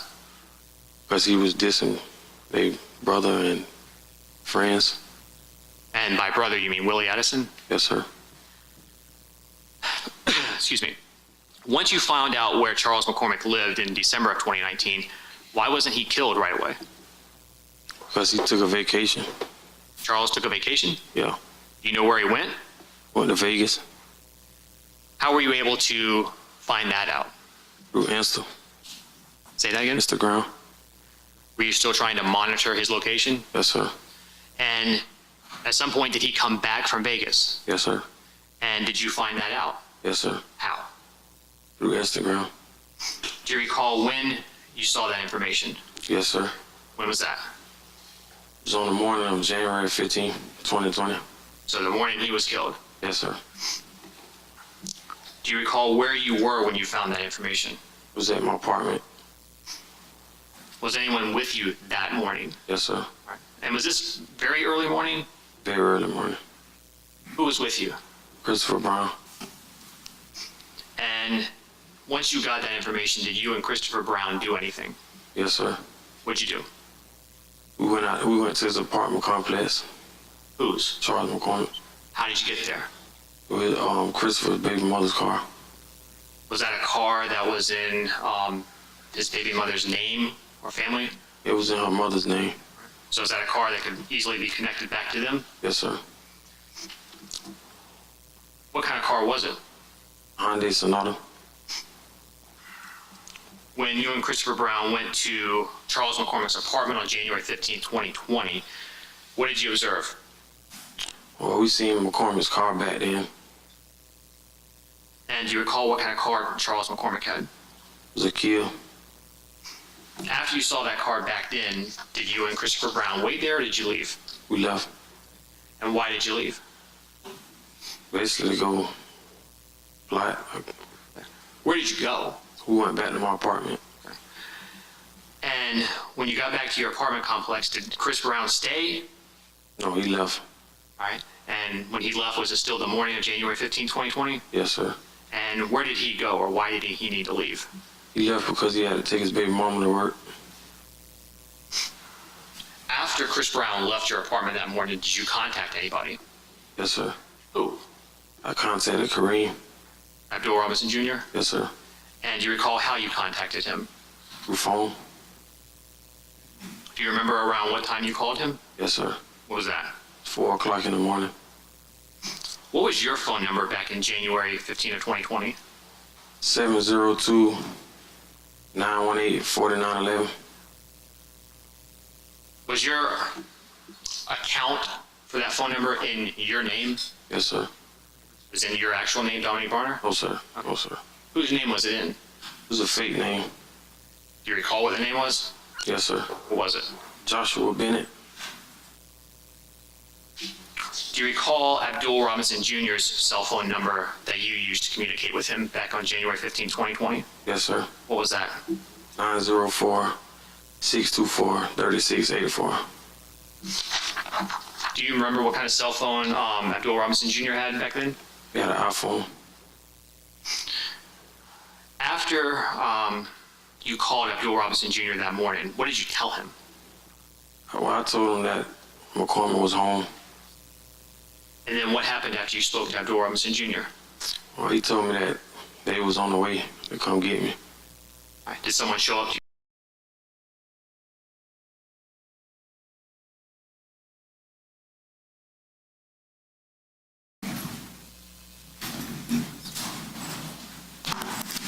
Is that the information obtained from the phone number 478-491-2831? Yes, it is.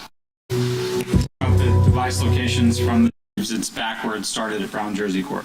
That's correct.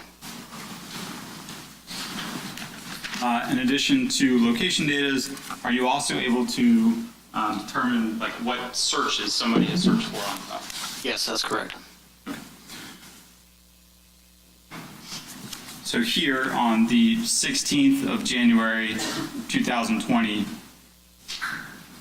this phone searched for how to delete map history off your phone. That's correct. Okay. And then also asked how to transfer messages from my phone. Correct.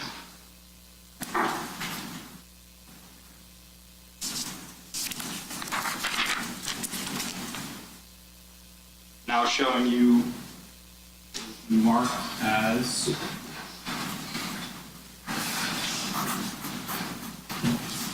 State's Exhibit 10H for identification purposes. Take a look at this.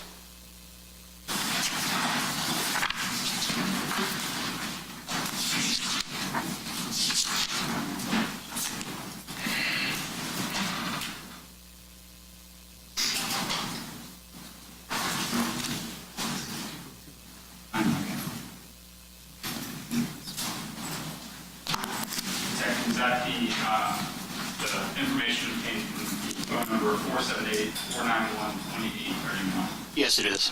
Your Honor, at this time, the State of Moving Evidence marked 10H as 241. All right, any objection from Defendant Whitaker and from Defendant Robinson? Our motions and objections, Your Honor. Okay. Phones, but we're on 241. Same idea? Yes, that's how it was received. Okay. And there's the phone. Front and back of the phone. There's the SIM card tray. SIM card tray and the SIM card. And the device information. Yes, that's correct. Okay. And the Apple ID now is bigatk13@gmail.com. Correct. And we've got the MSISDN number, the phone number that we're talking about here. Yes, that's correct.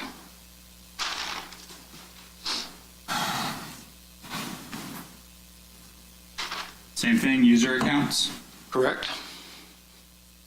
All right, so we have the bigatk13@gmail several times. Yes, that's correct. Same idea. Same accounts, still for all the Apple services. And on 109, we see the big ATK, but then we also see Crazy K. Correct, with the Twitter account. 110, again, Crazy K, K Crazy. That's correct, for Instagram this time. Okay. And then we also see that same original gangsta jit hop from the 624 number. Correct, with a Dropbox account.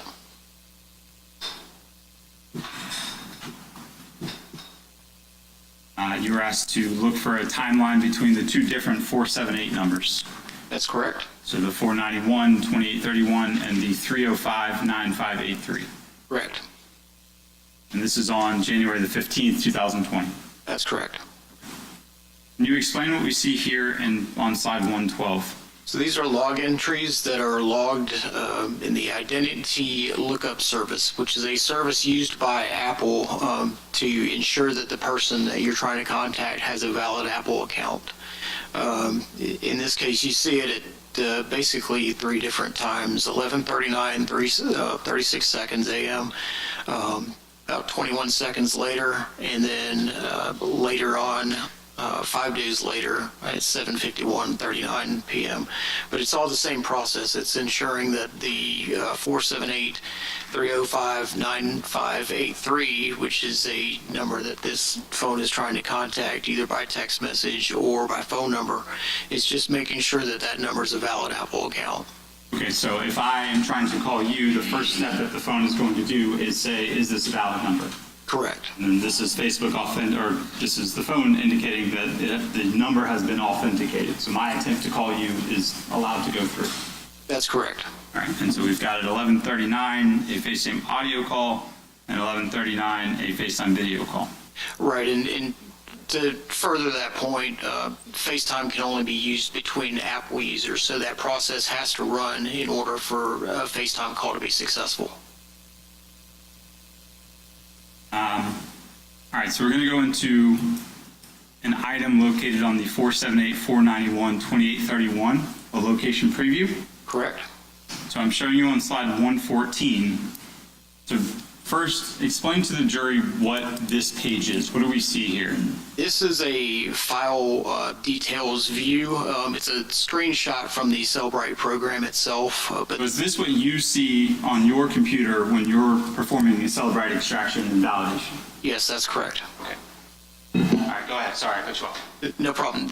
So this is a file details page. The name of the file in this case is that phone number, the 478-305-9583-preview an identifier number .jpg. So it's a JPEG photo. The created date, created, modified, and access time are all the same on this photo. It's at January 15, 2020 at 12:07 p.m. Eastern time.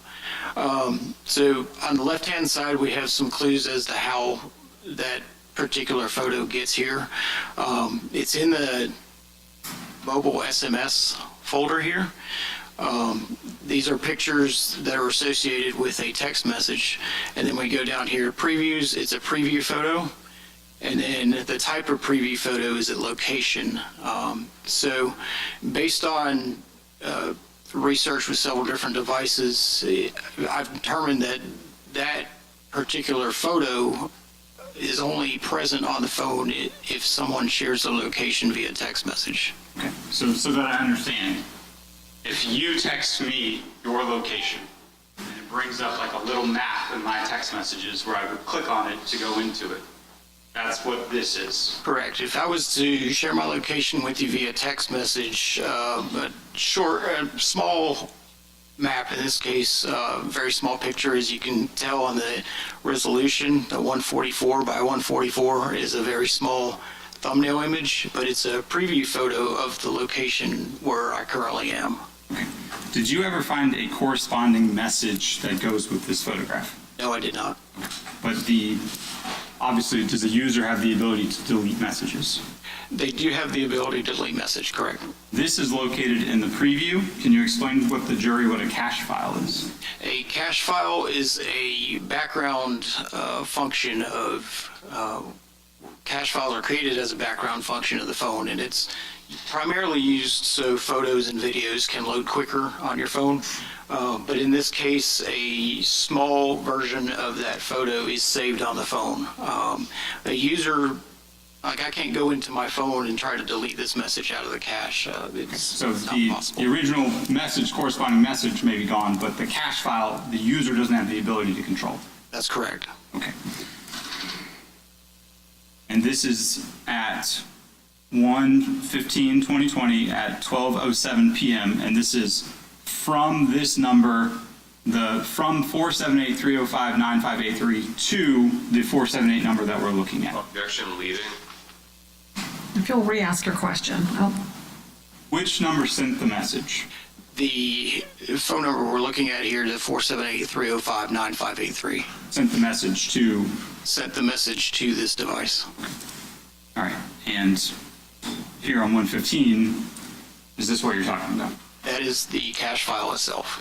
So this is the preview image that's on the phone where somebody shared location? That's correct. All right, and we see Lone Star Road? Correct.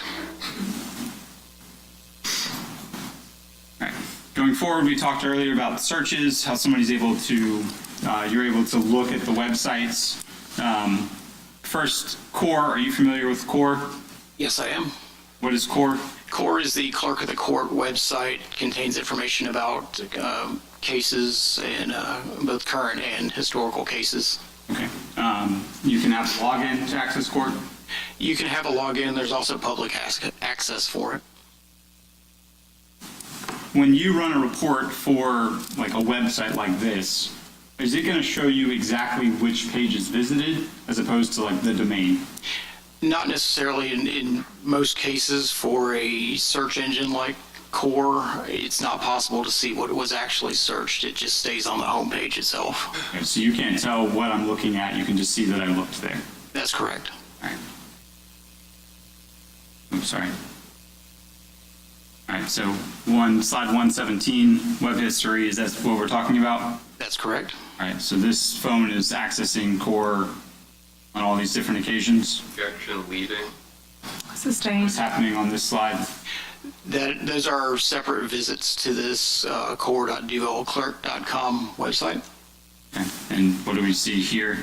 You see the CORE website being accessed via public access mode. Slide 118, what do we see? It's more the same, the public access being accessed, as well as more visits to the CORE website. 119, what do we see? More visits to the CORE website using public access. 120, what do we see? More access to the CORE website using public access. 121, what do we see? Additional visits to the CORE website. 122, what do we see? Additional visits to the CORE website. 123. Additional visits to the CORE website. And 124. Additional visits to the CORE website. And specifically, number 26, what time do we see that? That was on January 15th, 2020 at 3:43 and 32 seconds a.m. Eastern Time.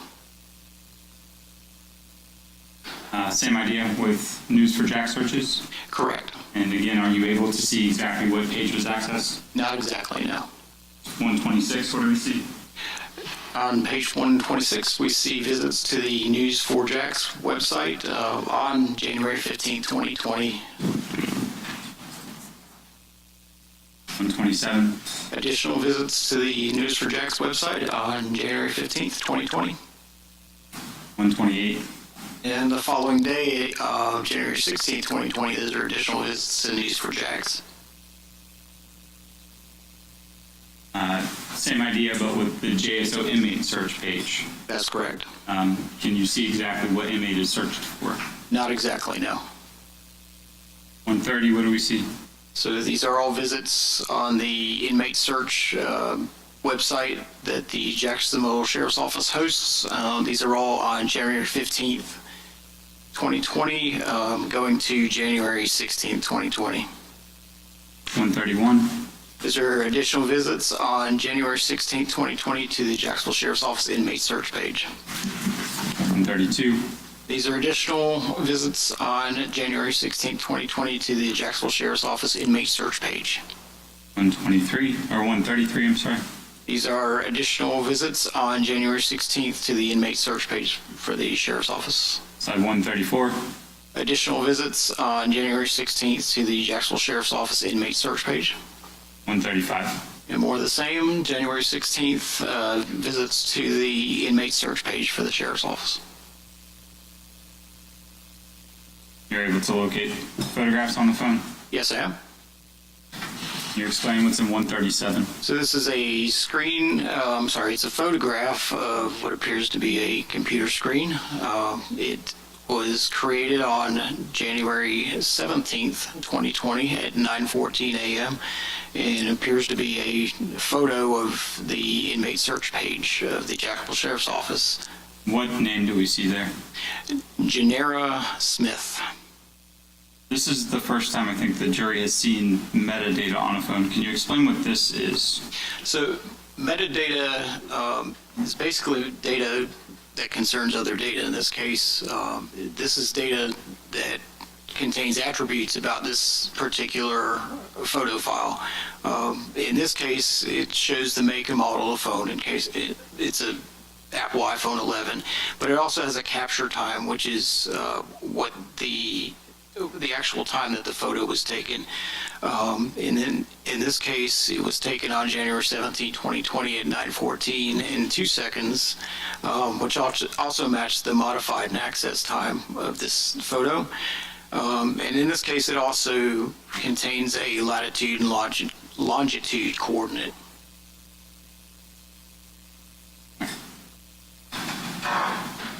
$138, what do we see? These are additional photographs that were found on the phone. These were taken on January 19, 2020 at 11:59 a.m. These are selfie photographs. They also have metadata with this, as well as a latitude and longitude location coordinate. And can you explain to the jury what the significance of these being found in the DCIM file is? The DCIM files contain files that are on the phone itself. It was taken by the actual phone that is, in this case, being examined. And 139. These are just one additional selfie photograph, also in the DCIM folder, which was taken from the phone itself. It does have metadata. It was taken on January 19th, 2020 at 12:35 p.m. It also has a latitude and longitude coordinate. All right. Detective, I'm showing you now what has been marked as State's Exhibit NJ for identification purposes. Take a moment to look at that.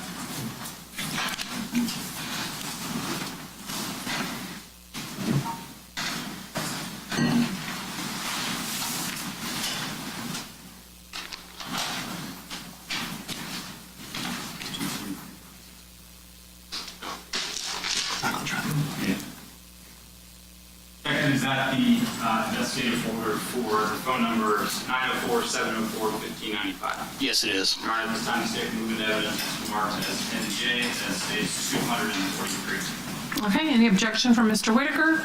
Subject to prior objections, Your Honor. And from Mr. Robinson? Previous motions and objections, Your Honor. Okay. This being overruled, 10J will be marked into evidence as State's Exhibit 243. And publish? Yes. Okay. Back on track. I got my numbers right now. 143, same idea? Same idea. That's how the phone was received. 144? Front and back of the phone. 145? The SIM tray and SIM card that was mounted. Okay, so the 58282. Correct. And we come to the device ID screen. Same idea? Same idea. It's listed as the IMEI number for that phone. Okay, that same 58282 there? Correct. All right, Apple ID? The Apple ID is S08198442 at yahoo.com. And the last used MSISDN? The last used MSISDN, which is the phone number for this phone, is 904-704-1595.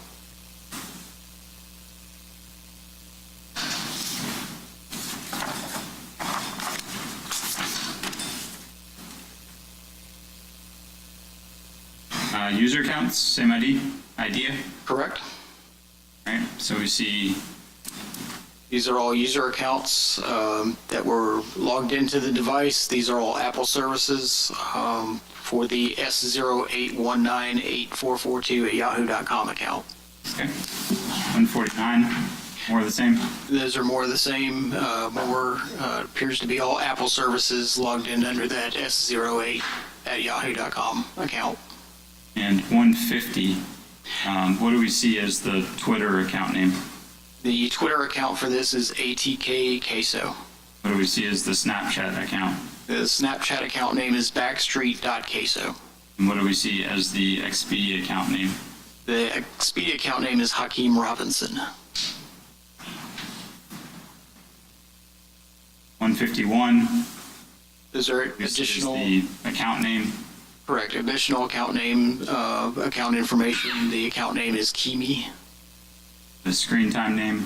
The screen time name is Ksoo 23, And the Dropbox name? and the Dropbox name is Ksoo 23.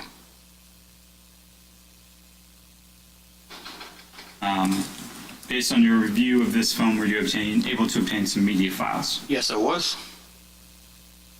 Showing you 153. Can you explain to the jury what we see here? This is a selfie photograph. It was found in an SMS attachment, which means it was in a text message. In this case, it was created on November 25th, 2019 at 8:50 and 59 seconds a.m., again, using a FaceTime or attachment through FaceTime.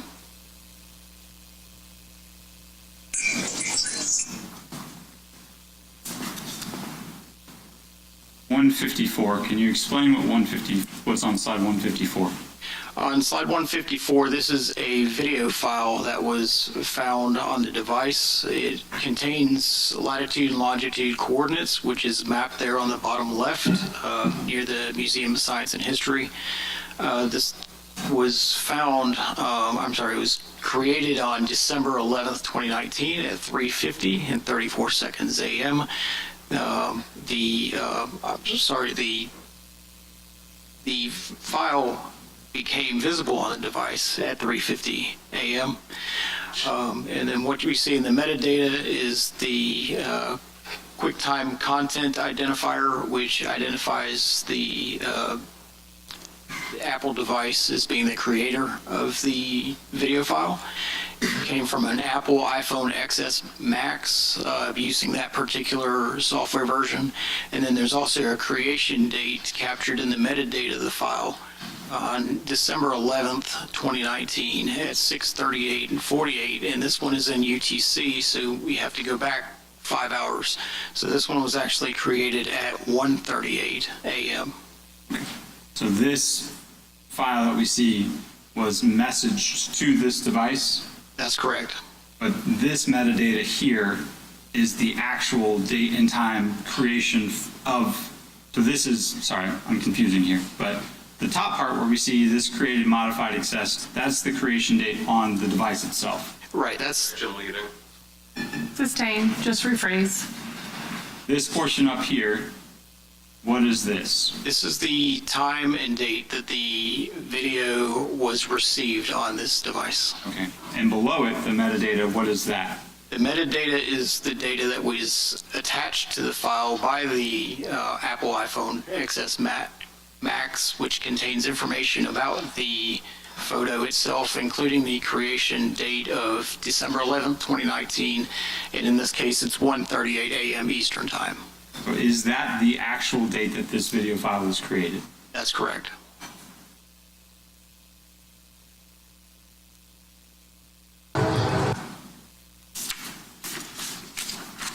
Going to 155, 156.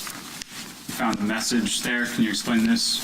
This is an outgoing text message from the 704-1595 telephone number to 904-380-1471, which is saved in the contacts as Diamond Duval.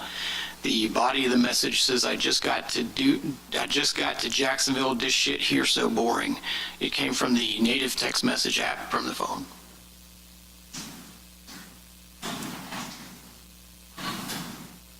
$157. We'll get to 158. What do we see on 158?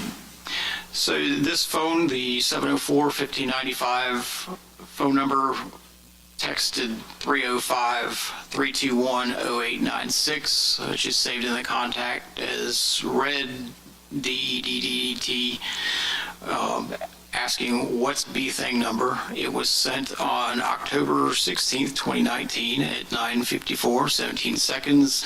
In this case, it's Eastern Daylight Time. It was delivered at the same time. And then the person replies with a phone number 702-918-4911, which we've already seen. That message was sent on October 16th, 2019 at 9:58 and 24 seconds p.m. Again, that's Eastern Daylight Time. Were you asked to look for all contacts between this device and that 702-918-4911 number? Yes, I was.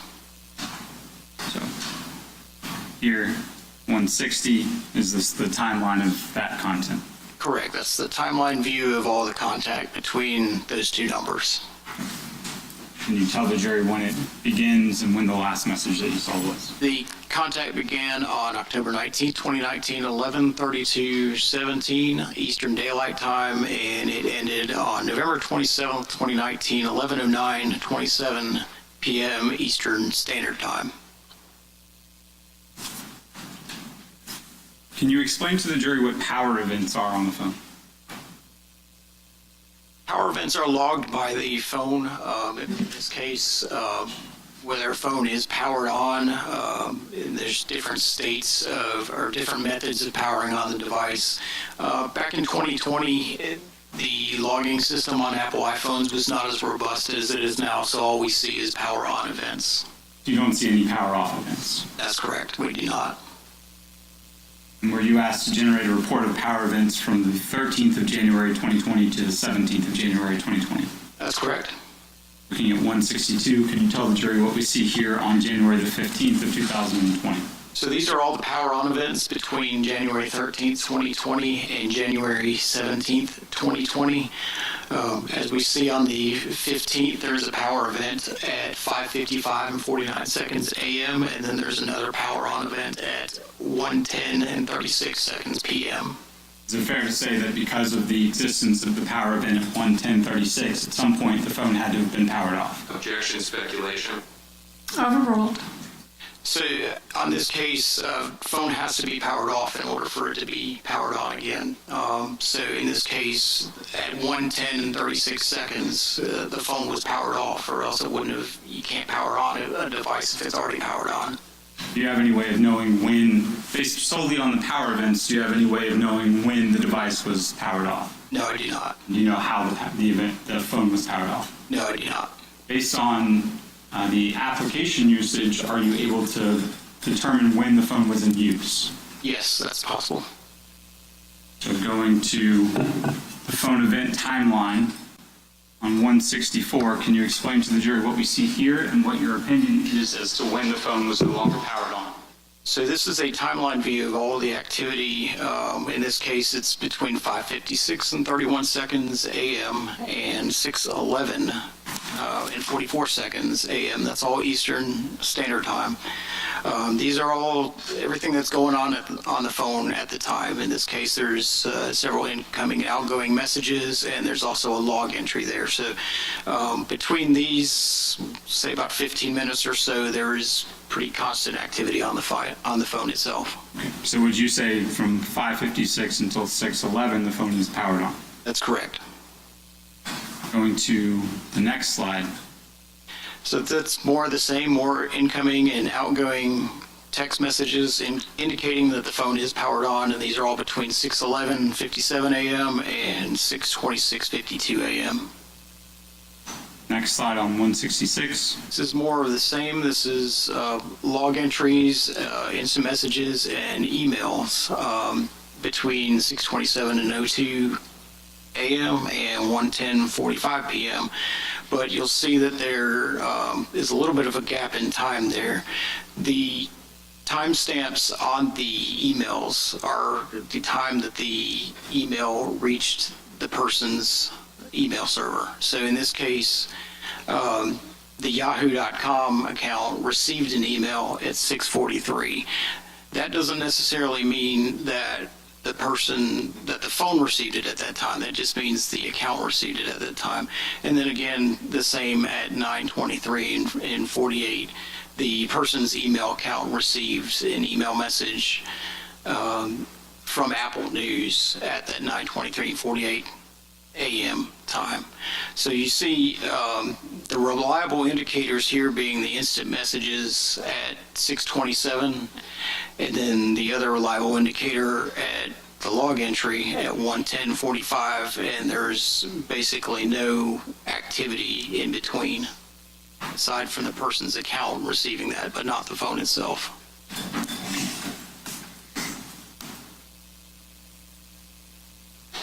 And then 167.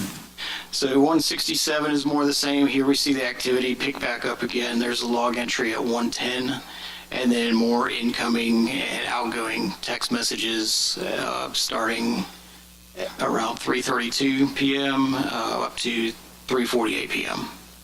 Is it your opinion that sometime between 6:27 a.m. and 1:10 p.m. there was no activity on the phone? Yes, it is. Is your opinion that at some point during that time period the phone was powered off? Objection, speculation. Overruled.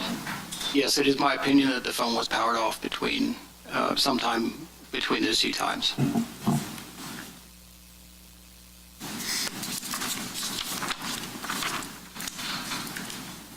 Detective, I am now showing you marked as Exhibit 9U for identification purposes.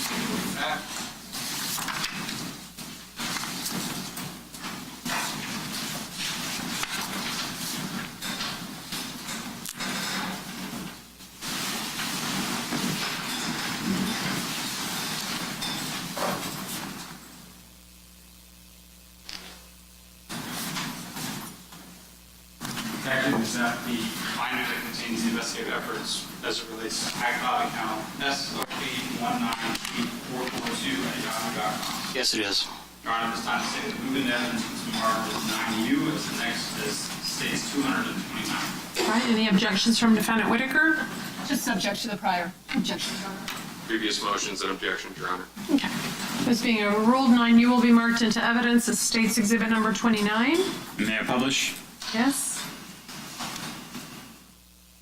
Detective, can you explain the difference again between, or I guess now, between what happens when you receive a phone and an iCloud account? So the process to process an iCloud account is quite a bit different than extracting a cell phone. In this, Speak up a little bit, sorry. I'm sorry.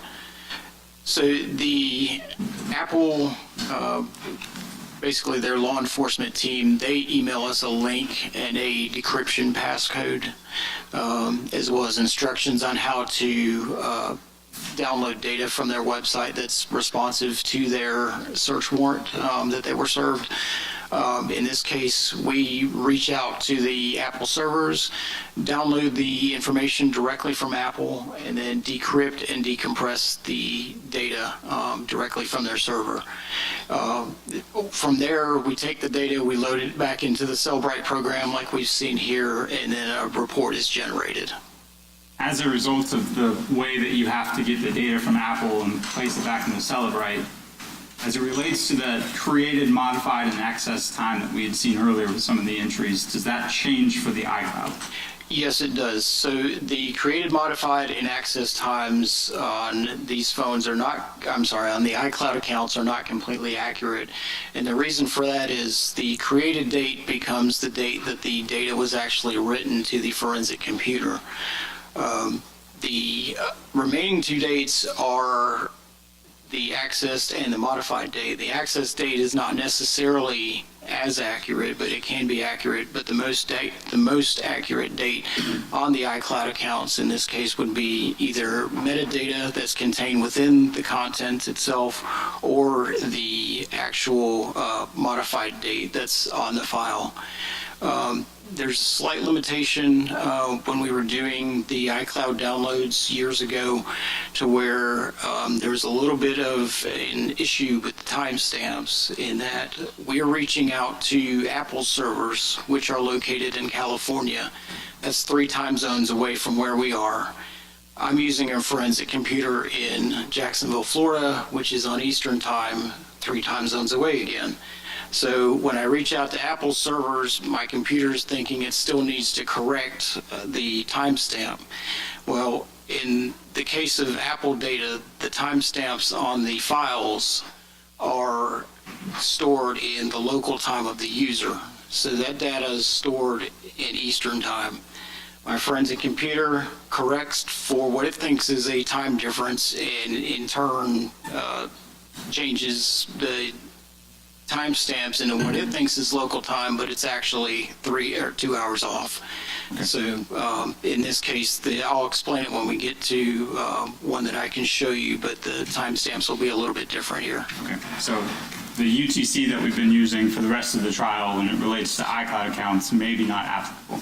Correct, in this case. And you'll explain when we get to particular items what the actual time is. That's correct.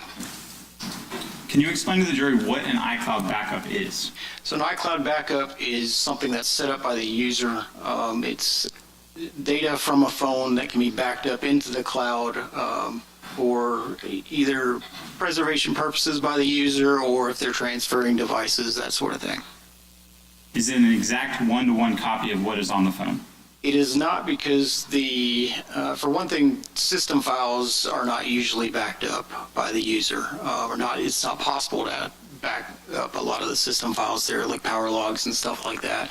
And also the user can pick and choose what they want backed up to the phone. They can choose just photos, just text messages, or they can choose none of those. So as it relates first to this account, the S08, et cetera, at yahoo.com, were call records, like call records, FaceTime calls, et cetera, were they backed up onto the iCloud account? No, they were not. Okay, so we don't know what FaceTime calls were made pursuant to the iCloud return. That's correct. We do not. And were there messages backed up onto the iCloud? Yes, there were. Were there any messages backed up onto the iCloud prior to the date of January the 27th, 2020? Yes, there were. Prior to the date of January 27th? Prior to the date, no, sir. Okay, so the relevant date here, January the 15th, that date was not selected for backup onto this iCloud account? That's correct. Going into it, counts, is that one of the things that a user can choose to back up onto an iCloud account? Yes, it is. And for the S08198442, was that one of the things selected? Yes, it was. Can you explain what we see here?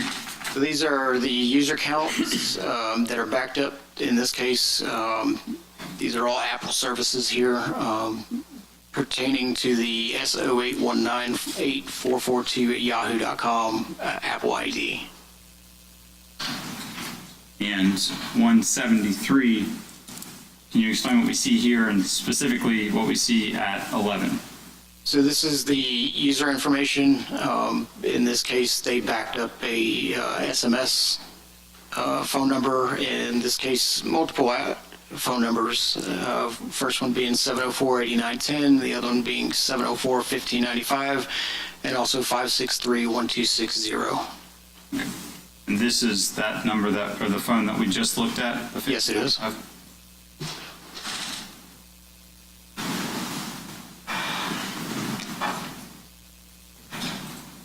Can you explain to the jury what notes are? Notes are it's a feature on an iPhone where you can type in notes to yourself, you can share them with friends and contacts, as well as you can create and delete messages on those particular notes, just a form of documentation. Okay. Based on the iCloud return, does it give the date for when the notes were written? Yes, it does. Sorry. Do we have the times for when the notes were written?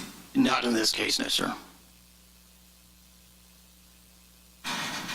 And here on 175, are these the notes that came to that S08 iCloud account? Yes, they are.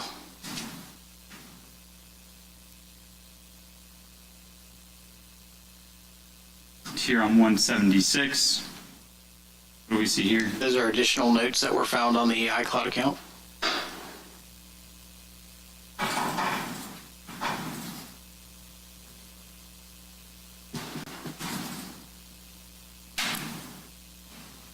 And 177. These are also additional notes that were found on the iCloud account.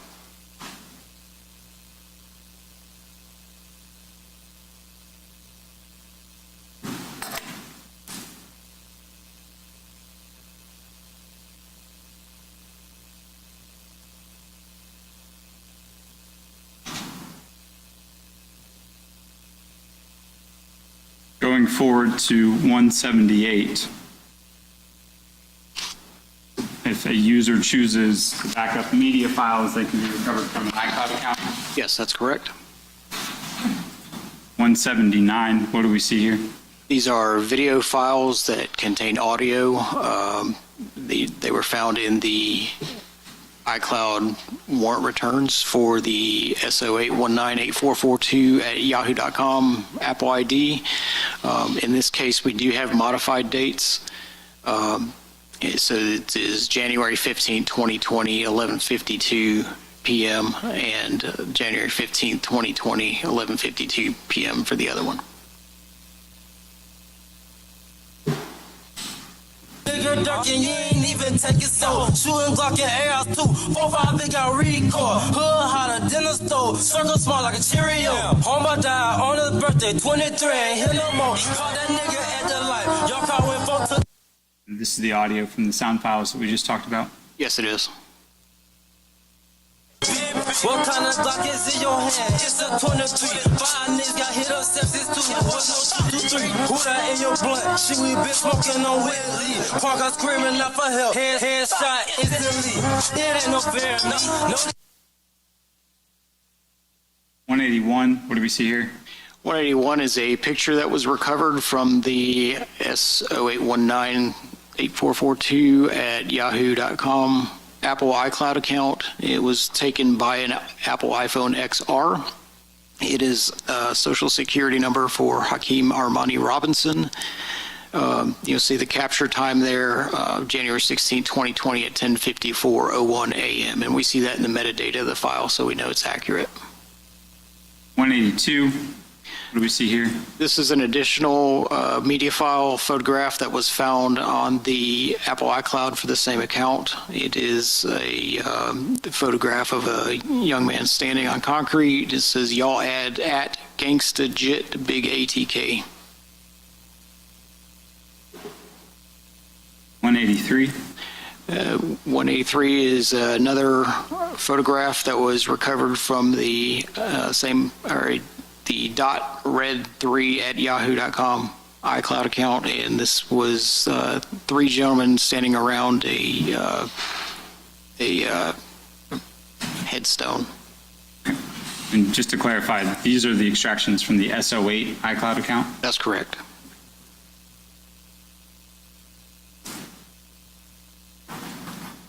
.184, 185, 186, 187, 188.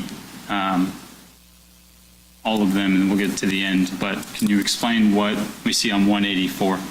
These are additional photo files that were found in the SO8198442 at yahoo.com iCloud account. In this case, we have metadata showing that the files were created on January 20th, 2020 at 1:13 p.m.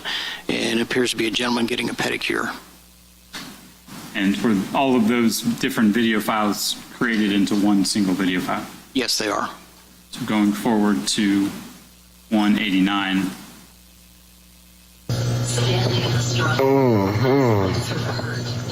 Asking for science, not sorry.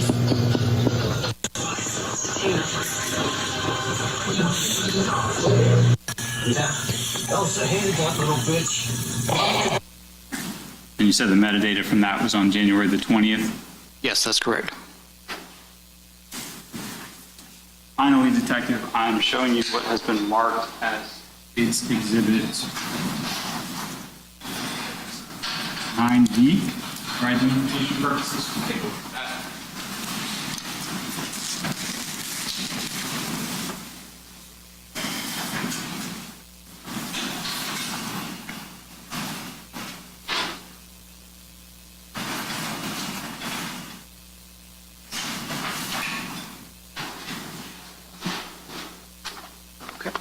That the photos of investigative efforts as it relates to the iCloud account. How is it paying 904?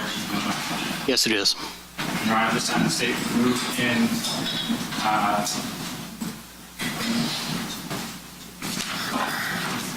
9B as 230. Okay. And on behalf of Mr. Whitaker? Just a Object to prior objections, Your Honor. And Mr. Robinson? Previous motions and objections, Your Honor. Okay, this being overruled, 9B will be marked into evidence as State's Exhibit 230. Can I publish? Yes.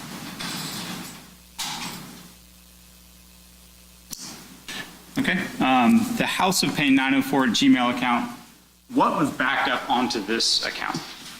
In this account, it was primarily account information. There wasn't a whole lot of information on this account. There were some pictures, media files. Okay. So just the account information and some photographs, media files? That's correct. Okay. So going to the account page, can you explain what we see here? So this is the user account information for House of Pain 904 at gmail.com. It gives the account name as House Pain. It's a full iCloud account. And we see the Game Center nickname. Also, we see some contact information. So the day phone number is entered as a contact into Apple when you're setting up your iCloud account. So it could be day phone, night phone, home phone, cell phone, that sort of thing. And then you see a two-factor authentication phone, the same phone number, 478-305-9583. And what that's used for is whenever you need to log into your iCloud account, Apple will send you some sort of notification asking you if it's actually you logging into your iCloud account, and it's requesting authentication that way. In this case, it's sending a text message to that phone number requiring some sort of response by the user in order to log into the iCloud account. Do the day phone and the two-factor authentication phone, are those from different places? Those are in different places, that's correct. It's basically this phone number was entered as both the day phone and the two-factor authentication phone. Okay. And so somebody who wants to log into the iPhone account to set up the phone would have to use the authentication to then say, yes, I got that code. Yes, that's correct.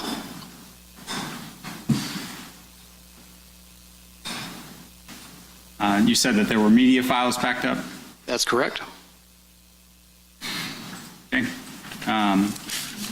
So same photograph from the very beginning of your direct? Same photograph. In this case, we have metadata. It was taken, FB camera would be the Facebook application was used to take the photo. The capture time was December 24th, 2019 at 1:25 a.m. 198. It's two video files created on November 24th, 2019 in this case, we have to do the conversion because there's no metadata associated with these files, so we'll subtract 2. It was created at 8:49:14 p.m. And again, we're subtracting 2 only because it's an iCloud account and it was processed a different way than the actual cell phones. The second video was created at 9:03:36 p.m. Okay, and we'll explain that in a second.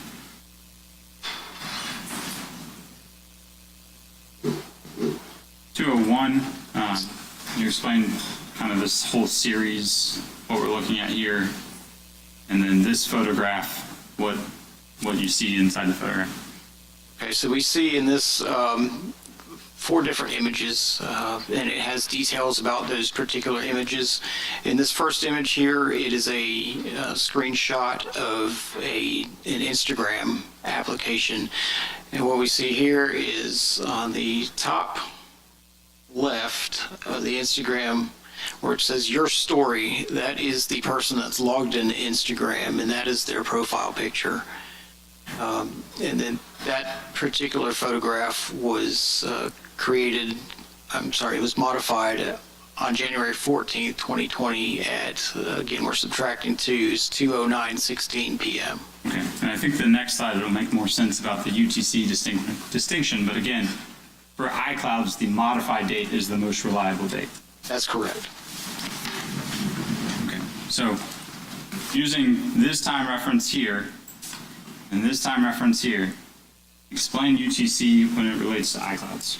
So when it relates to iClouds, because there was that discrepancy that I referred to previously, with the computers here reaching out to the servers in California, there is that discrepancy. So instead of normally subtracting 5, and this only applies to iCloud accounts, you subtract 2 hours to get the actual time. So we see here, the screenshot obviously was 1:55 p.m., but the modified date here is 3:55. So that correlates to the 2-hour difference between the time zones.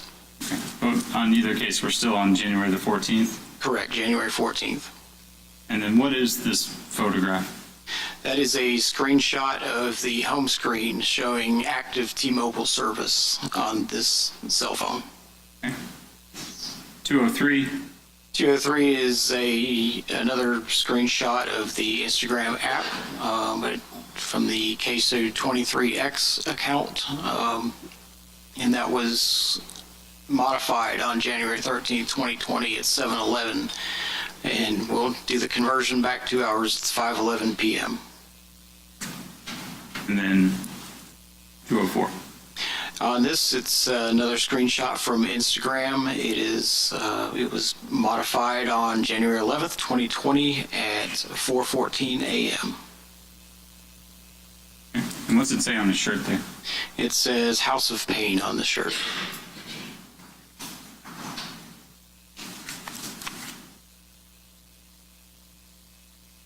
.206. What is this?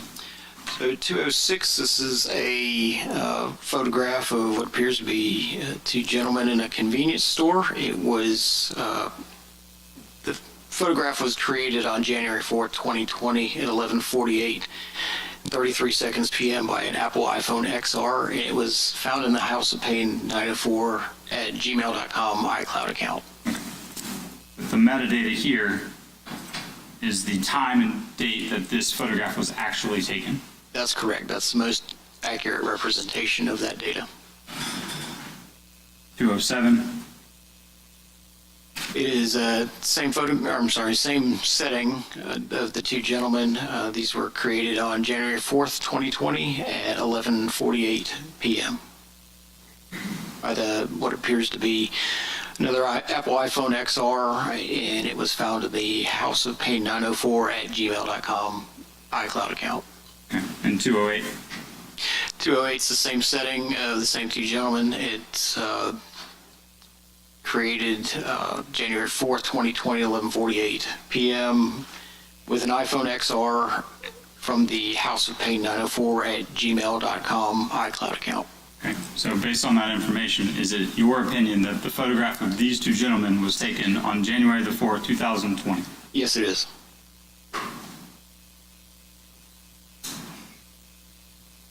Finally, Detective, were you asked to review the photographs in the iCloud account House of Pain to locate what appeared to you to be selfie photographs? Yes, I did. All right. So can you tell the jury the modified date here, which you said again was the most accurate? In this case, yes, it is. All right. The modified date is December 23rd, 2019. We'll back up 2 hours. It's 3:47 and 18 seconds a.m. This is another one. In this case, we do have a capture time in the metadata, which is the most accurate. It's December 27th, 2019 at 4:06 and 25 seconds p.m. It's another selfie photograph.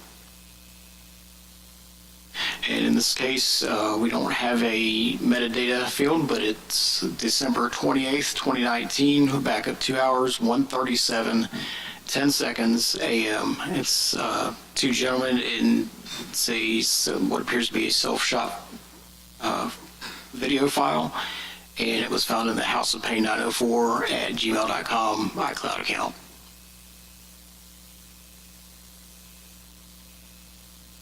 .213. This is another selfie photograph. In this case, we do have capture time. It's December 31st, 2019 at 2:48 and 44 seconds p.m. It was taken with an Apple iPhone 11, and it was found in the House of Pain 904 at gmail.com iCloud account. Okay.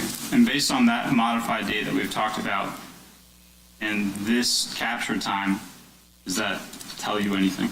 Right, that confirms what I was referring to earlier about the difference in time zones with the two different time zones. This picture was taken at the same time that it was backed up onto this iCloud. That's correct. 214. 214 is another selfie photograph. January 6, 2020 at 6:36 and 22 seconds p.m. It was found in the houseofpain904@gmail.com iCloud account.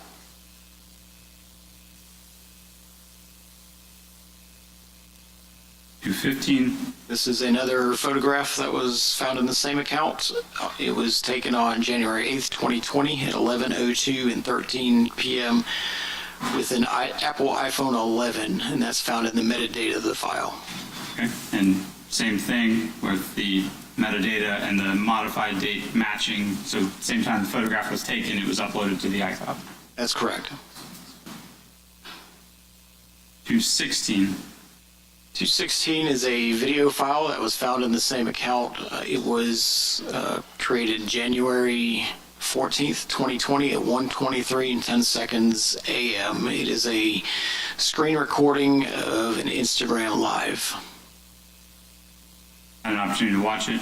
Yes, I have. You're a sports fan? Yes. And do you remember the date, or were you asked to look up the date of the Clemson LSU National Championship? I looked it up. It was January 13th, 2020.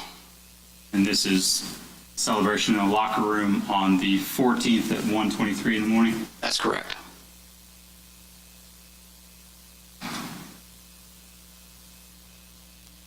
Couple more questions, Detective. You said as part of your responsibilities, you were assigned to review the search warrant, so you know kind of the parameters of what you're allowed to do? Yes, I am. For the House of Pain 904 iCloud account, did you review that search warrant? Yes, I did. And what was the date range that Apple was told to provide all responsive data? From January, sometime in January 2019 to February 23rd, 2021. Okay. Till February 2021? That's correct. After January the 14th of 2020, was there any responsive data at all? No, there was not. Was there any indication that phone was ever backed up ever again? No, there was not. Thank you, Detective. I don't have any other questions. All right, cross-exam for Mr. Whitaker.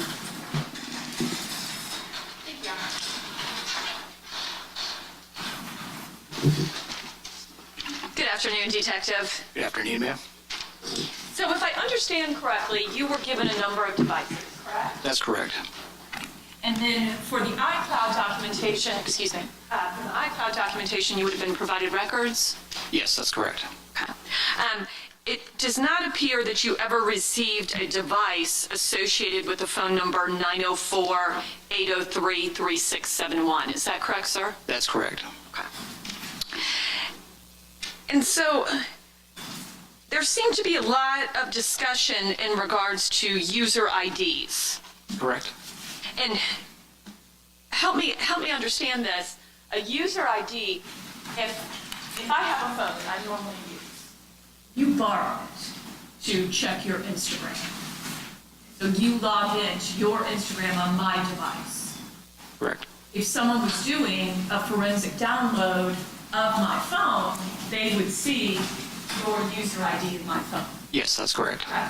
Okay, so the fact that there are multiple different user IDs in any particular phone just lets us know at some time, or on the dates and times actually selected, whoever was personally using that phone was using that particular ID. Yes, ma'am, that's correct.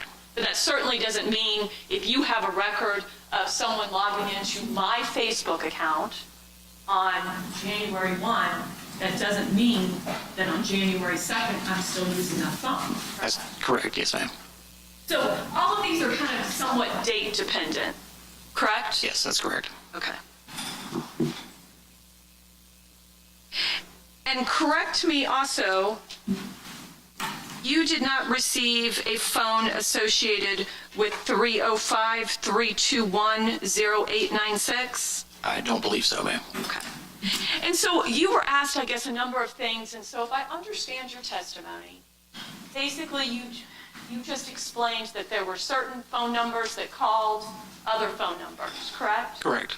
And there were certain, I guess, phone numbers doing data downloads, correct? Correct. For your purposes and your responsibility in this case, you were not considered an investigator of this.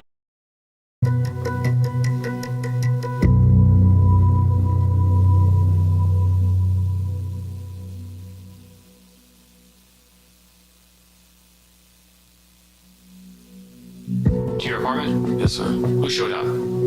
Torian, Kareem, Scotty, and Ksoo. So, Ksoo, Hakeem Robinson, Yes, sir. Scotty, Leroy Whitaker, Yes, sir. Torgon, and Abdul Robinson Jr. Yes, sir. What kind of vehicle were they in? A Dodge Journey. Do you know anything about that vehicle? Whose it was? It was Ksoo's car, rental car. Had you seen that Dodge Journey before? Yes, sir. Did you get into the car with them? Yes, sir. And do you remember where you went from your apartment? Yes, sir. Where was that? We went back to McCormick's complex.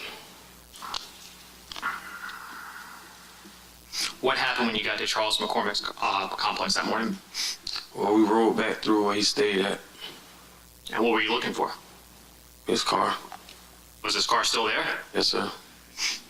Once you observed the vehicle, did y'all continue to drive through or did you stop? We stopped. All right. And what happened after you stopped?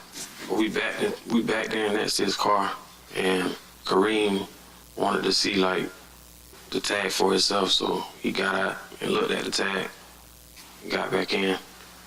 And what did he say? He was like, "That is it." After Kareem confirmed that was the correct car, what did all of you do? We left. Where'd you go? We went to Eastport Apartments off of Main Street. And what was the purpose of going there? To get a stolen car. Okay. Did you get a stolen car from there? Sir. What kind of car? A Nissan Altima. Do you remember the color? Yes, sir. What was it? It was gray. And what was the purpose of getting a stolen car? No trail. Say that again? No trail. No trail? Yeah. Okay. And what do you mean by that? So it won't come back to none of us. Who got into the Nissan Altima? Me, Ksoo, and Scotty. Who was driving the vehicle? Me. How'd you get the keys? They was handed to me. By who? By Ksoo. Hakeem Robinson. Yes, sir. Did Hakeem Robinson do anything or say anything to you when he handed you the keys? Yes, sir. What was that? He smirked. He smirked at me. Okay. What did you take that to mean? That I was driving. All right, I'll sustain that objection. After you got the keys, did you get into the driver's seat? Yes, sir. Where did Hakeem Robinson and Leroy Whitaker get? In the back seat. Did Abdul Robinson Jr. Kareem get into the Nissan? No, sir. What about Torgon? No, sir. Where were they? Still in the Dodge Journey. Did you drive Hakeem Robinson and Leroy Whitaker back to Charles McCormick's apartment? Yes, sir. And what was the intent for the three of you when you were going to that apartment complex? Kill McCormick. Did Abdul Robinson Jr. and Torgon follow? Yes, sir. Follow the Nissan? Yes, sir. What was their role or assistance in following you? Make sure the police don't get behind us. Okay. So if the police got behind a stolen car, what would happen? We get pulled over. Do you remember what kind of clothing you were wearing that morning? Yes, sir. What was it? I don't black jacket, black pants, red shoes. Do you recall what Hakeem Robinson was wearing? Yes, sir. What was that? Nike jumpsuit. You remember anything about the colors? Yes, sir. What? It was black and gray. Top or bottom? Do you remember, are you talking about tops, bottoms? You said tracksuit, so. top end about him. Do you remember what Leroy Whitaker was wearing? Yes, sir. Best you can remember, what was it? It's like the same kind of jumpsuit. Was it exactly the same? No. And, okay. Your Honor, may I approach the witness one more time? Yes?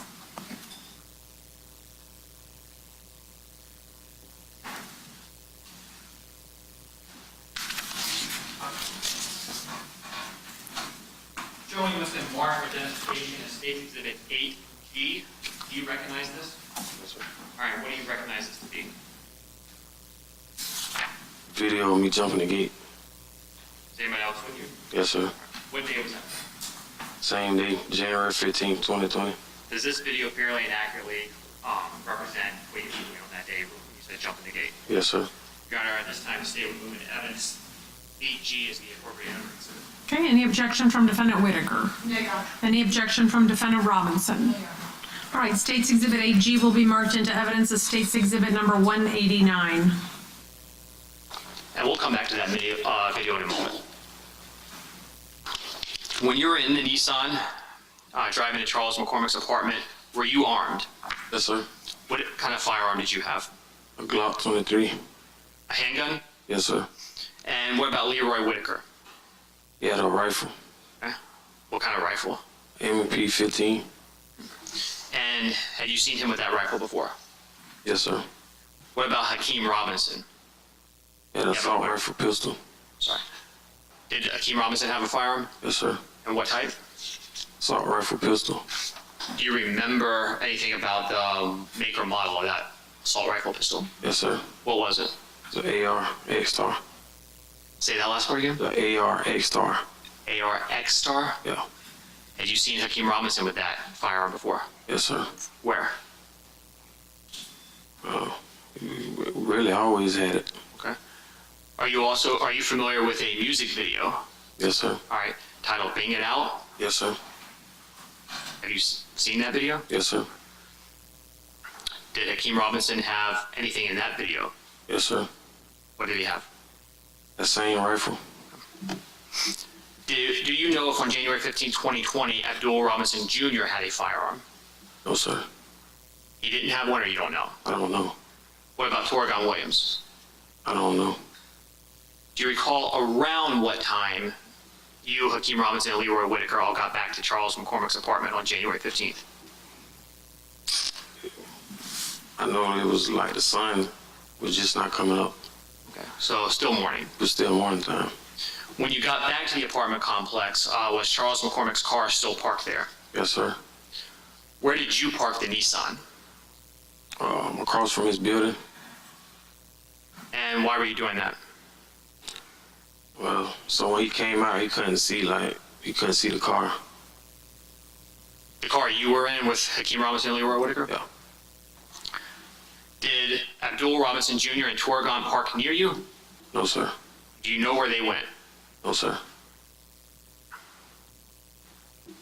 Could you see where they went? No, sir.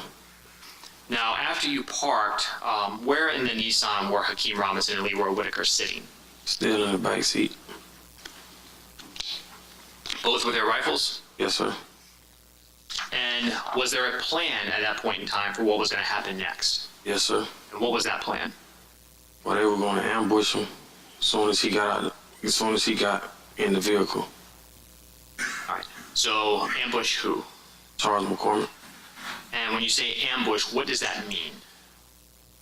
Like, well, we call it run down. Huh? Well, what does run down mean? It's ambush. Okay. If Charles McCormick walked out of his apartment while y'all were sitting right there, No, sir. when he walked out, if the plan was to run him down, what would that have involved? What would have happened? I'll allow him to answer if he knows, otherwise it would be sustained. Do you know what the plan was for when Charles McCormick walked out? Yeah. All right. What was supposed to happen? Well, when he got into the vehicle, they was going to jump out of the car. And when As soon as he got in his car, they was gonna run him down and shoot him. Who was? Scotty and Ksoo. So both Leroy Whitaker and Hakeem Robinson? Yes, sir. And they both were gonna shoot him? Yeah. What was your role? Just to come get him after it was done. And get him out of there? Yeah. Did you all have to wait a long time for Charles McCormick to come out of his apartment that morning? Yes, sir. Do you remember about how long y'all were waiting? No. Was it hours? It was hours. While waiting for Charles McCormick to come out of his apartment, did you see Abdul Robinson Jr. and Torgon again while y'all were waiting? Yes, sir. All right. How did that happen? They pulled up on the side of us to let us know that he had just made an Instagram post. That Charles had just made? made? Looking at, yeah. And then to be on the lookout, is that what you said? Yeah. Did they then drive back off? Yeah.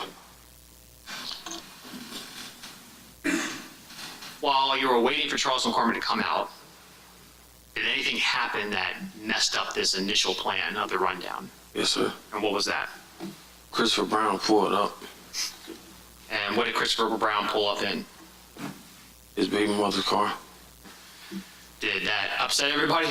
Yes, sir. And why is that? Because he was messing everything up. Were you concerned about the vehicle he was in? Yeah. All right. And why?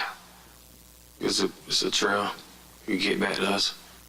It could get you caught? Yeah. So what did you tell Christopher Brown? Told him to pull off. Did he? Yeah, he pulled off. Did you stay where you were at? No. What did you do? I tried to go physically tell him, like, get from around. Okay. About whether the phone was powered off. Correct. Okay. So if my phone runs out of battery, it powers off, right? That's correct. If it's running updates, and they can be done automatically, it powers off, correct? That's correct.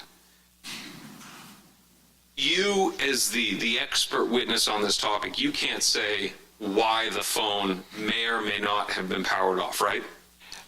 That's correct. So like I said, there's no record of power off entries at this point. It's just the power on entries. So with there being no record of it being powered off, I would have no way of saying how or why it was powered off. My client could be asleep, right? Well, the phone would have to be powered off. It would be irrelevant if your client was asleep or not. We're talking about the reasons why it may be off. It could be the updates, could be the battery died, could be he turned it off because he's asleep, right? That's correct, yes, sir. The government believes he turned it off because he was involved in this case, right? To my knowledge, yes, sir.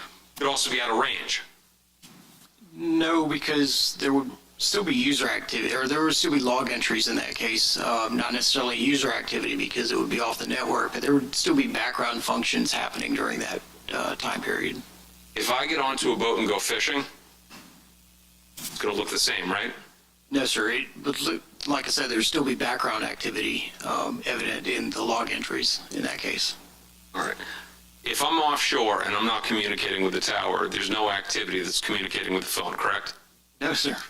Once again, there would still be background activity on the phone. There would be stuff written to the logs because if the phone was powered on and not on the network, then... I understand what you're saying. I'll agree with you. I'll withdraw that one. You're saying that on the phone that you look at, it's going to have something on there for that time frame. Correct, independent of it being connected to the network or not. But as you sit here as the expert witness, you can't say why it was off that day. No, sir, I can't. Or if it was intentionally turned off. I can't say that, no, sir. Next topic. Now, I just want to clarify this, and again, you're the expert, so correct me if I'm wrong here. You testified and you said that the phone was not selected for backup that day. Do you remember that line of questioning? You'll have to specify which account, sir. All right, the 1595 account. Okay. There was questions about the phone, whether it was backed up. You remember that question? Yes, sir. Okay. The backup of a phone to iCloud, that can be done automatically, correct? That's correct. Where the user isn't going, I want to back up today, I don't want to back up today? Well, it's an automatic function, or it could be a manual function. It's user selectable. You're not able to say sitting here, say that that there was a choice made not to back it up that day?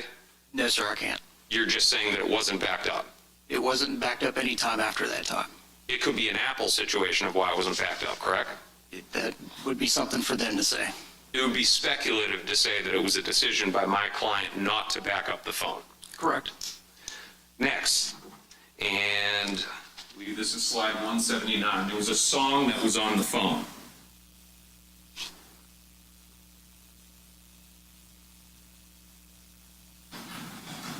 You remember testifying about this a couple minutes ago? Yes, sir. All right. When was that song added to the account?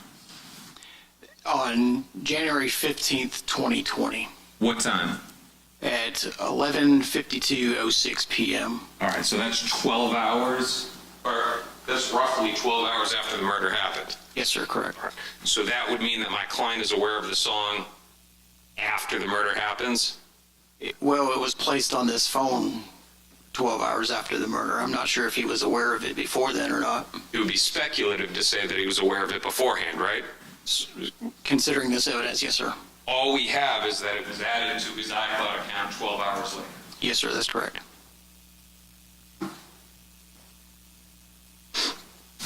Now, the next topic, we've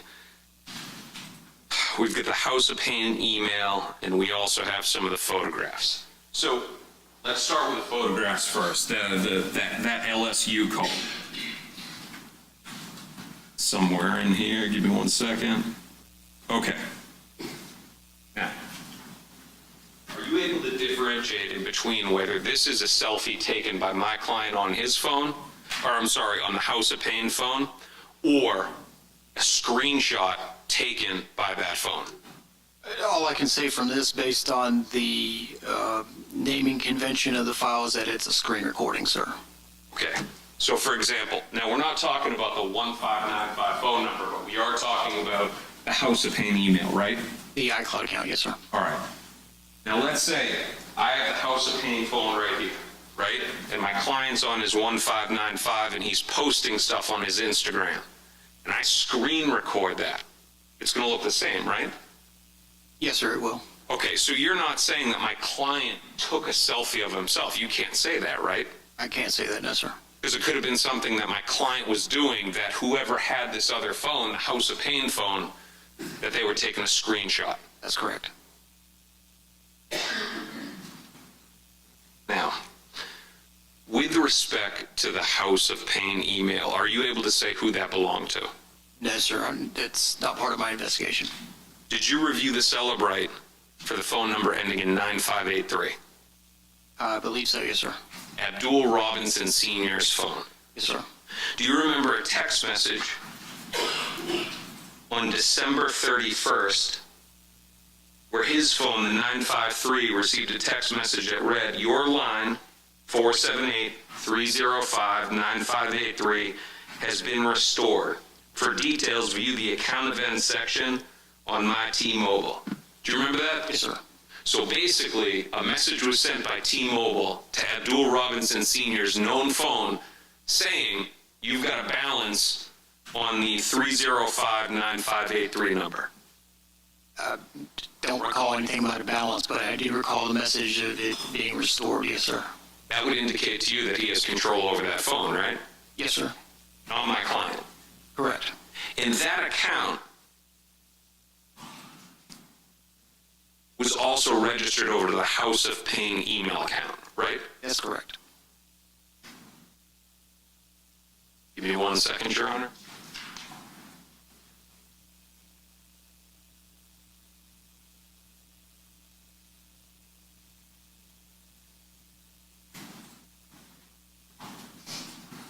Now, the different lines of questions that we just talked about, the payment by Abdul Robinson Sr., the registering of that email address over to his accounts, the fact that they could have been screenshots, the reasons why it was powered off, is that anywhere in the presentation the government just did? Yes, sir. All right. Now, last line of questions, and I'm going to go out on a limb here and say that you're not a huge fan of drill rap. Correct. Big drill rap guy? No. No. All right.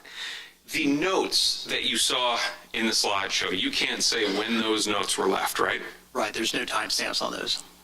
No times, no dates, right? Correct. Yes, sir. And are you aware that one of them, or let me withdraw that, some of the notes you notice that they rhyme, right? Correct. Does that indicate to you that it may be lyrics for a song? That it could be, yes, sir. Are you aware that one of them, when it's bang and thang, that has to do, those are lyrics from his very first song years prior in a compilation with a late rapper named J.D. Youngin? I'm not aware of that, sir.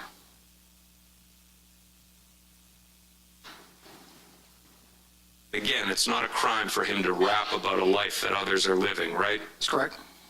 Your understanding from JSO, you may not be a fan, but that type rap sells. Correct. One brief moment. Okay.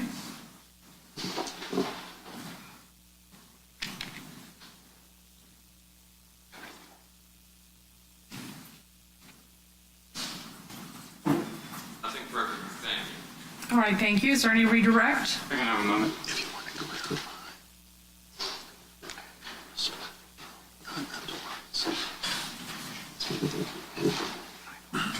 Detective, I just want to back up a little bit.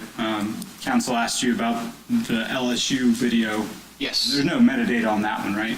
No, there's not. Okay, but on this one, on 215, with the capture time at January the 8th, 2020, 11:02, 13 p.m., and the modified date, you said you subtract 2 hours, so that would be 11:02, 12 p.m.? That's correct. And so the picture is being captured and then effectively recorded on the iCloud at the exact same time. That's correct. And that's on an iPhone 11? Yes. Okay. And we have that again on December the 31st. That's correct. Where they're being captured and taken and posted to the iCloud at the same time. Yes, that's correct. And again on December the 27th, 2019. Yes, that's correct.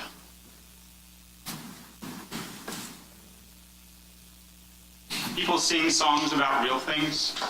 Yes, they do. And your role in this case is as a forensic investigator, you don't know what the other evidence is. That's correct. I don't have any other questions. Okay, may this witness be excused? Yes, ma'am. All right, thank you. Officer, you are excused and free to go. Detective, sorry.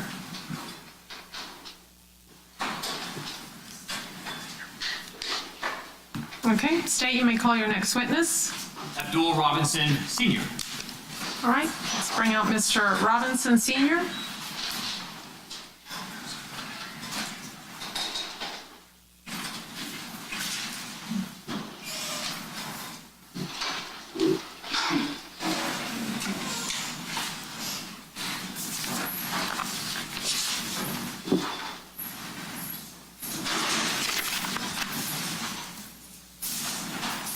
All right, Mr. Robinson, if you'll come forward and be sworn.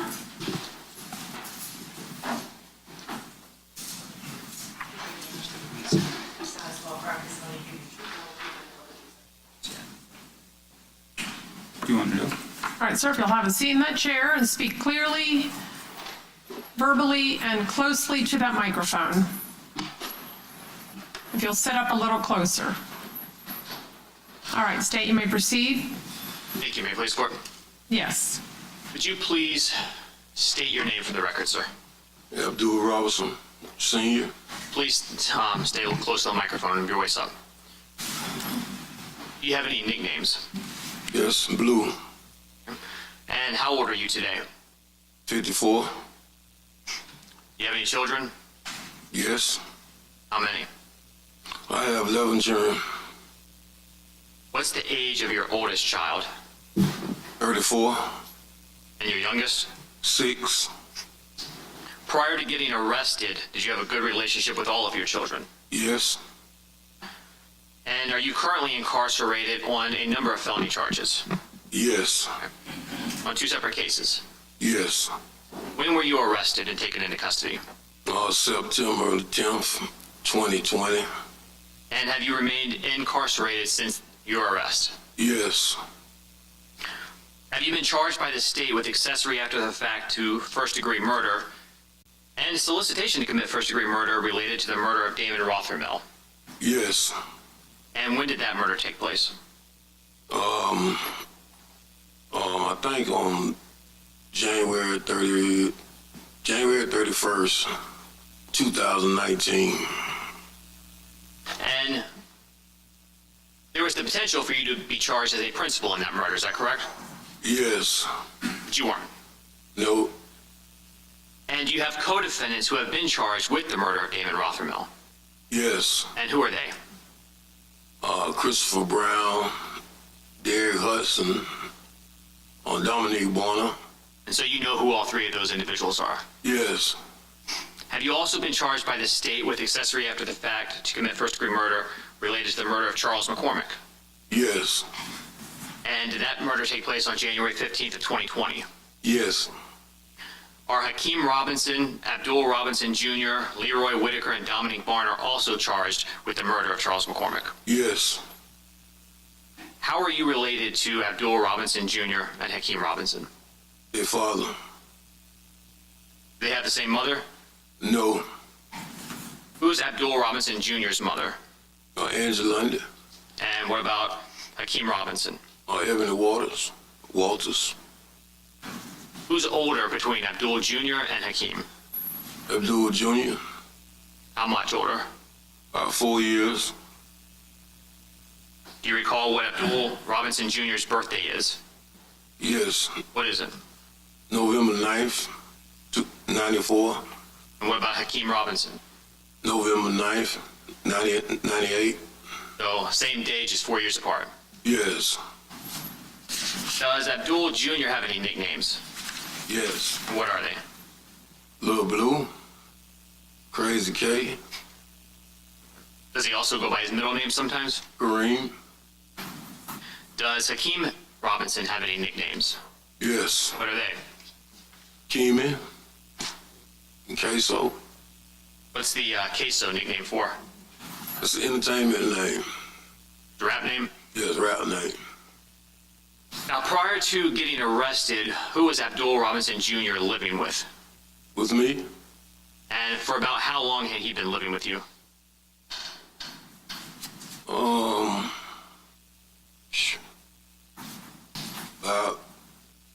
About 10 years.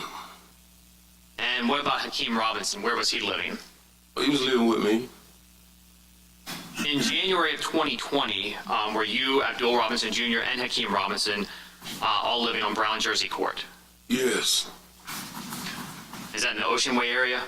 Yes. Prior to living in that home, what area of town were y'all living in? West Side, Norman area. Norman? Do you know a person named Leroy Whitaker? Yes. Are Hakeem Robinson and Leroy Whitaker related to one another? Yes. How so? Cousins. Okay. And what's the family connection? Mother and father and mother, brother and sisters. So is that Leroy Whitaker's father and Hakeem Robinson's mother? Yes. Now, over the years, kind of leading up to 2020, did Hakeem Robinson and Leroy Whitaker have a close relationship? Yes. Does Leroy Whitaker have a nickname? Yes. And what is it? Scotty. Mr. Robinson, do you see your son Hakeem Robinson in the courtroom here today? Yes. Can you tell us where he's seated and what he is wearing? He's seated between these two lawyers right there with a beige suit on. The record reflect the witness has identified Mr. Hakeem Robinson. Okay, the record shall so reflect. And do you also see Leroy Whitaker in the courtroom here today? Yes. Can you tell us where he's seated and what he's wearing? He's wearing a gray suit, sitting right next to his lawyer. Is that which table? Front table. The record will reflect. All right, the record shall so reflect.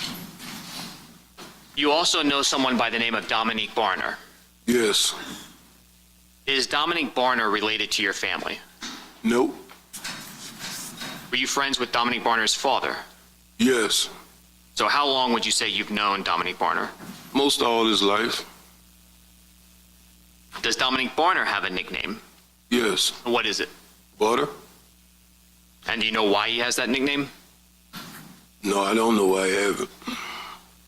Now, prior to getting arrested, was Dominique Barner friends with Abdul Robinson Jr.? Yes. Did he also spend time with Hakeem Robinson? Yes. Now, on April 11th of 22, did you enter pleas of guilty to the court in both of your pending cases? Yes, I did. And was that plea partially negotiated with the state? Yes. Now, as part of your plea, you agreed to cooperate against the co-defendants in both cases? Yes. Have you been sentenced yet on either of your charges? No, I haven't. Who ultimately will decide what sentence you get? From my understanding, the judge. And what judge did you enter a plea of guilty to? Miss Salvador. Now, in the Damon Rothermel murder case, where you pled to accessory after the fact, is that right? Yes. And based on that plea, when you were sentenced by the judge, did the state agree that we will drop the solicitation to commit murder charge? Yes. Is both the accessory after the fact and the solicitation a first-degree felony? Yes. So they're both punishable by 30 years? Yes. And in the Charles McCormick murder case, you also pled to accessory after the fact, a first-degree felony? Yes. All right, and typically first-degree felony punishable by up to 30 years, is that correct? Yes. Now, as part of your pleas, did the state agree to cap the maximum sentence you could receive to be 20 years? Yes. Now, if you are to receive a 20-year sentence from the court, how old would you be approximately at the end of that sentence? Say that again? If you were to be sentenced to 20 years by the court, at the end of that sentence, approximately how old would you be? I'll be close to 70. And as part of your plea, did you have sentencing guidelines in your case? Yes. That represent the lowest sentence the court should sentence you to, absent a legal reason to go below? Yes. And what were your guidelines in your case? Do you recall? 76 months to 20 years. Now, even though cooperation provides a legal basis that allows the court to go below, does the court have to? No. Does the court have to follow any recommendation the state makes? No. And sitting here, do you have any idea what sentence you're going to get? Nope. Are you hoping for the best sentence you can get? Yes. Did the state of Florida at any time promise you that we would recommend any specific sentence? No.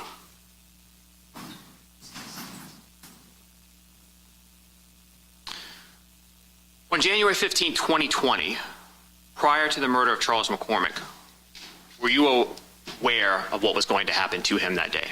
No. Did you participate in any of the planning of the murder of Charles McCormick? No.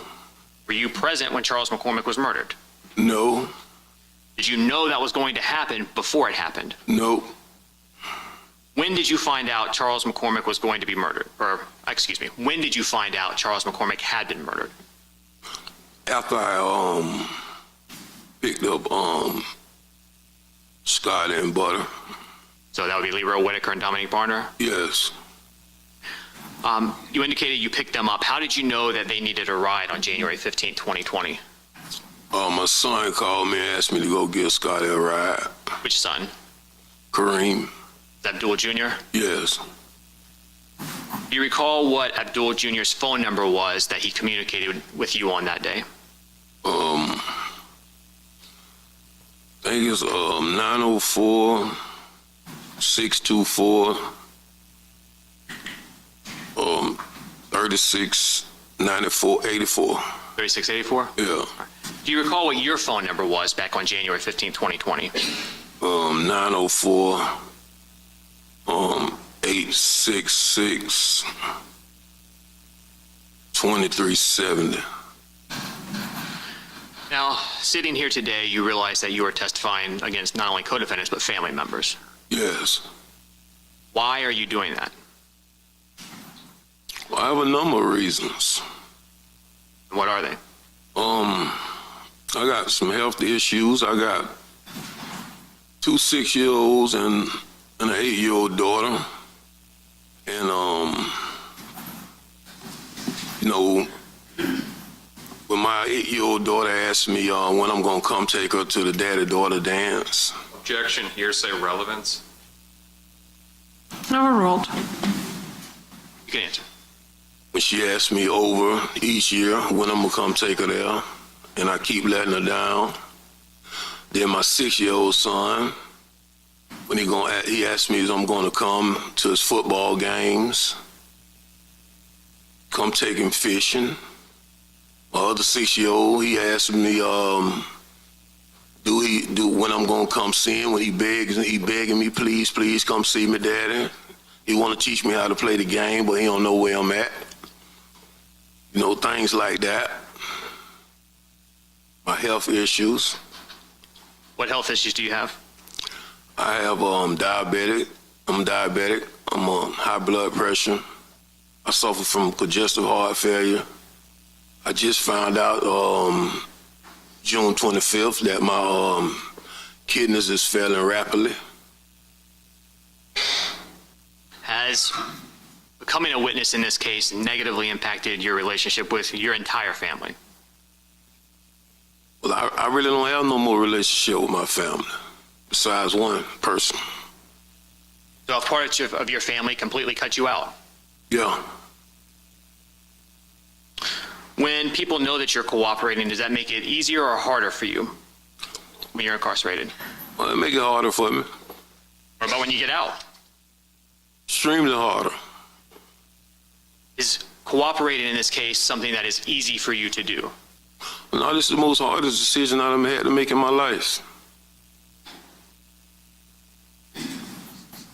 The day that Charles McCormick was murdered on January 15, 2020, does that specific day hold any significance for you and your family?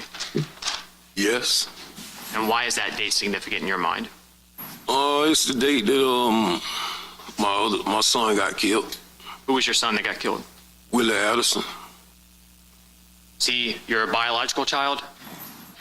No. Do you still consider him to be your son? Yes, I consider him to be my son. Did Willie Addison have a nickname? Yes. What was that? Lil Willie, Boss Goon. Who was Willie Addison's mother? Angie Lundy. Same as Abdul Jr.? Yeah. What was the age difference between Willie and Abdul Jr.? I think about 2 years. Before Willie Addison was killed on January 15, 2019, where was he living? He was living with me. And what area of town was that? Normandy, off Normandy. Who else was living there at the time? Hakeem, my daughter, and Abdul Jr. Were Abdul Jr. and Hakeem Robinson close to Willie? Yes. How close would you consider him? It was pretty close. Did they be brothers? Yes. Where was Willie Addison when he was actually shot on January 15, 2019? He was in the truck with me in the passenger seat. Were you driving? Yes. And so Willie was in the front passenger seat? Yes. Was anyone else in the vehicle? It was like 4 more people in the vehicle. Who were they? Abdul Jr., Moody, my nephew, Samuel, and Pooh Red. Is Pooh Red Torgon Williams? Yes. Is Torgon Williams related? Yes. How so? Cousin. Now, did Torgon and Willie have a decent relationship? I think it was okay. Was Torgon Williams close to your son Abdul Robinson Jr.? Yes. How was Torgon's relationship with Hakeem Robinson? Well, they had a pretty good relationship. Now, when Willie Addison was shot, was anyone else inside the vehicle hurt as well? Everybody. Including you? Yes.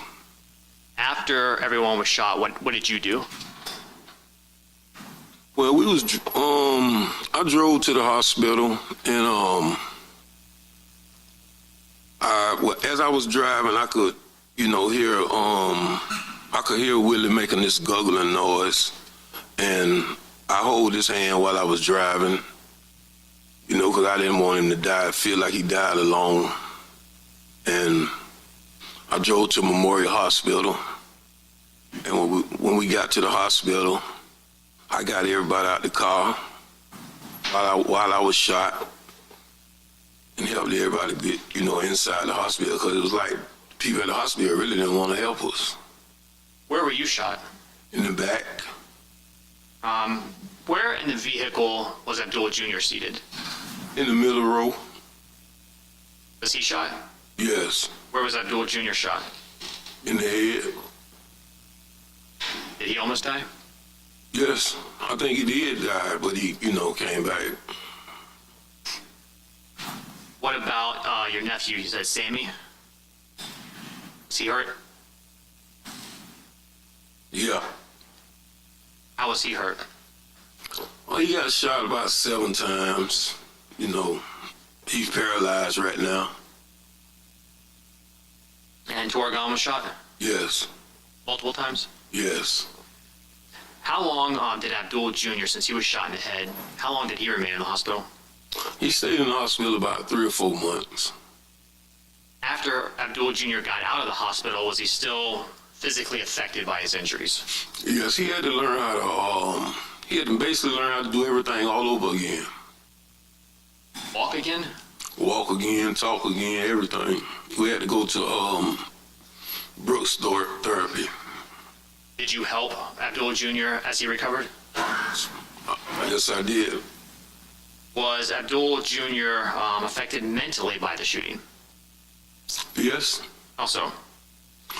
I think it made him more, you know, more angry. Like, I don't know if bipolar like was be the right word to use, but it made him just, it changed his mood swing. Now, Hakeem Robinson was not in the vehicle when the shooting happened, correct? No. How was he affected mentally by Abdullah Jr. and his family members being hurt? Objection, speculation, personal knowledge. Yeah, unless he has personal knowledge, I'll sustain that objection. Do you have personal knowledge as to how Hakeem Robinson was feeling after this happened? Yeah.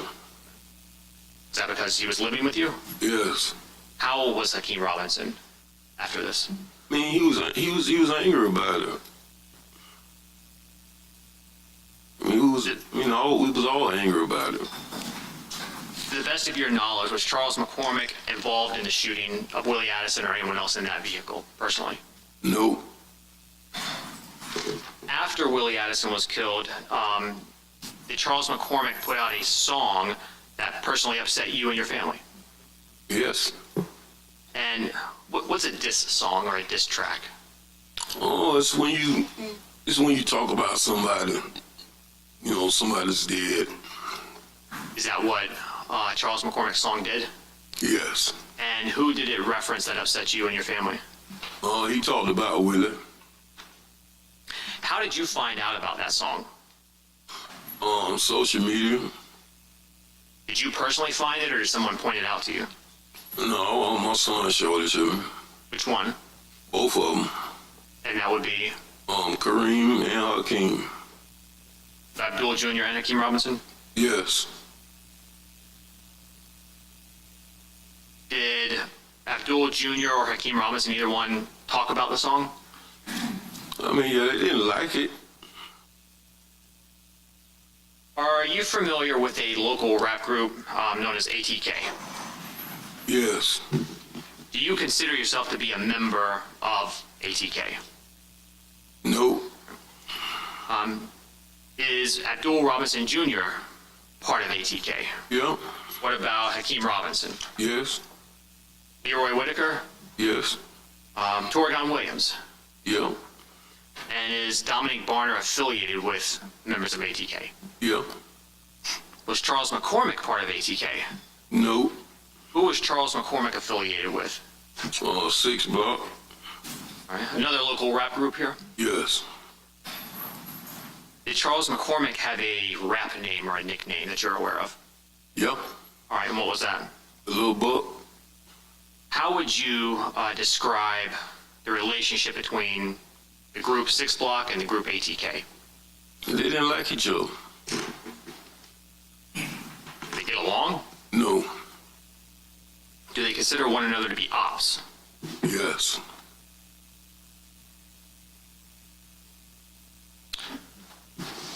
Who do you know that had a desire to go after Charles McCormick based on that song?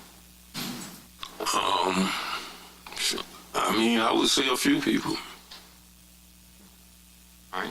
Anybody related to you or anyone else? Yeah. All right. Well, who would you think had the most? The most? I would say Abdul, my son, both of them, Hakeem and Abdul. In January of 2020, did Abdul Jr. Own his own vehicle? No.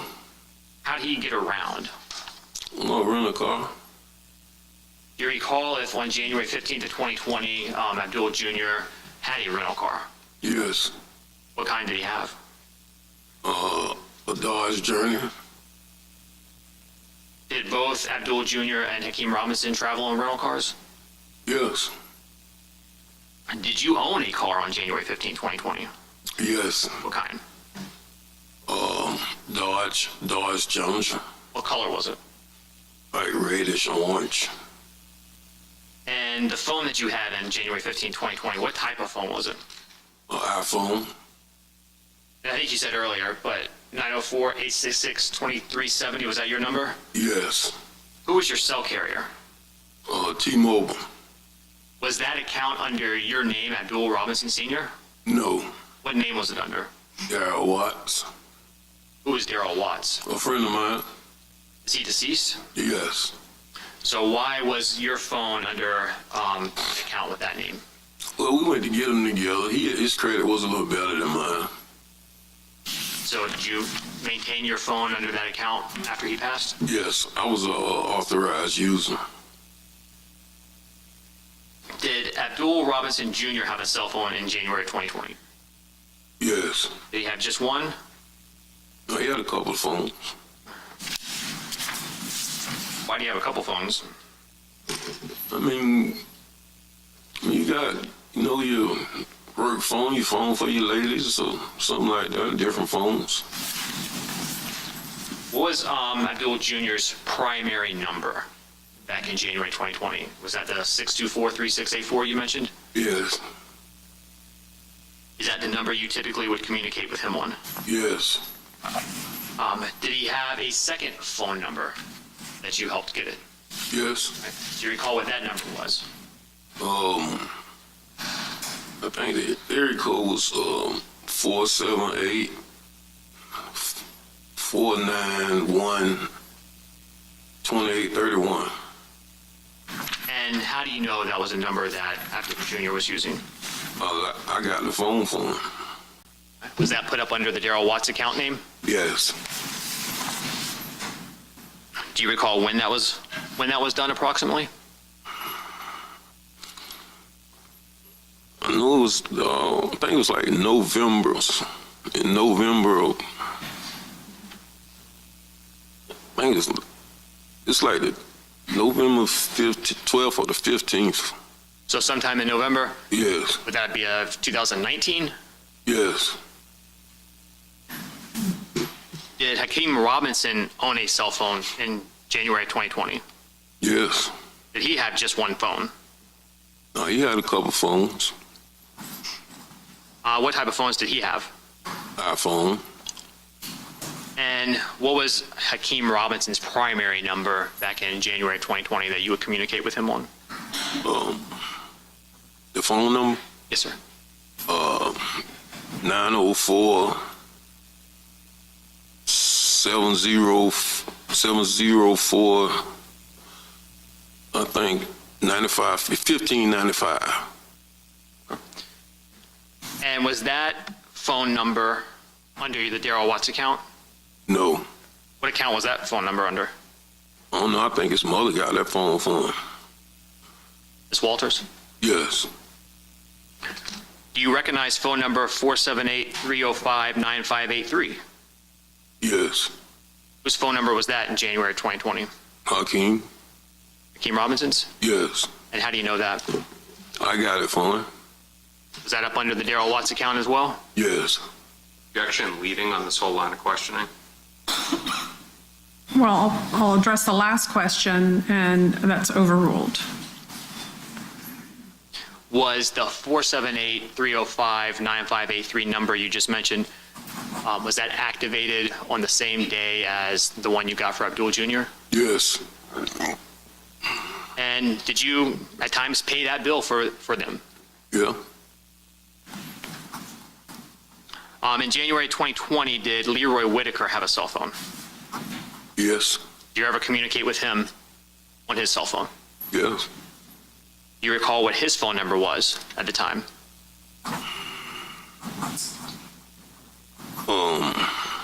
904-803. I think 3671.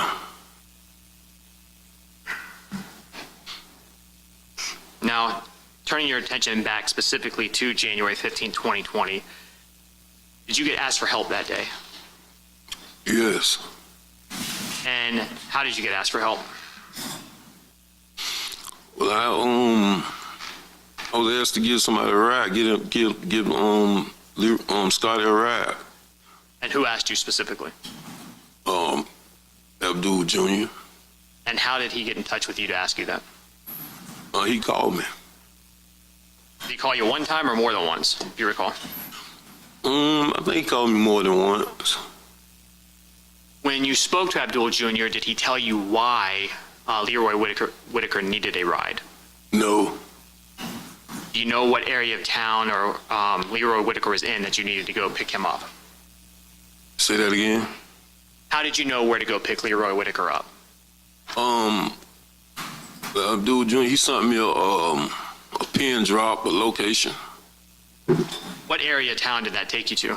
Arlington. Was it a business area, a residential neighborhood? Residential area.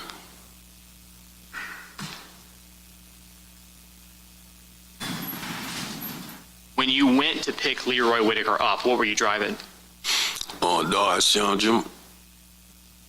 And you had your phone number, the 866-2370 number with you? Yes. When you drove that Dodge Challenger over there, is that a car that's actually in your name? Yes. Prior to picking Leroy Whitaker up that day, did you ever speak to him on the phone? Yes. You get any information from him as well? Yes. I called him, and I think the location thing took me past the location, and I called him, asked him where he was at, and he told me what house he was in. It was a car in the yard, a certain car. I can't remember what the car was though. Do you recall what the name of the road was where you actually went? On Townsend. When you were driving on Townsend, did you see any police in the area?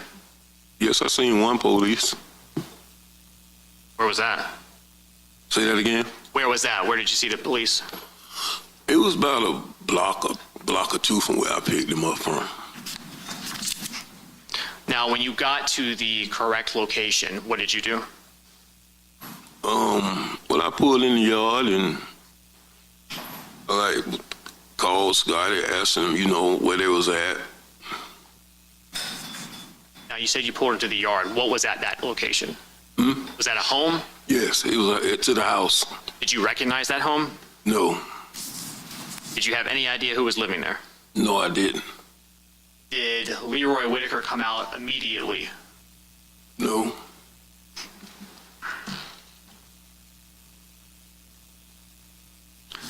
As you waited, did you reach out to anyone? I reached out to Scotty. And, I got a little impatient. And I just asked him, where he at when he coming. He told me they was coming. Did you reach out to anybody else? Yes, I called my son, Abdul. What was the purpose of contacting your son, Abdul Jr.? I just wanted to know where they was at or what was taking so long. Do you recall if that was a phone call or a communication by a message? Do you have any idea? I know it was 5 years ago. I can't quite remember. Eventually, did Leroy Whitaker come out of the home? Yes. Was he by himself? No. Who was with him? Butter.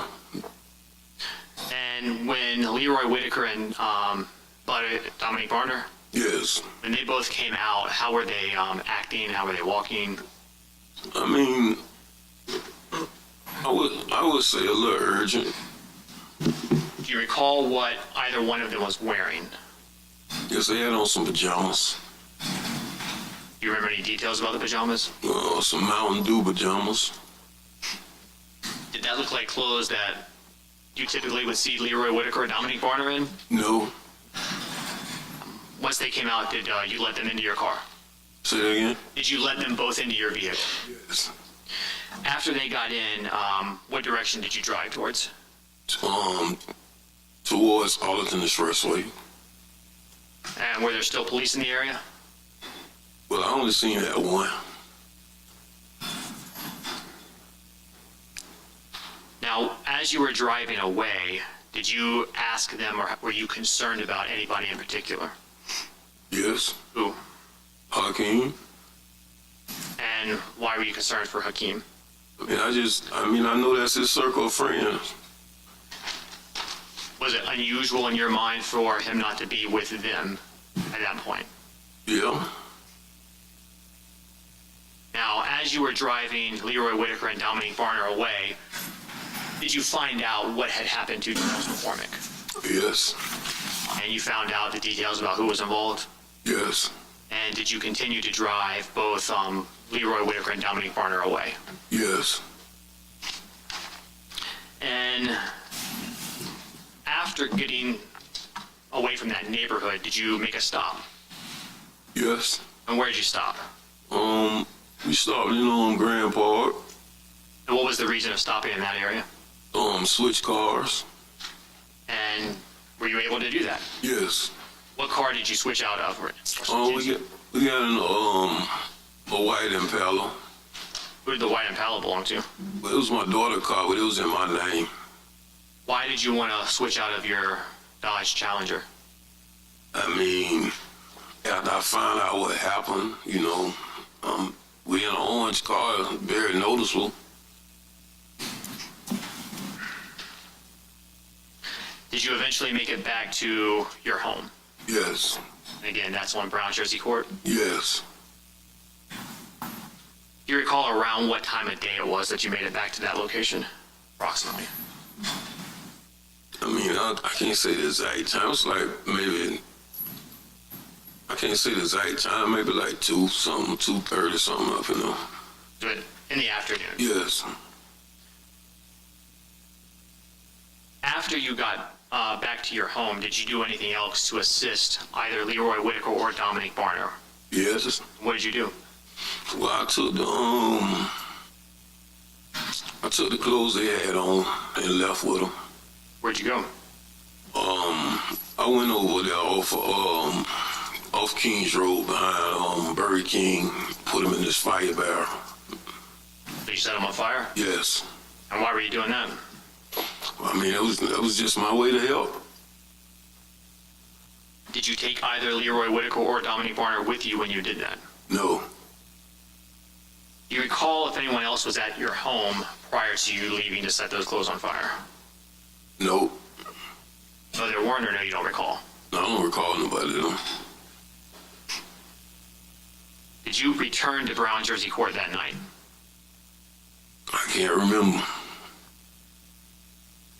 Are you familiar with an address, 2203 West 12th Street? Yes. Right. And why are you familiar with that specific address? That's been my address. That's my grandma's address. Has that house been or stayed in the Robinson family? Yes. Are you also familiar with the name House of Pain? Yes. Who came up with that name? I did. When was that? It's back in the 90s. What did you want to use the House of Pain name for? Entertainment. Is that a name that is still kind of used by the Robinsons? Yeah. Your family? Was Hakeem Robinson aware of that name, House of Pain? Yeah. Did Hakeem Robinson have an Instagram account that he was using back in January of 2020? Yes. Do you recall what his Instagram account name was? It was Ksoo 23 times. What about Abdul Jr.? Did he have an Instagram account? Yes. What was that? K Crazy. Do you know someone by the name of Shifan Hogan? Yes. Who is he? That's my baby mother's brother. Are you also aware of a music video called Bang It Out? Yes. And whose music video was that? Hakeem. Do you know where that was filmed? Yes. Where? Downtown by the Chart House. Were you there when it was filmed? Yes. Was it filmed prior to Charles McCormick's murder? Yes. All right, may I publish some items that are already in evidence? Okay.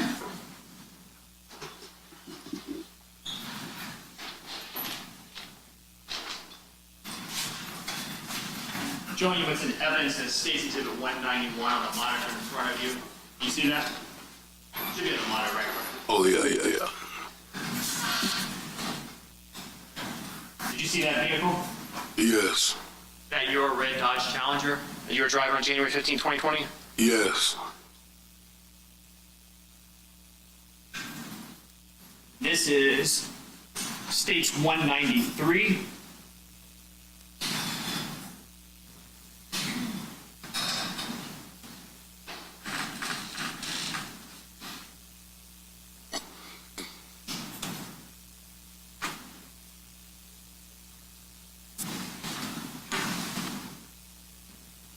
They call me Ksoo.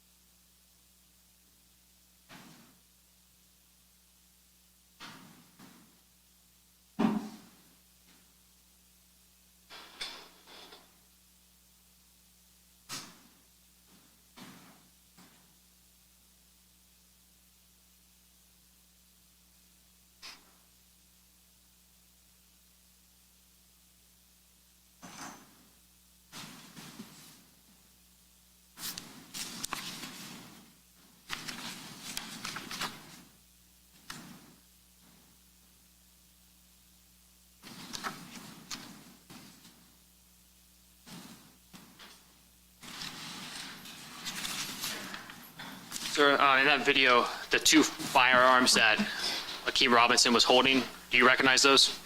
Yes. Whose firearms who do they belong to? Ksoo. Were they real firearms? Yes.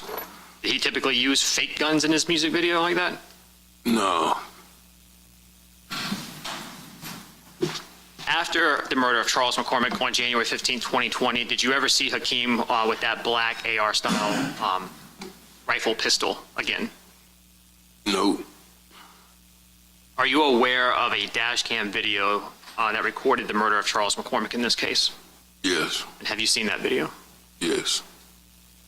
And the person captured... Objection, sidebar. All right, let me see counsel and court reporter at sidebar.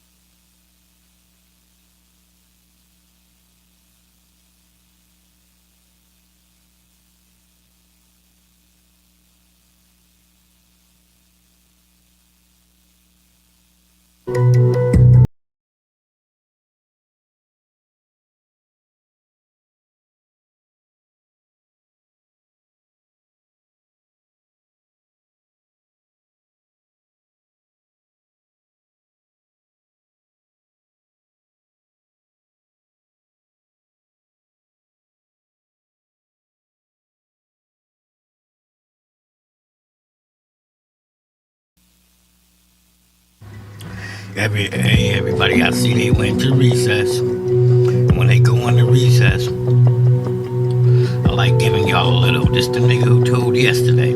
I'm bringing it all the way back to where he started at.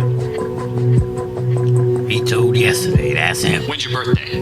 October 31st, 93. And did you graduate from high school? Oh, When did you stop going to school?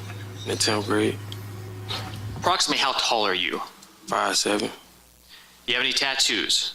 Yes, sir. You have any tattoos on your arms? Yes, sir. All right, what kind of tattoos do you have on your arms? Money signs, my name, my daddy name, my daughter name, On your left forearm, for example, what do you have tattooed? my birth year, Okay, and what is that? 1993, Okay. And what about on your right arm, forearm? my daddy name.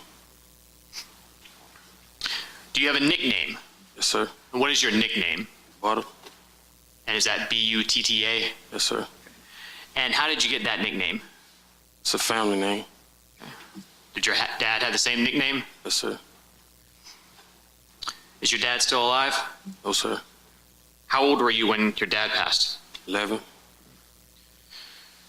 When were you taken into custody on the charges you currently have pending? January 15, 2020, And how old were you at that time? 26. And have you remained in custody since that day? Yes, sir.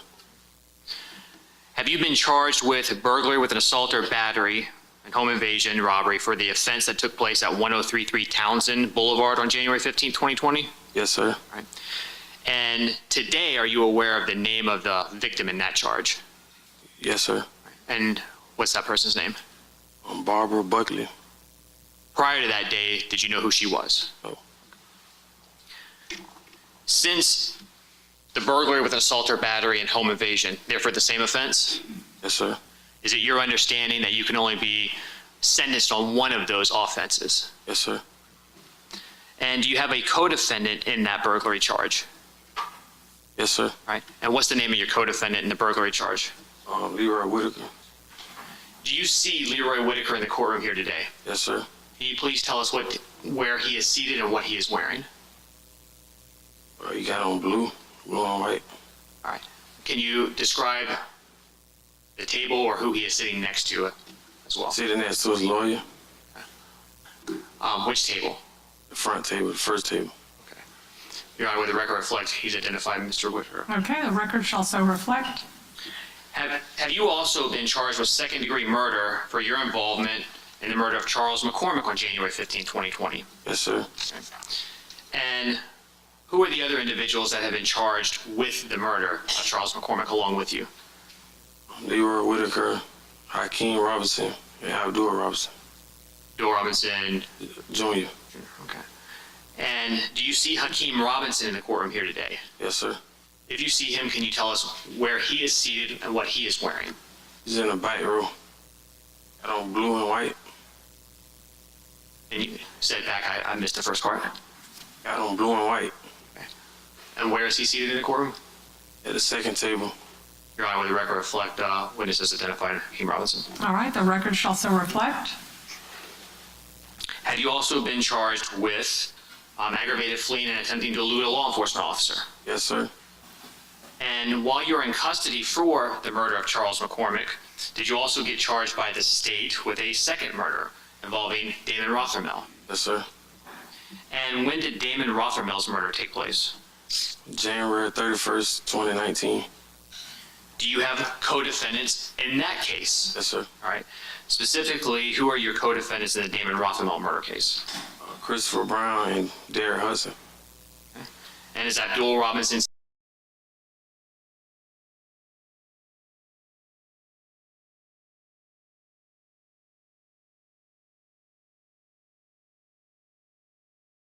account referencing something that happened? Yes. And was that posted from a nail salon? Yes. And after seeing that post, did you reach out to Hakeem Robinson, your son? Yes. And what did you want him to do? I want him to remove the post. are you aware of any other posts Hakeem Robinson made to his social media around that time that concerns you? Yes. What was that? It was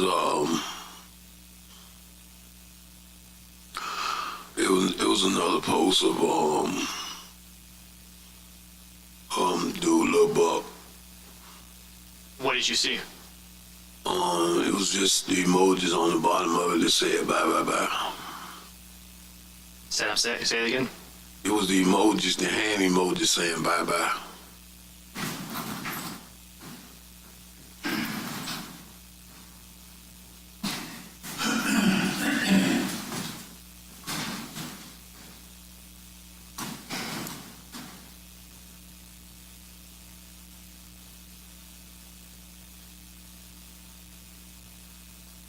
States 227. Is that the nail salon post that you reached out to him about? And by him, I mean Hakeem Robinson?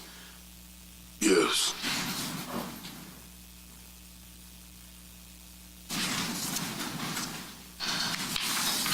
So it was in evidence as...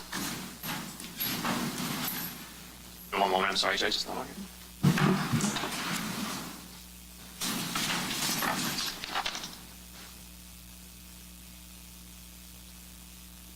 I believe it's States 240, a composite.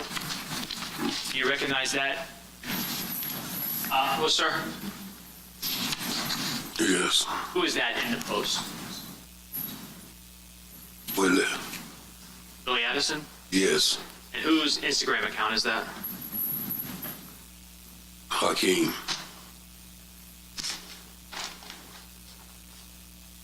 I'm showing you States 229. Do you recognize this photograph? Yes. And whose marker is there that at the bottom of the photograph? Willie. Who's surrounding it? Hakeem, Pooh Red, and Kareem. Is Pooh Red again? Is that Torgon Williams there in the middle? Yes.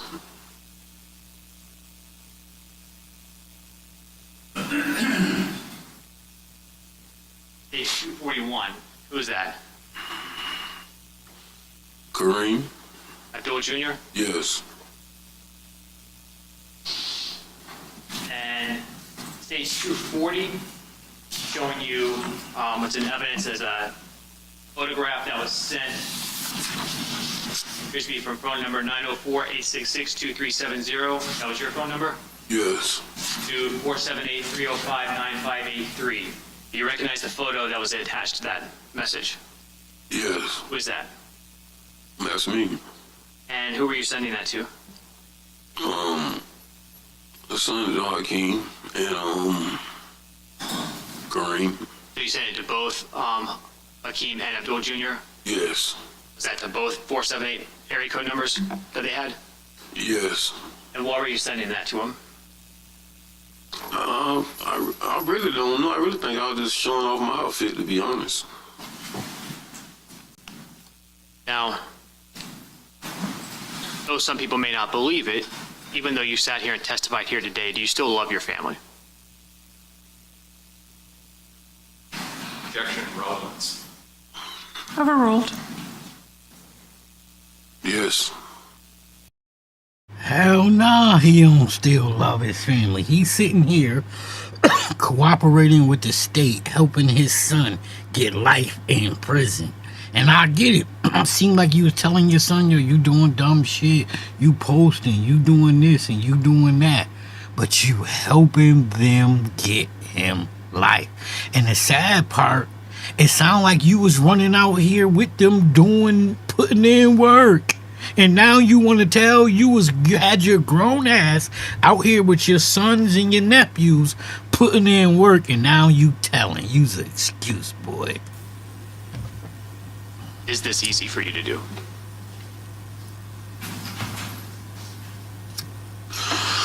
No, this is the hardest thing I ever had to do in my life. But you don't have any... Ratting on his kids is the hardest thing he ever had to do in his goddamn life. That's what he said. Nah, standing up and being a man, and you should take the fucking charges, cause your shit almost over with anyway. You old as me, I'm 51, bro. You might as well take the charges and let your son go home, let your nephews go home. You was out there putting in the work with them anyway. You wasn't being a good example anyway. So be the finished product in prison, showing your son, look, this what happened. You gotta take charges for your kids when you do dumb shit. When you out here with your kids, you gotta take the charge for your kids. So your kids, now please continue to rap and live your life, son, and put money on my books. That's what the fuck you should have did. Questions? Okay. Cross-exam from Mr. Whitaker? May I please support? Yes. You love your family, Mr. Robinson. That's what we just heard, right? Yes. I guess you love yourself. Right? Yes or no, sir? Of course. Self-love first, right? Over your children. Yo, he's proudly telling on his son, man. Like, I get it. Your kids do dumb shit, and some parents be like, man, I ain't going to jail for my kids. I'm not putting my son away for life. I'm sorry. I will plead guilty. Yo, give me life. I did it by myself. Let all these little niggas go. But I'm going to pray to God every day while I'm doing life, these little niggas do the right thing. Yo, y'all see Pops had to take the charge, man. Do the fucking right thing. My life was over with anyway. If I'm out here riding around with y'all doing shootouts, my life is over anyway. I'm 50-something years old with some 20-year-olds doing hits, doing drive-bys, sliding as they say. You might as well eat the fucking charges for them young boys. That's the law of nature. Love yourself first. Okay. You're cooperating in this case, correct, sir? Correct. This is not your first cooperation, is it? No. You've somewhat made a career out of it, have you not? Holy shit, he been a rat? Oh my god. They long like rats. Him and the last witness was long like rats. I wouldn't say career. Well, you first testified against an officer, Officer Eric Sinclair, Relevance. back in 1999, right? Holy shit. You've been a rat since 1999. Now, like I said, I'm 51. I really don't care who rat and who don't rat. I'm out the streets. I'm out the hood. I'm not into that. I make sure my son stay farther away from that. But he been doing this since a long time. Did I do what? Testified against Officer Eric Sinclair back in 1999. No, I didn't. Came forward with information. Yeah. The officer... He, like you said, he's been a career cooperator, and that's why he was out here with these kids doing drive-bys and sliding, as they say, because he knew he had something in his back pocket. Man, I've been working with these people. These young boys don't know I've been working, man. I'm working. I go to work every day. They don't know I'm hanging with them, but this my uniform. I tells. And if I'm going to keep telling, I got to run with the young boys, and that's what he was doing. evidently didn't take it to trial, correct? Correct. But your cooperation, your testifying to... And the dude before him, the other black little young kid, Dominique, he told on his baby mama. These dudes have no respect what they telling. The federal government caused him to enter a plea, right? I'm not going to agree with that. Okay. Well, what you probably will agree with is that your sentence was dramatically reduced, right? Yeah. I mean, isn't it true that before you talked to the federal government, what you were facing back in 1999, you could have gotten up to life imprisonment, correct? Yes. And it was reduced. Yo, if a young boy ever see this video, when you with your homies and they be like, yo, we finna go slide on these dudes, man. They killed Ray Ray. At the end, you say, and then you gonna tell, right? Then we gonna see who can get the deal the first, right? Cause that's what it is in 2025. You out here playing tough, playing gangster just to tell. That's it. That's what's going on. To 10 years, right? Nope. Substantial reduction? My time was reduced to 22 years. How much did you serve? About 10 years and 3 months, 4 months. So see, and maybe if he did his goddamn whole 22-year bid, he would have learned his fucking lesson. These dudes get 20-year bids, get out in 10 years, and get right back into the shit. It's crazy. And how you been a former cooperator and you doing 10 and 20-year bids, bro? You a cooperator. You shouldn't be doing that much time. from life to an ultimate actual serving sentence of about 10 years. Yes, well, it was a law change, and that's how my time got reduced again. Well, and your cooperation, sir, Yeah. right? So pretty good deal you made for yourself. Yeah. You've also worked as a confidential informant for police, haven't you? Yep. Listen, his badge is tall. He got federal badges. He got local badges.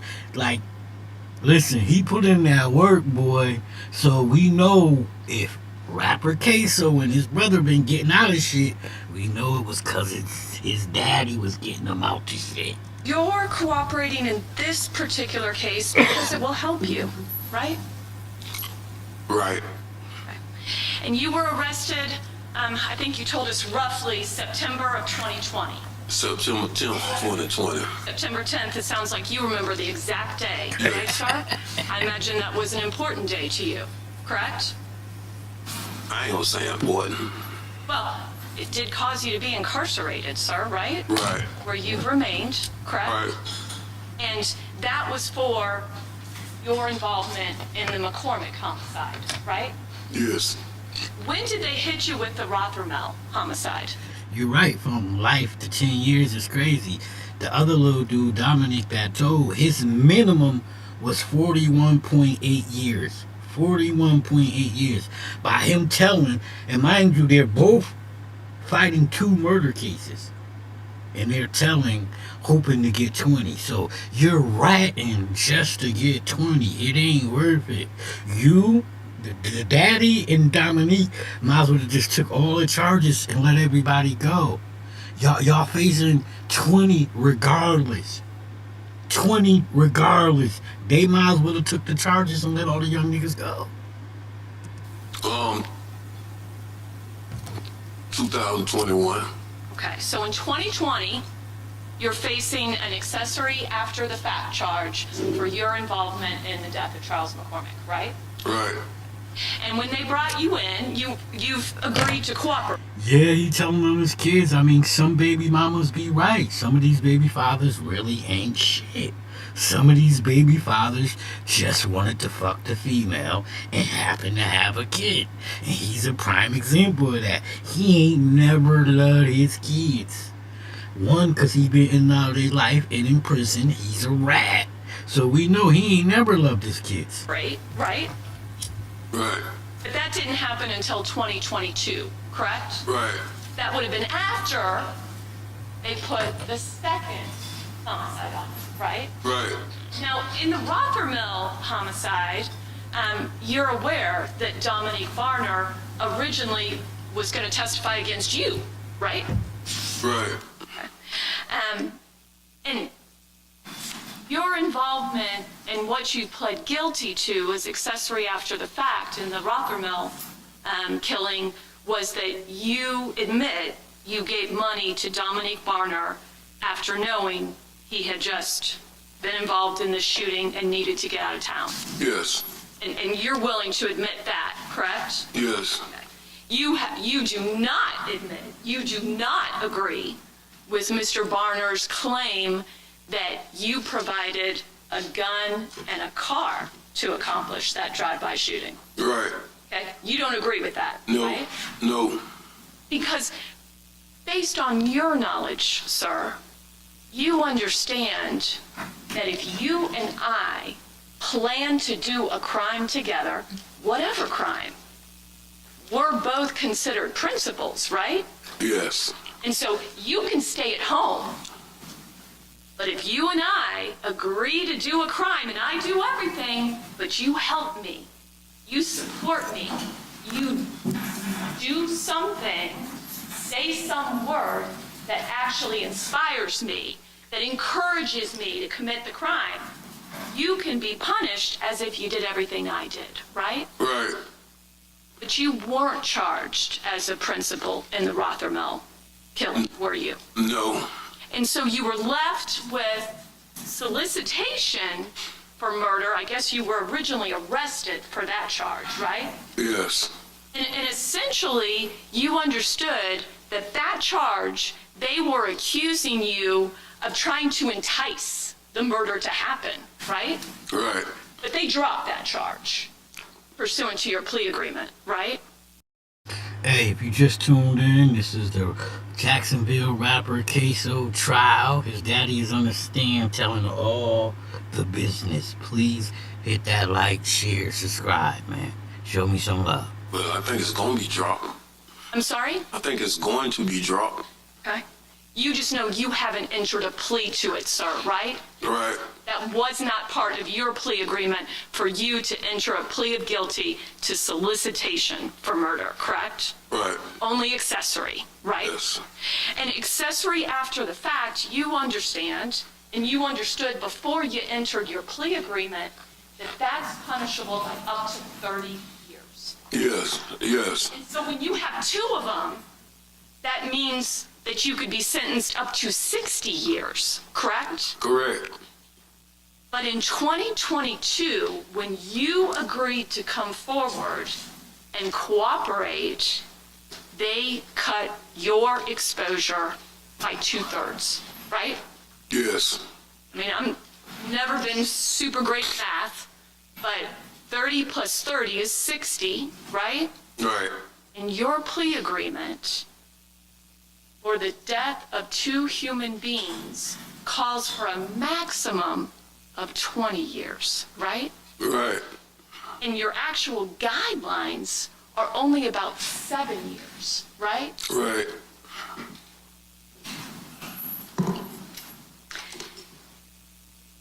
And I think you told us that that was based on your age, your health issues, and you want to be there for your younger kids, right? Yes. Did you agree? He wants to be there for his younger kids, folks, so he can hang with them, and when they get in trouble, he can rat on them too, because that's what he's doing to his sons today. Agree with me? You weren't there for your older kids. That's why I know better this time. Okay. That's why I know to tell this time, because I wasn't around to tell when they was younger, but I'm going to tell now. I'm here today. I learned. I know better this time. I'm telling, and I'm going to be telling them my future kids too. You did grow up with quite a bit of respect on the streets, sir, didn't you? Yep. And you personally never met Charles McCormick? Nope. But you did know who he was, correct? Yes. And you knew in spring of 2019 that he had put out this rap song, correct? Yes. And you, as you've told us, you were physically in the car when Willie Addison was killed, correct? Yes. And your son Abdul Jr. was in that car, correct, sir? Yes. And Torrigan Williams was in that car, correct, sir? Yes. And all of you got shot, correct? Yes. And you explained there was somebody else there that was actually also shot and paralyzed as a result, right? Yes. And who was that? So this dude, grown as hell, probably my age, 50, riding around with his sons doing drive-bys, riding around with his sons getting shot. And now he has the audacity to tell on them. This is like fucking crazy to me. This is out of this world crazy to me. The other dude, down for 2 murders. The father and the other dude should have took the charges. Let all the young boys go, they rappers, and hope them young boys look out for them. I say hope, because you know young boys don't look out for their partners. But hope, say your sons, don't take them down. Talk about you want to be there for the younger kids. Yeah, you want to hang around and rat on the younger kids. Again? My nephew, Okay, and what's his name, sir? Samuel Cooper.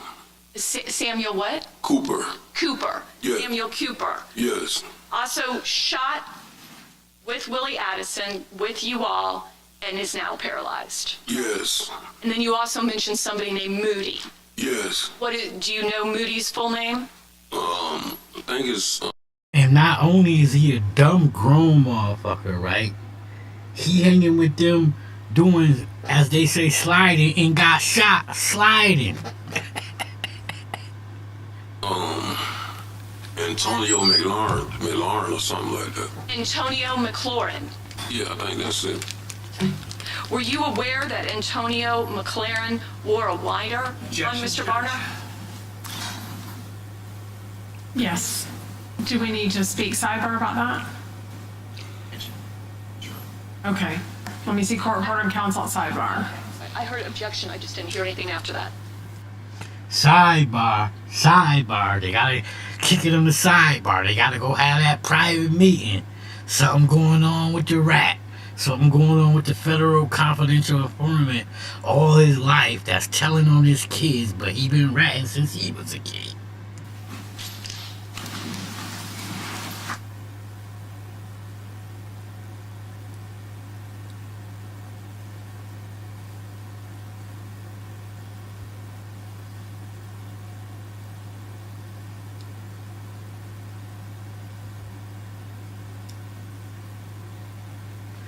The crazy part, I'm not condoning telling. I'm grown, I'm 50, I'm not into that shit. You know, when I was into that shit, I never told on nobody, but I'm not condoning it, but I'm gonna say this.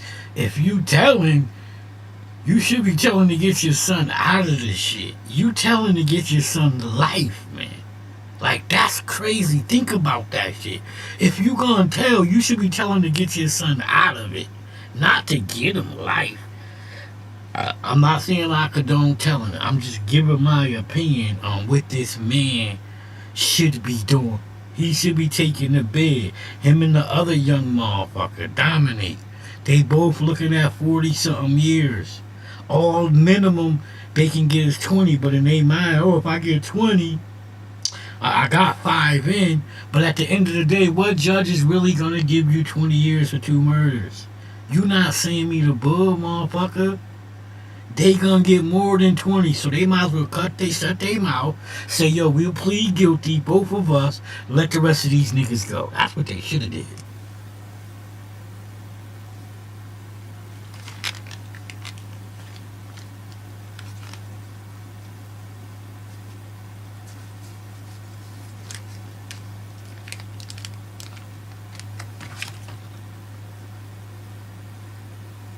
Fam, you ain't never lied. What was he doing outside with kids, bro? He's doing drive-bys and sliding with kids and getting shot while you sliding. We all know that's comedian shit. You get clowned for that. You got shot sliding. And you still didn't sit your ass down. But, hey, tater tot, he couldn't sit his ass down because he was an informant, man. He gotta work. He been an informant since 99. He gotta work. So they probably was like, oh, you got shot? Get your ass out there. We don't give a fuck, nigga. Oh, we'll tell everybody you a rat, Blue. Blue, get your ass out there. We need some information. Blue, go take them young niggas down. And you know, they right next to the top niggas down there. You know, the BTK, whatever the name of that little crew. You know, them the dudes that got Julio crew. So it's crazy.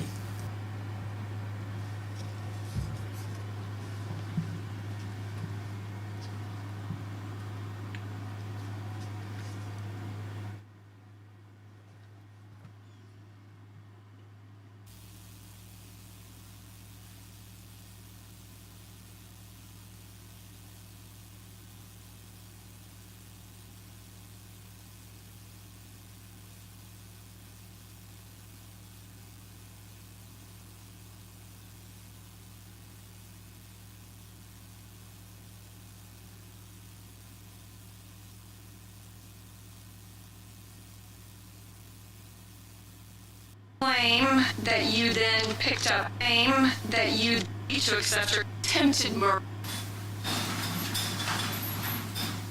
Okay, you may proceed. Thank you, Your Honor.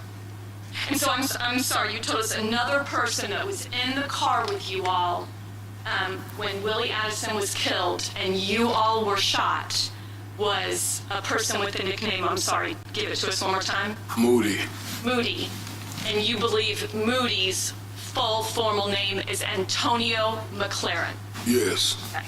And my question to you was, were you aware that Antonio McLaren wore a confidential wire on Dominique Varner Yes. in jail? You were? Yes. Okay. It's fair to say that you were vengeful after that shooting, is it not, sir? Yes. And that is, in fact, is why you were willing to be involved in what would become the attempted murder of someone named P. Money, and that resulted in the Rothermill killing. Yes. Because P. Money, and you happen to know his formal You just heard him. The other guy wore a wire. Dominique, that was testifying yesterday. Yo, it's a bunch of rats in this case, folks. name. Please, man, hit that like button. Are you not entertained? Are you not getting the information you came here to get? No, I don't know his full name. Okay. But you know who I'm talking about when I say P. Money, Yes. correct? Yes. He was a target for you, correct? Yes. Because you did believe he was responsible for not only killing your son, Willie Addison, but hurting everybody else, correct? Including yourself. Yes. So he out here riding, sliding, getting hit, getting revenge, and he telling, taking his son down. You were not personally there during the actual shooting of what ended up being the death of Mr. Rothermel and the attempt on P. Money, correct? Correct. But you have pled guilty to accessory after the fact for that death. Yes. And you have admitted to providing Varner with money in order to get out of town, correct? Yes.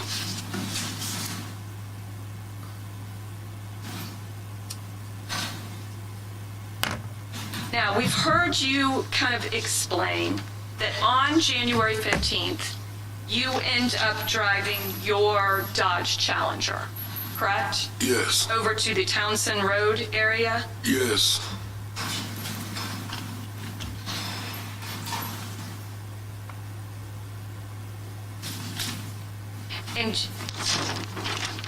And you claim that you then picked up Dominique Varner and Leroy Whitaker, correct? Yes. Okay.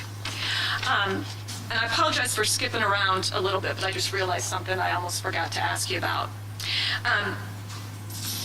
How long have you known Leroy Whitaker?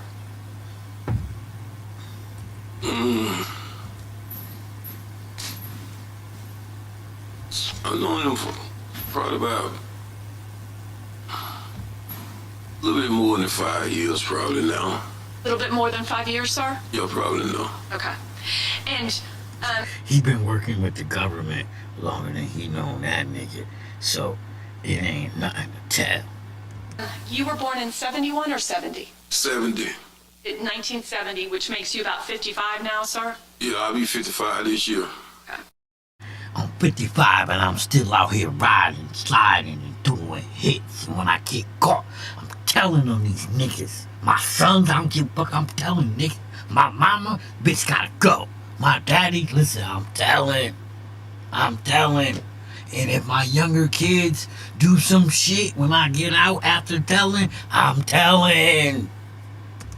Now, back in 2020, I think you've already told us your son, Abdul Jr., was 25? That sound right? Listen, I don't give a fuck how old the nigga is. If the nigga do something, I'm telling. It might be. Yeah. Listen, I don't Well, you told care, us, I mean, man. if we have to, we can do the math. Yeah, Not do very the good math. at Listen, math. man, 5 years, 2 years, 10 years, 20 years. I don't give a fuck where he get. I'm telling. That's the math, bitch. I'm telling. But we can certainly do it. What year was Abdul Jr. born? 94. Okay. So that would appear to make him 26, if my math is correct. Does that sound right? Listen, lady, we don't care about your math. Get a little nigga 94 years. I'll tell on him. You did something? You need some information? I'll tell on him. Give him 94 years. I don't give a fuck when he was born. I don't give a fuck how old he is, bitch. I'm telling. 26 now? If you subtract, what month? 2020? November. Okay, so we'd use 2019, so that'd make him 25 at the time of the death of Mr. McCormick. Oh, okay, yeah. That sound about right, sir? Yeah. Okay. And you said that there's a 4-year age difference between the two sons, between Abdul Jr. and Hakeem Robinson, right? Yes. Okay. So if depending on the birthdays, and again... Listen, bitch, I was in love with their mama at the time. I fucked their mama. I don't know how old these little niggas is. I don't give a fuck how old these little niggas is. I'm telling on these niggas. I don't give a fuck if they got the same name as me. I'm telling. But like, Bladen, what you not understanding? He don't care about them kids. Stop like trying to make it like, no, everybody in the courtroom know he don't give a fuck about them kids. That's why he telling on them. We're talking November, so if there's 4 years, then Hakeem Robinson was 21 years old, right? Yes. Okay. When was Willie Addison born? What year was he born? I think 93. I think. I'm not. See, when you paying for lawyers, to me, this is just my opinion, because I'm not a lawyer. This is where you wasting my money.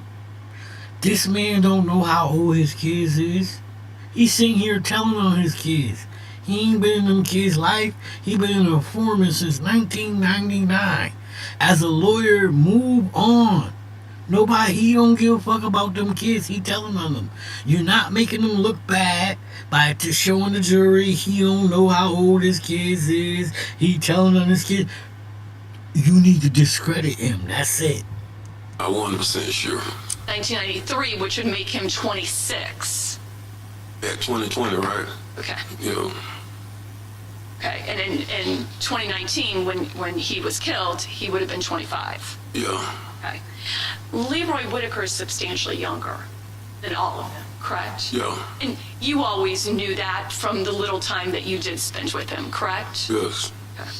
And Willie and Leroy Whitaker had no relationship whatsoever, right? Not that I know of. And Leroy Whitaker does not rap that you're aware of, correct? Oh, no.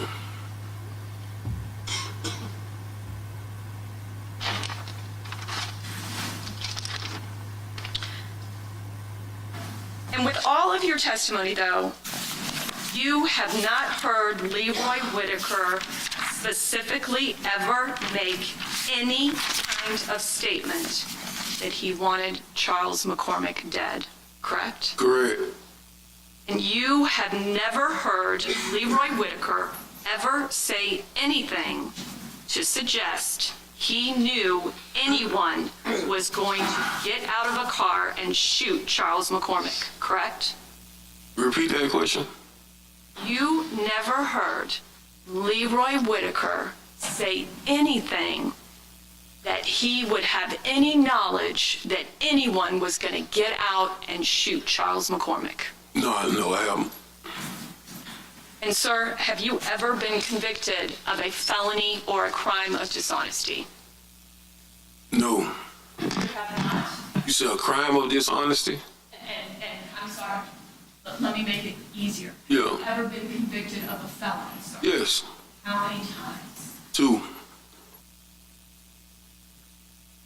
Nothing further. Okay, cross for Mr. Robinson. Mr. Robinson.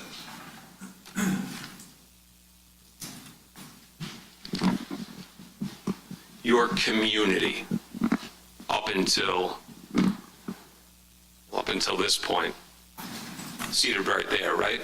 Say again? Your community, your family, those people that know you best in this world are in this courtroom right now, right? I don't think so. You don't see family sitting there? Nope. You don't see Hakeem's mother sitting there? Oh, yeah, I see her. Now, of course, she knows you, right? Yeah, she know me. So his baby mama is in the courtroom while he telling on his kid. That's fucking crazy, and he doing it with confidence. He proudly telling on his son.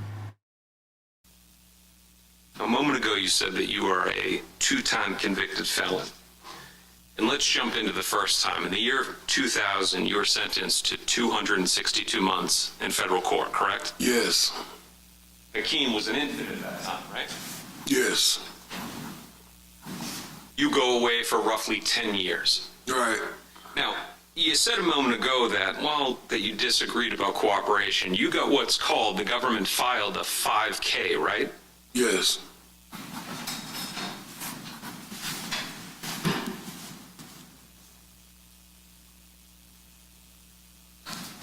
And a 5K specifically is when somebody has provided substantial assistance in the investigation or prosecution of others. You agree with that? Yes. But you disagree that you got a reduction because of cooperation? No, I don't think I disagree with that. She said testifying. All right. You snitched on other people, you got a reduction, right? Yeah. All right. So years later, this case comes along. You get charged in the McCormick case. You get charged in the Rothermill case. And you initially plead not guilty, correct? Right. You fight the McCormick case for a period of time, right? Right. You have your attorney involved in depositions knowing the facts of the case, correct? Yes. And then your attorney comes to you and says, they're threatening to charge you as a principal. Objection, Judge. And the grounds? Privileged communications. Okay. For him to waive, Your Honor, not the government to say. Okay. Well, then I'll leave it to Mr. Abdul Robinson Sr. There was a point in time when these 2 murder cases are pending that you learn that the government is now trying to leverage you, threatening you with charging you as a principal in the Rothermill case, right? Yes. And that would have meant a life minimum mandatory for you, right? Yes. So, you agree, you cave, and astonishingly for the second time, why is it that you only grow a conscience when you're looking at hefty prison terms? Objection, argumentative. Sustained. Just ask a question, Mr. DeCoste, without commentary. Previous case, you were looking at life, you cooperated to get out of it, right? Yes. Once again, you're looking at life, and you decide to cooperate to get out of it, right? Right. Now, you're hoping that the recommendation is going to be that you serve for all of your crimes only 76 months, right? I mean, yes. All right, that's what you have in writing with the government, right? Yes. And you've served a majority of that time already. Right. So that means that within a short couple of months, maybe 12, you're going to be back walking the streets of Jacksonville. Yeah. That was the price of your testimony. Right? Right. You had to cooperate and implicate your 2 sons, but it got you out of custody. You say implicate them? You had to point at your sons. Let's back up for a second.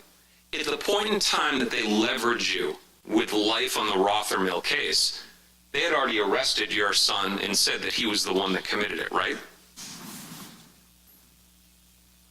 Oh, no, you confusing me. Okay. Let's break it down. You said a moment ago that the government sent message to you that they were going to basically indict you on the Rothermill case and that you were potentially looking at life. You then decided to cooperate. You remember that, right? Right. Okay. They had already, on this case, through the evidence, through the depositions that your attorney was at, they already believed that Hakeem was a shooter, right? Right. All right. So it wasn't something that you came forward and like, hey guys, let me help you understand the case. You just agreed to their narrative. No, I didn't agree to that narrative. They asked me what the conversation was when I picked them up. Okay, let's move on here. So, at that point, though, they had already pointed the finger at Hakeem, right? Right. All right. So you just continued with their case. I'm going to point at Hakeem. He was a shooter. Right? I can't agree with that. You also pointed out your other son, Abdul. How you can't agree with that? You're on the stand testifying, saying your son did it. You already identified your son. So why you keep saying you can't agree with that? You're telling on your sons while their mother sits right there and watches you. Well, the one that shares your name, Abdul Kareem Rob. But this was the same dude when his baby mom was saying he ain't shit, this nigga ain't shit. He was calling her all types of names. Guess who turned out to be right? Baby mama. Because this nigga telling on his kids he ain't shit. Robinson Jr., right? Right.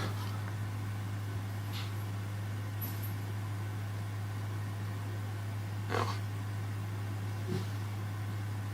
Before you decided to cooperate, you had also reviewed all of the phone records in this case, correct? Yes. So you had knowledge of what the government believed was happening in the case? Yes. Now, let's talk about Dominique Barner. Your words, he's a reliable hitman, right? Yes. For you to know that he's a reliable hitman, you must have used him as a hitman before, right? No. Then how do you know he's a reliable hitman? Can't be the Rothermill case, because they didn't kill P Money. So how is it that you know that he is a reliable hitman? I mean, you hear things when you're in the streets. And that's where you live. Not physically on the streets, but you are a street guy, right? I have been one. All right, and the marks of that are on you. You have bullet holes, right? Yes. You have tattoos, right? Yes. Hakeem has neither. Right. Not a single tattoo on his body, right? Right. Never been shot. That's good. Now, let's get back to Barner, your reliable hitman. In the Rothermill case, it's Blue, that's you, right? Yes. Now, you also go by OG too, right? Yeah. Okay, so it's Blue, Butter, right? Dominique Barner. Yeah. And Chris Brown, right? Yes. That's the trio. Blue, Butter, Brown. In the Rothermill case, right? Right? Yeah. Now, Chris Brown, his nickname is Crazy Chris. Right.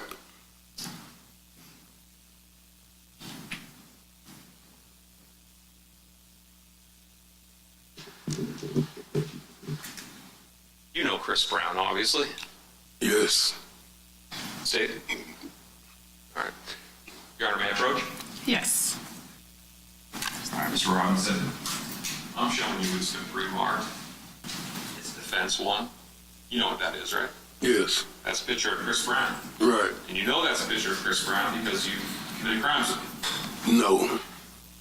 You're denying that you committed crimes with him on the Rothermill case? Yes, I'm denying. Okay, just a moment. When there's an objection, I have to rule. What's the objection? I withdraw based on the way it was phrased. Okay. Go ahead. Ask the question. Chris Brown is a co-defendant on the Rothermill case, right? Right. And you pled guilty on that case? Yes. All right. Now, this photo fairly and accurately depicts what Chris Brown looked like in January of 2020. Yes. Defense offers which were pre-marked as defense one. Okay, so any objection from the state?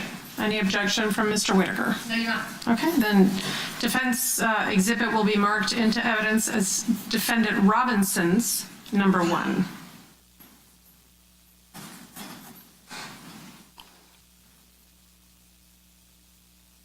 That's Chris Brown, right?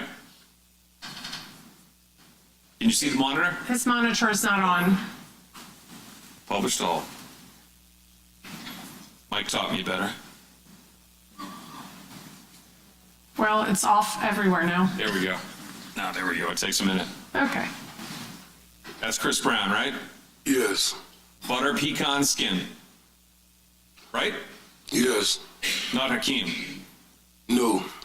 Dreads down to his chin, right? No. He's got dreads, no? Yes. Some of that hair goes down to his chin. Talking about the hair on his chin? Down to his chin. Yeah, he got hair on his chin. All right. Now, Chris Brown's right around 6 feet, maybe a little bit under. He might be about 6 feet, a little bit under. He's a skinny guy too, right? Yes.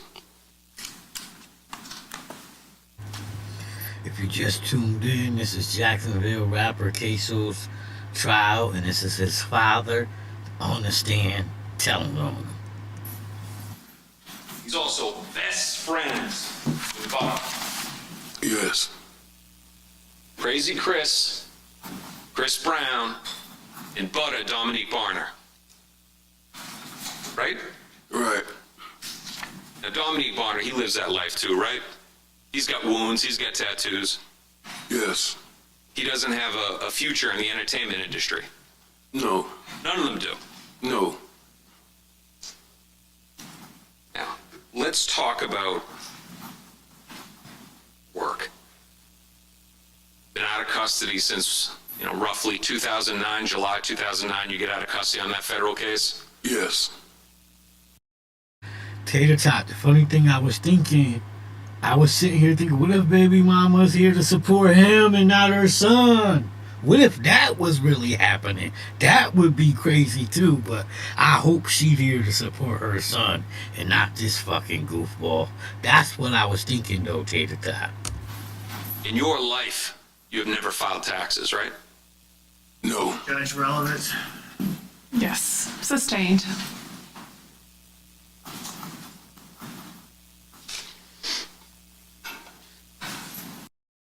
But you right. Years ago when she was telling everybody, oh, this nigga ain't shit, this nigga ain't shit. People was like, oh, girl, he a good man. Nah, he telling on his own sons, bro. Like, he was out here doing hits, getting shot, sliding, as they say, and now he telling on the young boys. That's crazy.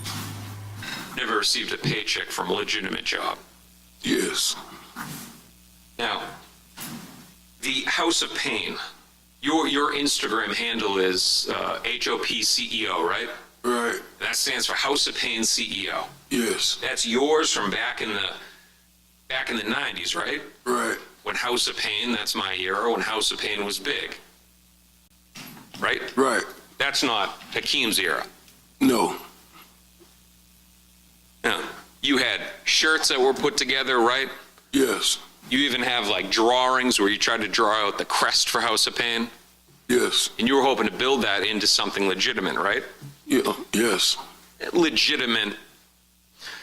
The emblem, correct me if I'm wrong, is an axe on the right side, right? The what? Do you remember the logo that you drew? No. To refresh your recollection, to take a look at what you drew? Yeah.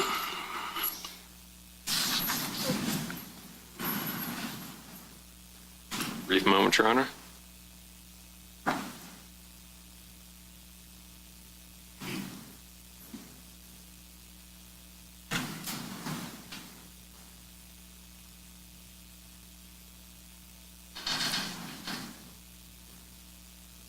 Take a look at that. You know if that refreshes your recollection? Oh, yeah. All right, so the House of Pain logo that you created, it's got a house with bullet holes in it, right? Yeah. Below that, stacks of money, right? Right. A microphone. Under relevance. Yeah, how is this relevant? Your Honor, do you want me to go sidebar and explain? No, I'm going to sustain. Okay. The House of Pain email that the government has talked so much about today, that's also yours, right? No. So, House of Pain and everything about it is yours except the email address. Yeah, I can't remember making no email address for House of Pain.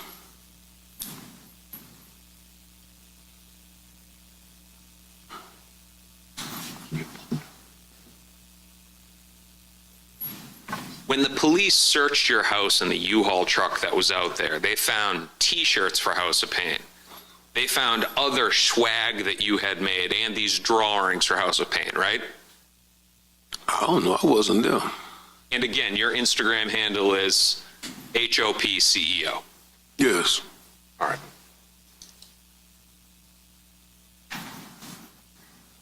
Now, let's talk about Hakeem Robinson. Hakeem is 6'2", 6'3", your words? Yes. Well over 200 pounds? Yeah. 230, 240? About 230.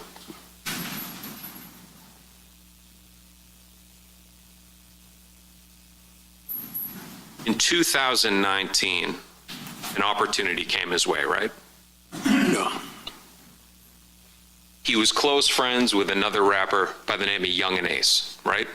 Correct. He's known Ace for a long time. Correct. Ace has gotten hugely big over the years, right? Correct. Now, at the time, Ace was signed by Cinematic, right? Correct. And at that time, Hakeem was lucky enough to get connected with Johnny Shipes, right? Correct. Now, this is the same guy that found Nipsey Hussle in California, right? Correct. Joey Badass, right? Yeah. T-Pain. Yeah. So this wasn't a small deal. This wasn't Charles McCormick's song that's out there. He had a legitimate record deal. Right. Now, we know from Charles McCormick that people in this diss rap and this drill rap, they will rap about things that they weren't involved in, right? Correct. Because you said Charles McCormick was not involved in this. Correct.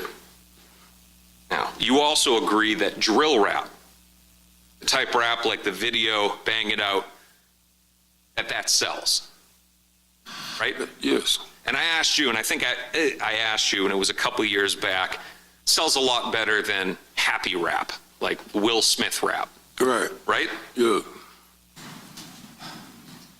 Now, you had hopes prior to manage Ace, right? Yes. But he didn't take you along. No, he already had a manager. And then your son gets signed in 2019, right? Right. He's off in California shooting a music video in December, right? I can't remember. He didn't bring you along either. That ain't true, man. That's not true. He did not agree to let you manage his career. Or is your testimony that he did? He wanted you to manage it? Of course. Of course not. He didn't want you to manage it? Of course, he did. Yet you weren't with him on any of those trips, right? I was with him on a lot of trips. You have no credits on any of his songs? No, I don't want no credits on this song. And Johnny Shipes is the one that is in the records as his manager, right? I would assume.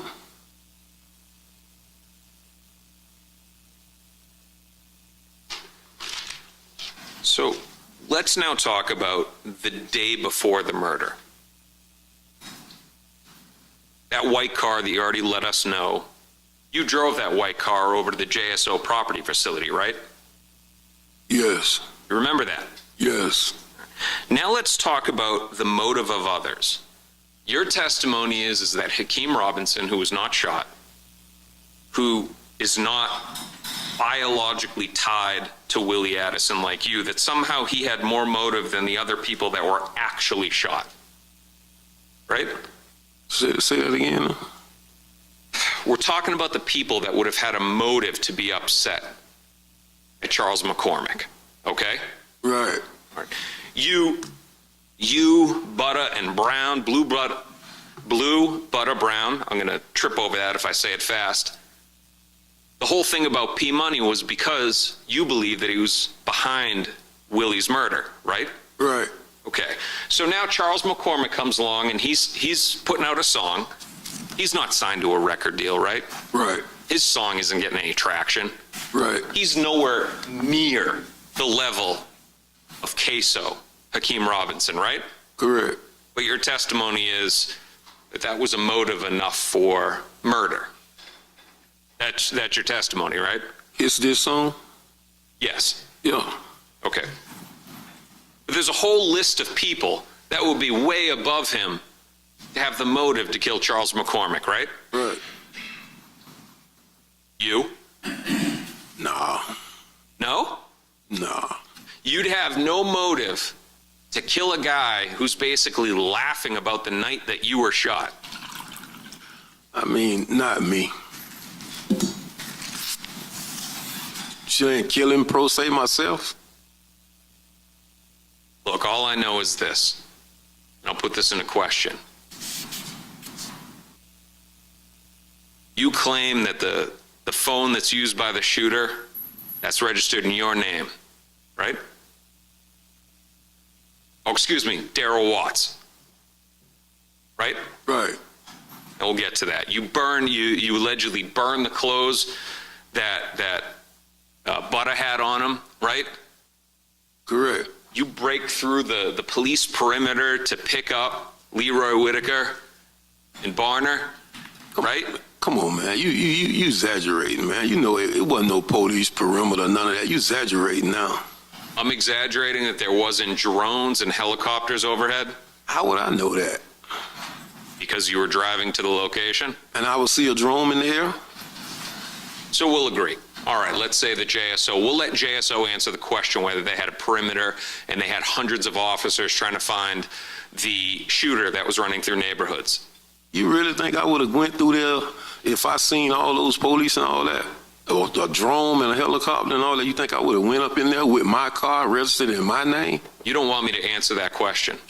So why don't you stick to answering my questions and not asking me them? It's a life you live, right? You live this life in the streets, right? Nah. Or wait, are you telling me that you as the patriarch of the family, that basically these kids come by and say, hey, Blue, go do this? They didn't call Leroy Whitaker daddy to go do it. They called me. They did. What if they would have called I would like to see how they would feel if they would have called somebody else to go pick somebody up. They didn't. They called me. If I would have knew something was going on, I wouldn't have never went. All right. Think I'm gonna go over there in my car with my phone and knowing something going on? I would like to been, if I would like to been involved in a crime, I'd like to know that I'm involved in a crime. Let me know that, okay, it's a crime happening now. Let me know something. I was in the blind. So you're a victim in this case, right? I ain't gonna say I'm a victim, but I would like to know that I'm being involved in something than just ask for a ride. All right, so then after you know about it, you're then cool with going to burn clothes, right? Yeah, after I get to know about it, I was cool with that. Yeah, what's a little bit of a felony? You know, destruction of evidence. Yeah, I did it. I like Scotty. I did. Definitely know you didn't call 911. Right. That conscience only grew later when you were looking at life. Yeah. This is the trial of Jacksonville rapper Ksoo. This is his daddy on the stand being questioned by a defense attorney. Hit that like, man. All right, now let's talk about Darrell Watts. There's a bunch of cell phones that are in the name of Darrell Watts, right? Correct. And the phone that was used, now, it's interesting, the government, they asked you about a bunch of phone numbers and you remembered it off the top of your head, right? Yeah. But the one that they had to tell you was 478-305-9583. Objection, Judge. What's the grounds? The misstatement. Okay. I will, of course, the jury will recall the testimony that came out from the witness stand, if you'll just ask the question of the witness. You were asked about a bunch of phone numbers and you were able to recite them except for one that they told you and you just agreed, yes. You remember that, right? Yeah, I remember that. And that's 478-305-9583, right? Right. Now that phone's under your dead friend's name, Darrell Watts, right? Right. You paid for that phone, right? Correct. And in December, you paid something like $1,000 that you owed on that phone and others. Right. So whoever it is that had that phone, the shooter, you supplied it to him. Oh, I didn't know the shooter had the phone. I didn't know. I mean. So you paid $1,000.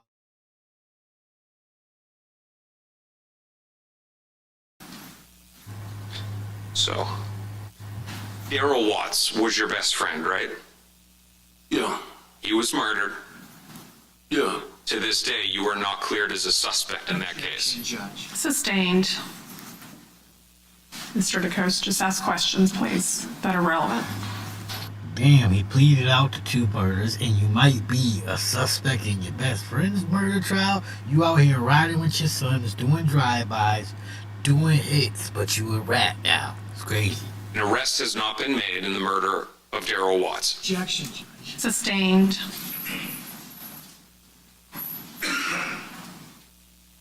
Now, you've also learned that Torgon Williams was involved in the murder of Charles McCormick, right? He was involved? Yeah. Oh, no. You don't know that? No. You were a co-defendant for a while, your attorney's going to depositions, you don't know the other people that were implicated? No. Chris Brown? In Charles' case? Yes. No, I never seen that. No, I don't know that. Janera Smith? No. But none of them have been charged. Right.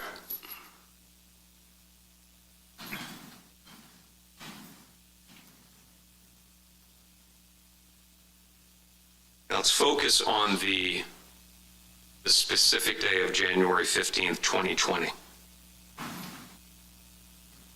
Your words, you didn't see Hakeem that entire day. Correct. Didn't see him before, right? Right. Didn't see him after. Correct.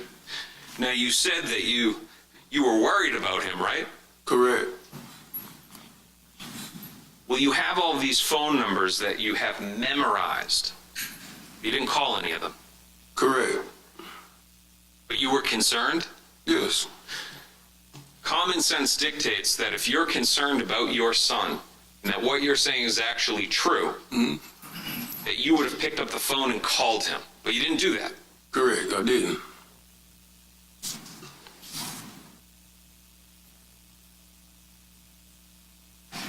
Chifton Hogan. First time we've ever heard it's somebody you're related to. I'm not related to him. Okay, but it's somebody that's a couple degrees of separation that's tied to the family, right? He's my baby, mother, brother. And you know from this case that he was never charged, right? Correct. Yet his DNA is inside of the car. Right? Oh, I guess. I'm not asking you to guess. I'm saying, do you know about the evidence in the case to which you pled to? Some of it. All right. Are you aware that Chifton Hogan's DNA is found inside of the car? Yeah. So you are sure now? Yeah. That would stand for the proposition that DNA can end up inside of a car without somebody ever being in it, right? I'm not sure. All right. So, your other son, Abdul Jr., he's not here anymore, right? Correct. Your hope, something that has been discussed, you're hoping that in exchange for your testimony here today, that his case would be dropped. Right? No. You're not hoping for that? I mean, if it do, it's good. I mean, but I can't say that. Hell no, I ain't make no deal for him to drop his case. I made a deal to tell him my other sons for me. I ain't fuck that lunatic. So you're saying that that's not true, or you're saying it's not, or you're saying you do want your other son to be convicted? No, I'm not saying I want him to be convicted. I'm not saying that I want him to be convicted. If they drop his case because of what I'm doing, great. As long as you're protected, that's the most important thing for you, though. When you say protected, what you mean? The same thing that Ms. Schlax asked you. You said, well, if they drop his, well, that would be great. But your number one priority out of all of this is you. I think I'm number 2. Sir, you come in here as a 2-time convicted felon. Because of these other cases, you'll be convicted at least 2 more times, right? Right. Correct. A lifetime of crime, right? Judge. Sustained. You'll be a 4-time convicted felon. You've already spent 10 years in prison and approximately 5 in custody on this. Correct. For a total of about 15 years in custody. Correct. Let's not forget about the 10 years that I was out free and no trouble. But then you got into trouble again. Right. I was out free from 2009 to... Just because you was out free for 10 years, you was hanging with these young dudes. They was doing the dirt. Clearly you was riding around with them, putting in work. You got shot hanging with them. And you was out actively looking for the op. So don't act like, oh, the 10 years I was out and I didn't get into trouble. You a buster. You out here with your sons, sliding, getting revenge. And you telling now. 2020, no trouble. I understand, but coming in here today and going back to the question, your number one objective is protecting yourself. Of course. One brief moment, Your Honor. Okay.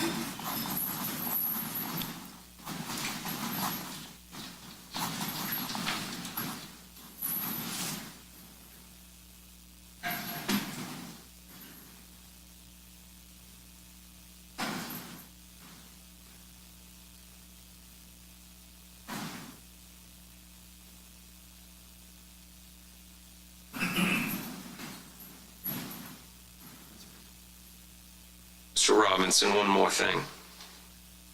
The deal with Cinematic, that occurred right in the months before this murder, right? Yes. Basically, right around December, they fly him out to California. He's shooting music videos, but it's right around that time that he inked that deal. I'm not sure. I don't remember him going out to California, so I can't say. But you can say that that deal was inked right around that time. Yes. Nothing further, Your Honor. Thank you. All right, thank you. Is there any redirect? A little bit, Judge.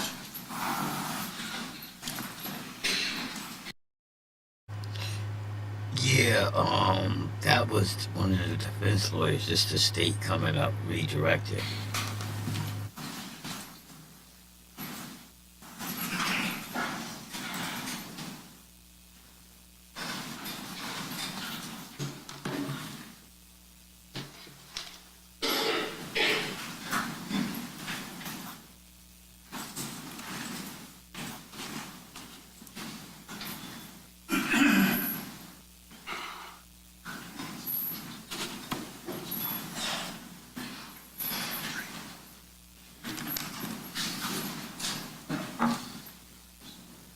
Police court.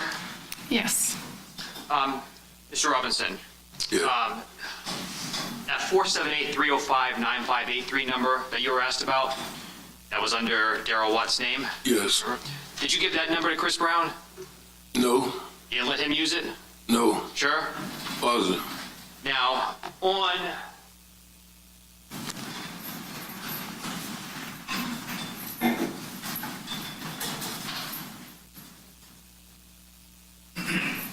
I'm going to show you what's in evidence. It states 187. Is that on your screen? Yeah.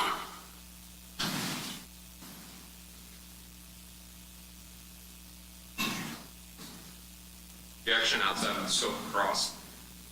I don't have a question. Judge, I'm going to ask about Chris Brown. Okay, then that's permissible. So objection overruled.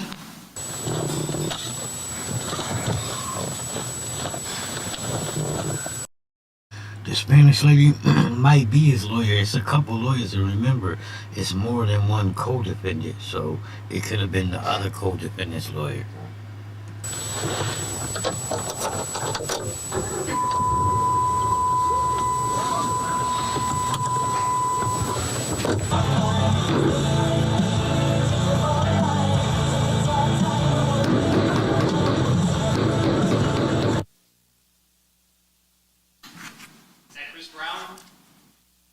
That was shooting?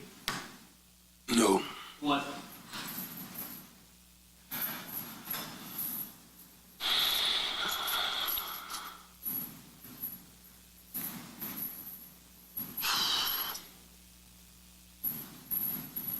So Hakeem. And you indicated a few moments ago that Hakeem's approximately 6'2". Have you ever measured him, or are you just going off what you believe? I never met him. As he sits here today, does Hakeem Robinson look the same as he did 5 years ago?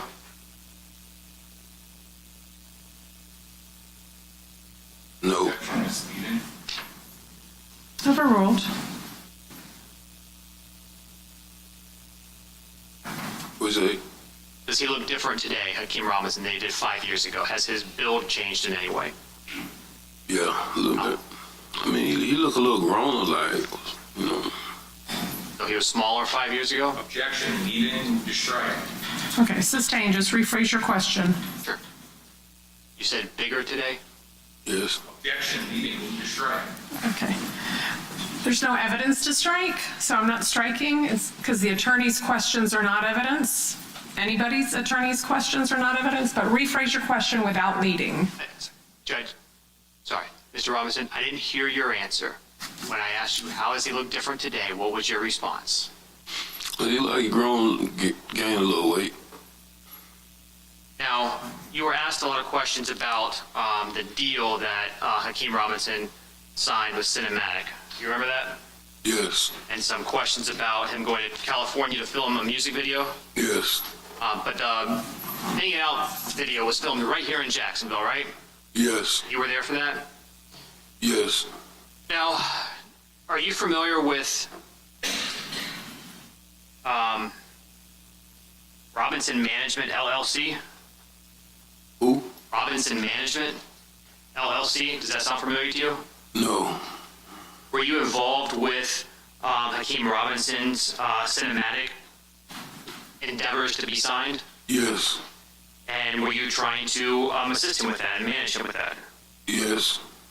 Did you? Yes. Were you in fact in communication with people from Cinematic? Yes. And were you continuing to aid and assist Hakeem with that? Yes. May I approach the witness, Judge? Yes. Objection, Your Honor.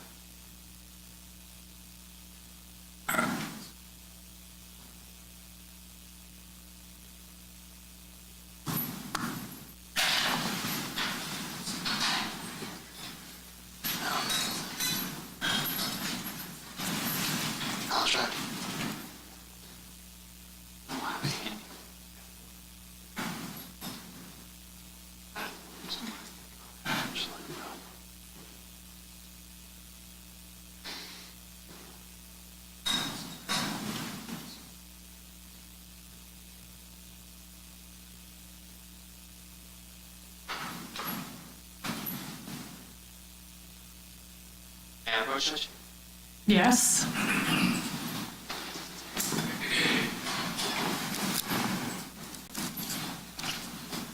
Showing you a document.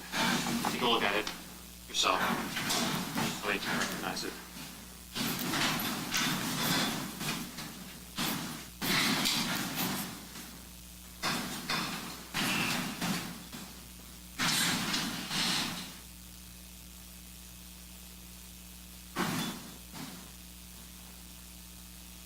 Yes.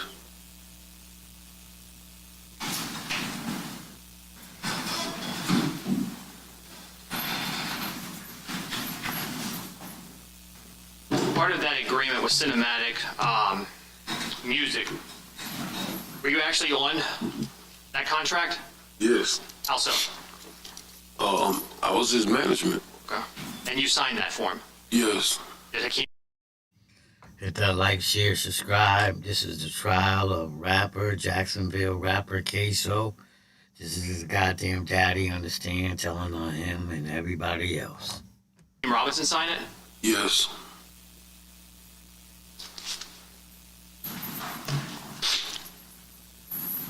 One moment, Judge. All right.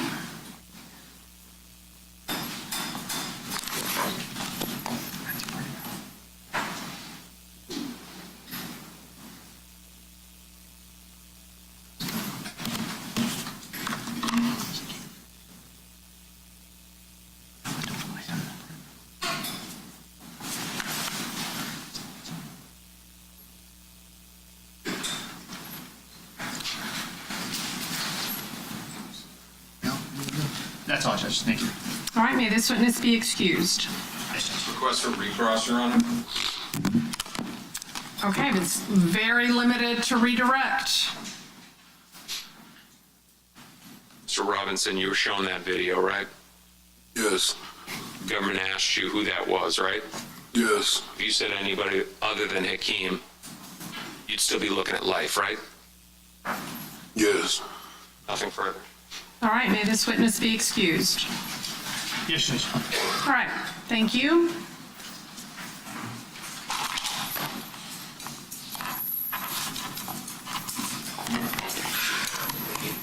All right, it's 5:34. I think we're going to recess for the evening, ladies and gentlemen. So I'm going to ask that you leave your notepads behind. We will lock them, secure them, and return them to you when we reconvene tomorrow morning, 9 o'clock, here in courtroom 407 for the continuation. Let me remind you. So there you have it. The day is done. We got Ksoo's dad. Yesterday we got Dominique Brenner. And they both told Daddy sung like a motherfucking bird. Daddy been a rat since 99. And Dominique been a rat since for the late 90s. So it's not looking good for Ksoo, you know what I'm saying? Hopefully the jury don't believe informants. It is what it is. Hit that like, share, subscribe, hit the bell, hit it all so you can get notifications. It only can help the channel grow, folks. Help me out. Hit that like. But until we meet again tomorrow, I'm out of here.